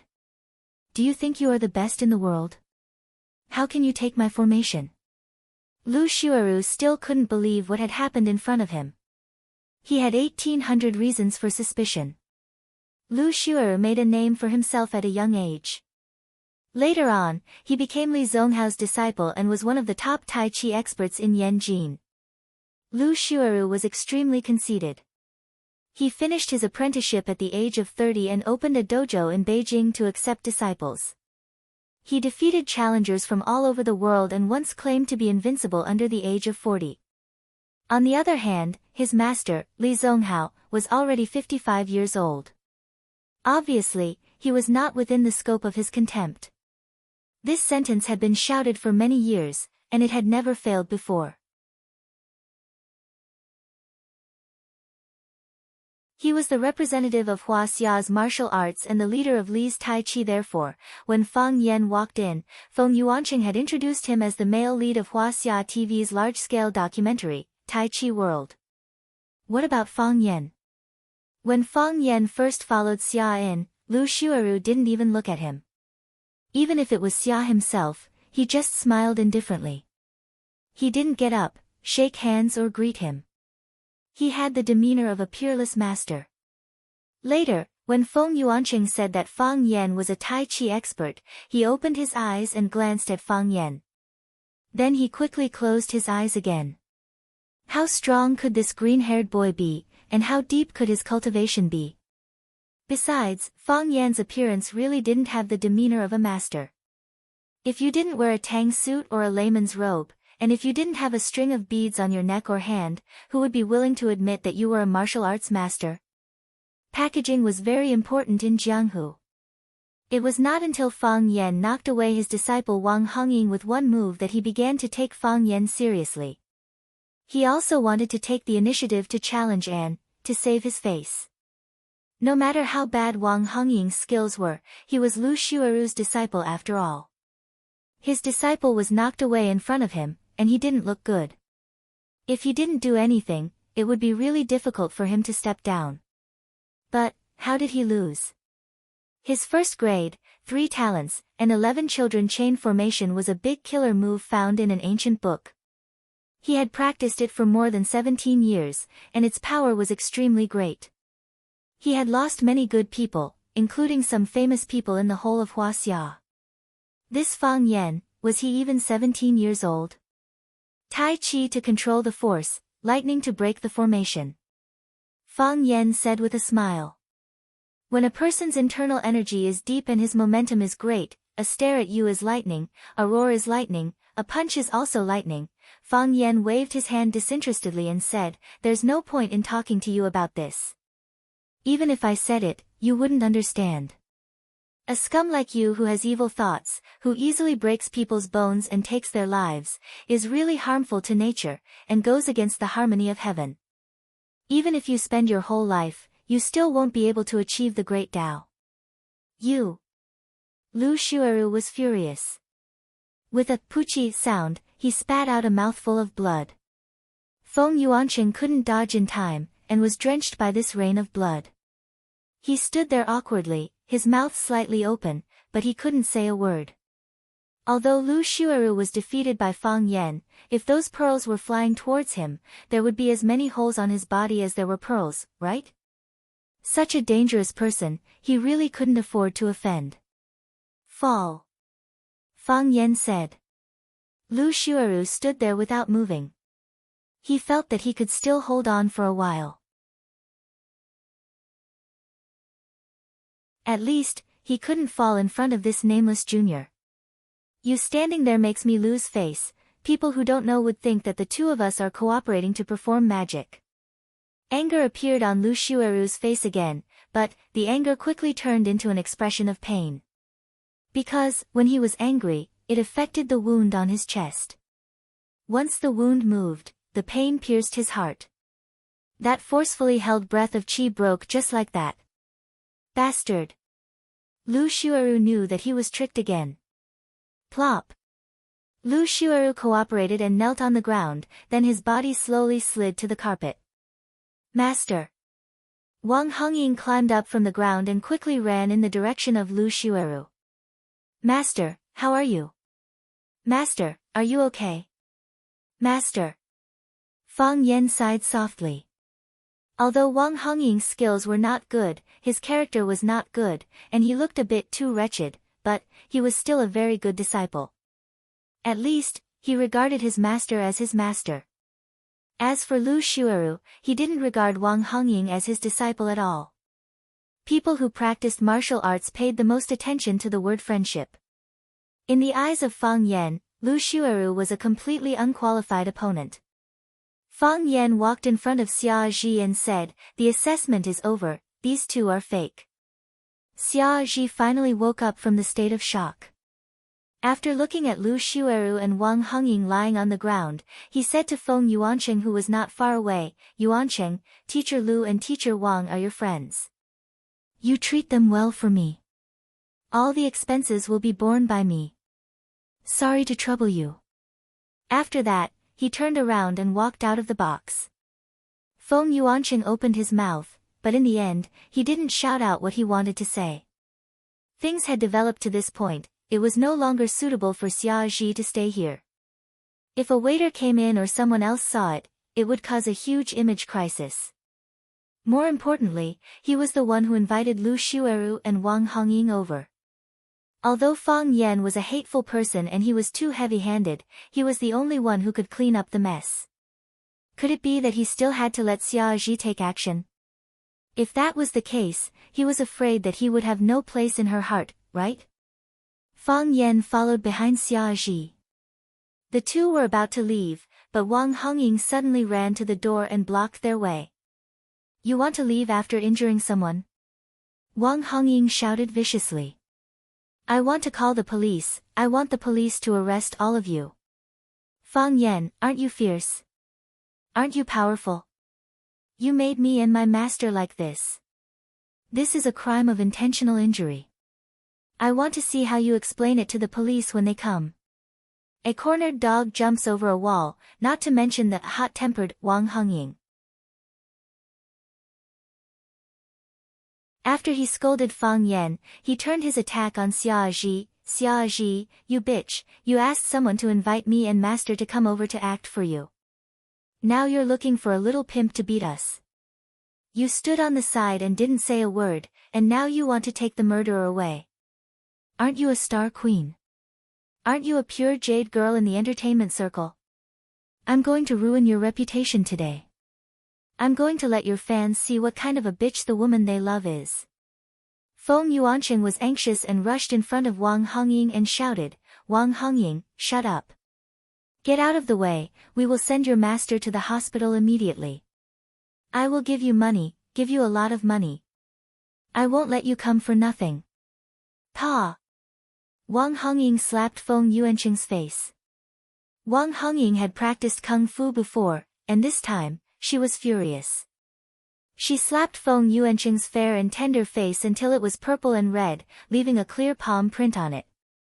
Because Wang Hongying had left her fingernails, it was unknown whether it was intentional or not, but her fingernails scratched under Feng Yuancheng's eyelid, tearing off a piece of flesh, dripping with blood. "Feng Yuancheng, you idiot, trash. You wanted to pick up girls, so master and I came to support you. We were beaten like dead dogs, and you stood there not even daring to fart. Why were we beaten? Why was master injured? Wasn't it because you wanted that bastard surnamed Fang to have a bad ending? Money? I don't fucking want money. I want you to die. I want you to lose your reputation, and become the joke of the world. Feng Yuanqing stood there and covered his face. His face hurt, and his heart hurt even more. Wang Hongying was crazy. This mad dog had lost his mind, and now he would bite whoever he caught. Wang Hongying did not open the door, but shouted through the door, "Someone come quickly, murder! Someone come quickly, bang!" Fang Yan walked over and knocked Wang Hongying out with a punch. He glanced at Feng Yuanqing and said, "No need to thank me."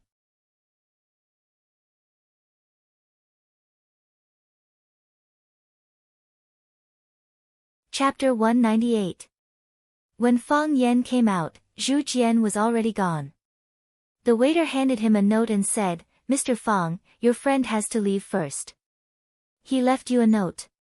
Fang Yan opened the note. On it was a row of beautiful words, "The bill has been paid. This place is charged by the hour. I'm not sure when you'll be back, so I'll go back first." Fang Yan grinned. Zhu Jian wanted to pretend to be a tycoon, but the pressure of sitting there and not ordering anything and spending money every minute and second must have made him restless, right? This society was really realistic. "What are you laughing at?" Xia asked curiously. "I'm thinking, is this a fake or a beating?" Fang Yan replied with a smile. Xia Zhi's face was full of apology as he looked at Fang Yan and said, "I'm really sorry. Feng Yuanqing called and said he wanted to introduce me to 2 Tai Chi experts. You know, I really hope that my new album can add some Tai Chi elements, but you rejected me several times. I actually don't know much about Tai Chi, so I wanted to ask you to help me take a look. I didn't expect something like this to happen." "Forget it. Anyway, it has already happened." Fang Yan waved his hand and said very generously, "You just need to make some compensation." "How can I compensate you?" Xia Zhi asked with a smile. Fang Yan laughed and said, "Then treat me to dinner. I wasn't full just now." Hearing Fang Yan say that she wasn't full, Xia remembered that she hadn't eaten tonight. With an apologetic expression, she said, "No problem. What do you want to eat? I'll see if I can book a private room here." "No need." Fang Yan waved his hand. "It's better not to eat here. Something unpleasant had just happened, and eating here would affect one's appetite. Besides, eating here. Even if I eat a lot of dishes, I still don't feel full." Xia Zhi squinted his eyes and smiled, asking, "What do you want to eat?" "At the roadside barbecue stall." Fang Yan and Xia Zhi found a table near the corner and hid Xia Zhi's body in the shadows that were difficult for the lights to reach. Fang Yan called the boss over and skillfully ordered a lot of food. He said, "Boss, please give me 2 more bottles of beer." "All right. I'll be there in a while." The boss replied, but his eyes were extremely strange as he looked at Xia Zhi. This girl's clothes, appearance, temperament. No matter how he looked at it, she didn't look like she was here to eat barbecue. When the boss left, Fang Yan looked at Xia Zhi and said, "Look at you, your style of clothes is not close to the people. If others see us sitting together, they will definitely misunderstand that I'm a pretty boy who specializes in deceiving rich girls." Xia Zhi smiled bitterly and said, "Yen. As a public figure, yen, li, yen, said. They stared at the results of your works, the gossip about you, and the way you dress. If you appeared in public wearing the same clothes half a year ago and wore it again half a year later, the reporters would say that you were outdated and that you didn't have the money to change into a new one. If your lip gloss was too bright or your eyeshadow was too heavy, you would also be attacked and criticized by them. You don't have to care, but you don't want to go through too much trouble. So, it's not wrong to follow the crowd. It's not easy being a celebrity." Fang Yan nodded in agreement. "That's why I refuse to be the male lead in your music video. If I accidentally become popular, and people ask for my autograph wherever I go, and young and beautiful girls run over to take pictures with me, how distressed can I be? Should I say yes or no?" "Not the male lead of the MV." Xia Zhi corrected. These are some scenes of you practicing Tai Chi. If you don't agree, we don't have to use your face. We just want the moves and aura you use when you practice Tai Chi. You don't even use my face. Isn't that insulting? Fang Yan said angrily. When the beer was served, Fang Yan asked the owner to send the beer utensils. Xia Qin said, "Your kung fu is so good, can't you just use your hands to open it?" Of course. Fang Yan took the wine opener from the boss and said, "But I'm a low-key person. I don't want to attract too much attention." The boss looked at Fang Yan with disdain. He thought to himself, such a beautiful woman, could she have been deceived by this guy's glib tongue? Bang! The beer bottle cap popped open. Fang Yan used a disposable plastic cup to pour a cup for Xia and then filled the cup in front of him. Fang Yan picked up his glass and said, "Come, big star, let me toast you. This should be your first time eating barbecue at a roadside stall, right?" Xia Ji shook his head and said, "Mom doesn't want me to eat these things. She says it's too dirty. I don't care. When I was studying, I often sneaked out with my classmates to eat barbecue and drink beer. After that, I rarely had the chance." Xia Ji picked up his glass and touched it with Fang Yan's. Then the two of them drank the chilled beer at the same time. From the inside to the outside, there was a refreshing feeling. Even the depression caused by the Lu Shueru incident tonight was mostly gone. "Master Lu. Will he be all right?" Xia Ji asked worriedly. Fang Yan coldly snorted and said, "This person's heart is evil and his attacks are ruthless. He tried to take my life several times. His beat array is indeed very powerful. If my martial arts were slightly weaker, I wouldn't be able to sit here and chat with you tonight. I've only seriously injured him, which is already considered merciful. I don't want to cause any trouble for you. I'm really sorry." Xia Ji picked up the bottle again and filled their glasses, saying, "Let me toast you." Fang Yan smiled again and said, "I don't think there are many people who can get you to pour wine now. I haven't drunk for many years." Xia said, "Why are you making an exception today?" Xia Ji thought for a moment and said, "I just want to have a drink. It doesn't make sense. It's just like sometimes when I can't sleep in the middle of the night, I suddenly want to eat fried chicken with beer, braised chicken wings, spicy pickled fish, and even KFC McDonald's that I rarely eat." Xia Ji laughed heartily and said, "Besides, I'm treating you tonight. When the guests drink, how can the host not accompany them?" "You're not a bad person," Fang Yan said. "At least it's not annoying. That's your final evaluation of me?" "Not bad.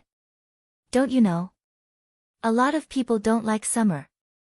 "Oh. I'd like to know, who doesn't like summer?" "All the couples in the world," Fang Yan said. "Because when summer comes, the weather is too hot for couples to hug each other." "I have a question for you." "Ask." "Although I don't know much about Tai Chi, however, doesn't Tai Chi pay attention to using softness to overcome hardness, requiring the practitioner to be calm and not easily hurt others? Why did Lu Shueru easily attack people heavily? You also beat him up miserably?" Fang Yan smiled and said, Taiping Guangji, Volume 174, quoting the chapter, Tan Su. Assistant Minister Xue Daoheng of the Sui dynasty visited Mount Zhong's Kaishan temple and asked this little monk, "Why is Vajra angry? Why does Bodhisattva lower his eyebrows?" This little monk answered, "Vajra angry, so he subdued the 4 demons. Bodhisattva lowers his eyebrows, so he is merciful to the 6 paths." "You mean, good and evil are separated by a single thought? Good people do good, evil people do evil. This has nothing to do with the kung fu learned, but has something to do with the target?" "You can say that." Fang Yan nodded. After thinking for a while, he added, "In fact, it's mainly because I couldn't control myself. He wanted to hit me, so I beat him up. He wanted to kill me, so I beat him half to death. Good people still suffer losses." At this time, Fang Yan's phone rang in his pocket. Fang Yan took it out and saw the number written on the screen was Kiss. Kiss. Fang Yan was stunned for a few seconds before he remembered that was Jiang Qin's nickname. However, he had never saved her phone number like that. How did it become Kiss?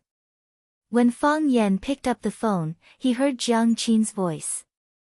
The little girl asked arrogantly, "Mr. Fang, where are you?" Fang Yan immediately looked around, thinking, they won't happen to see me taking Xia Tian to eat barbecue, right? After finding no suspicious enemy, Fang Yan said, "I'm eating." "Where are you eating?" Jiang Qin asked. Fang Yan smiled bitterly and said, "You won't let me tell you where I'm eating, who I'm eating with, and what kind of dishes I'm eating, right?" Jiang Qin giggled and said in a soft voice, "If you want, I won't object." "Say it quickly." "What's the matter?" "If you don't say it, I'll hang up." "Come and sing." Jiang Qin said. "Drink songs?" "No way. I'm busy." Fang Yan said and was about to hang up the phone. "If you don't come, I'll go to the school gate to wait for you." Jiang Qin threatened. Yuan Xiaolin said she's going too. "The two of us are going to hold a banner to the school gate to woo." Fang Yan smiled bitterly and said, "It's really inconvenient. You know, my singing level is not very good."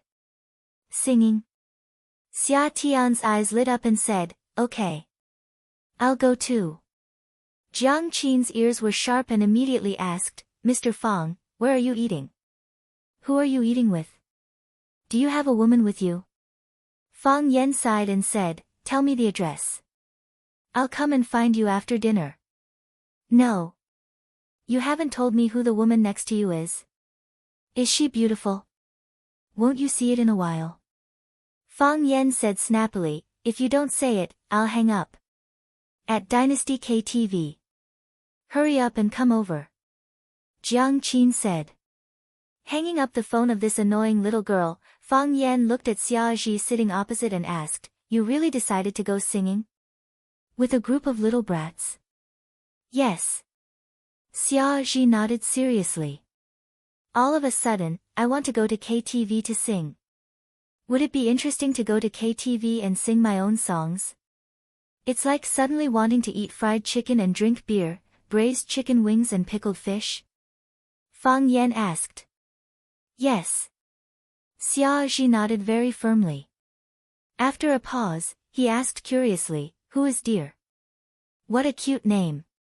When Fang Yan took out his cell phone, Xia Ji inadvertently glanced at it.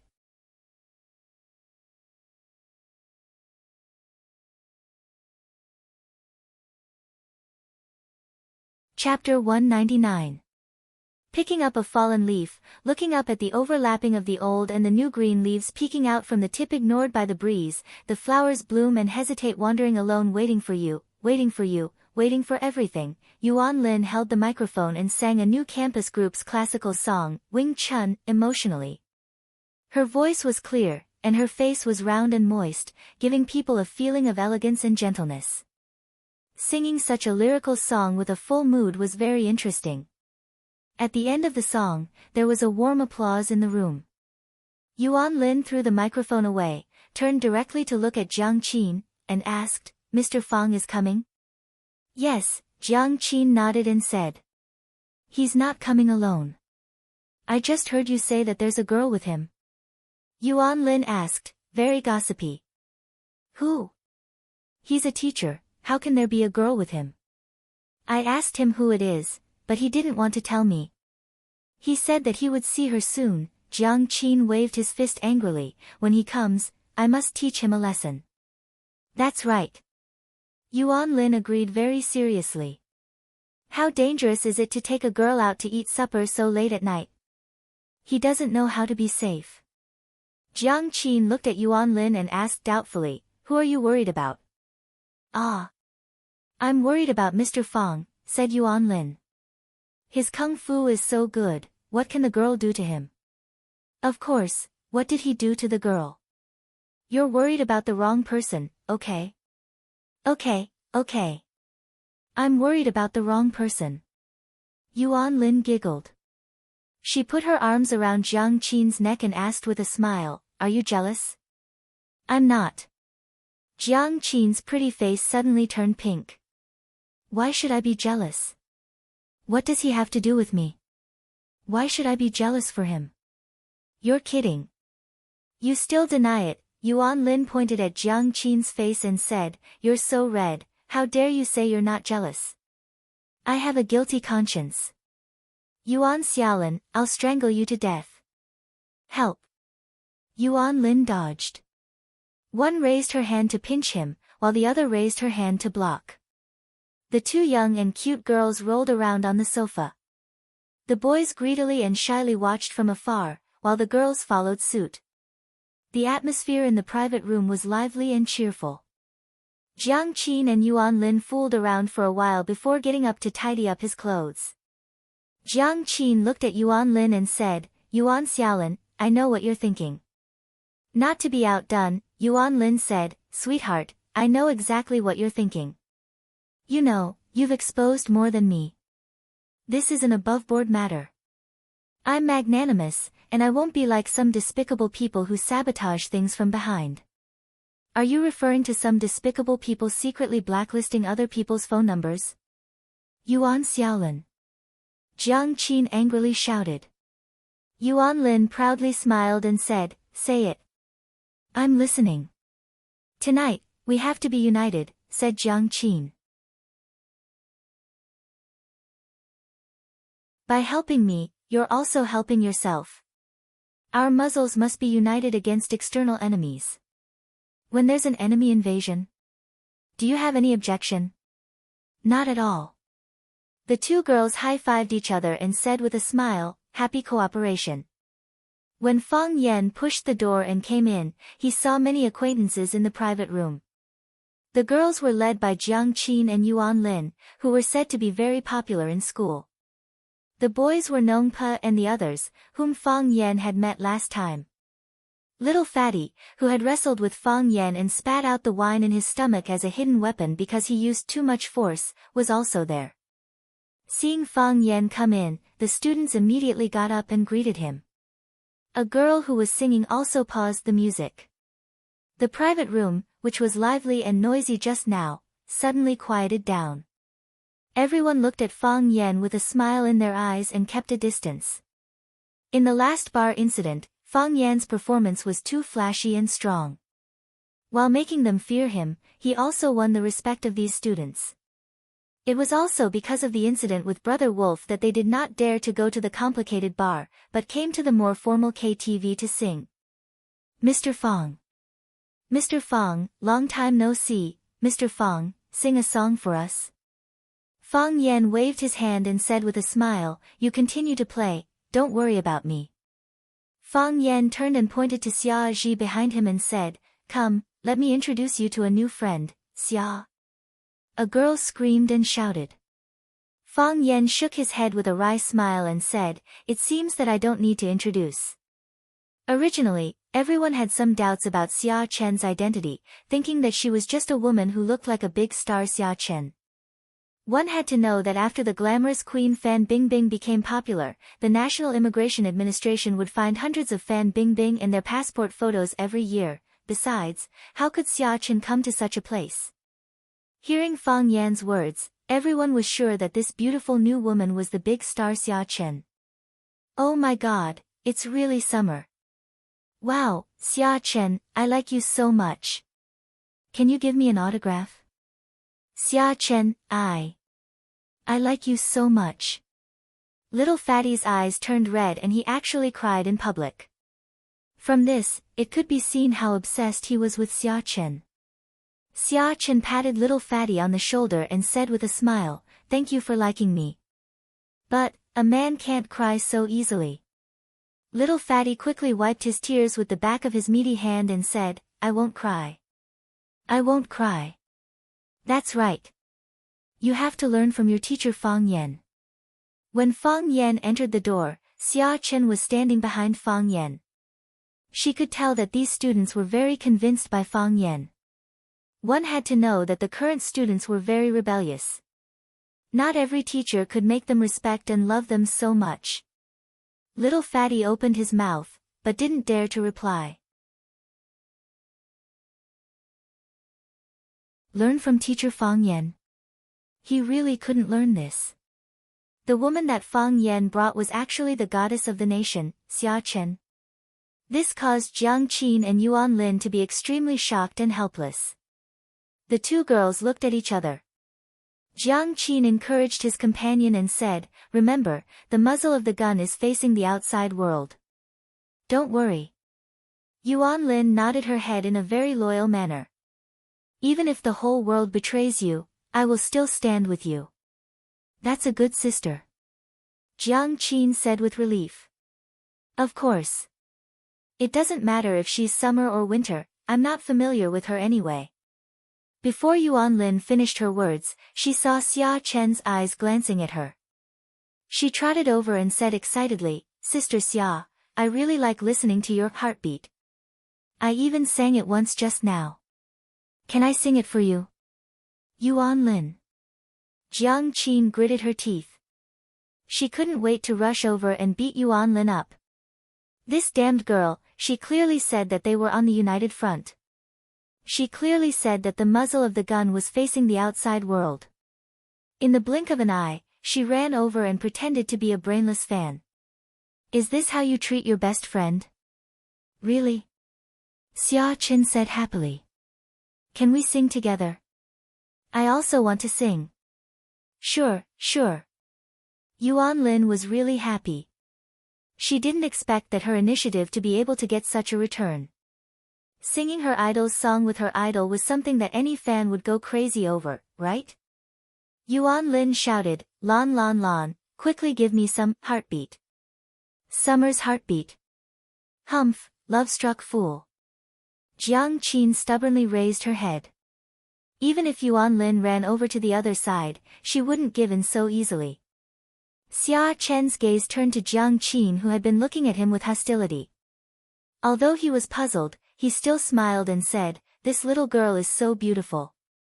Her singing must be very good, right? I want you." The fierceness on Jiang Qin's face instantly disappeared. Her face blushed and she said with some embarrassment, "Actually, it's not bad. It's not as good as yours. Don't be so modest. Do you know how to sing Heartbeat?" "Yes." Jiang Qin nodded. This Heartbeat was once one of the top 10 golden songs of the year. It was very popular. The sad tone, beautiful lyrics, and moving pictures were deeply loved by young people. It was also a must-listen song for Jiang Qin and Yuan Lin to go to KTV. However, ever since he found out that the female companion brought by Fang Yan was Xia Chen, why did it sound so weird? "Then let's sing together, okay?"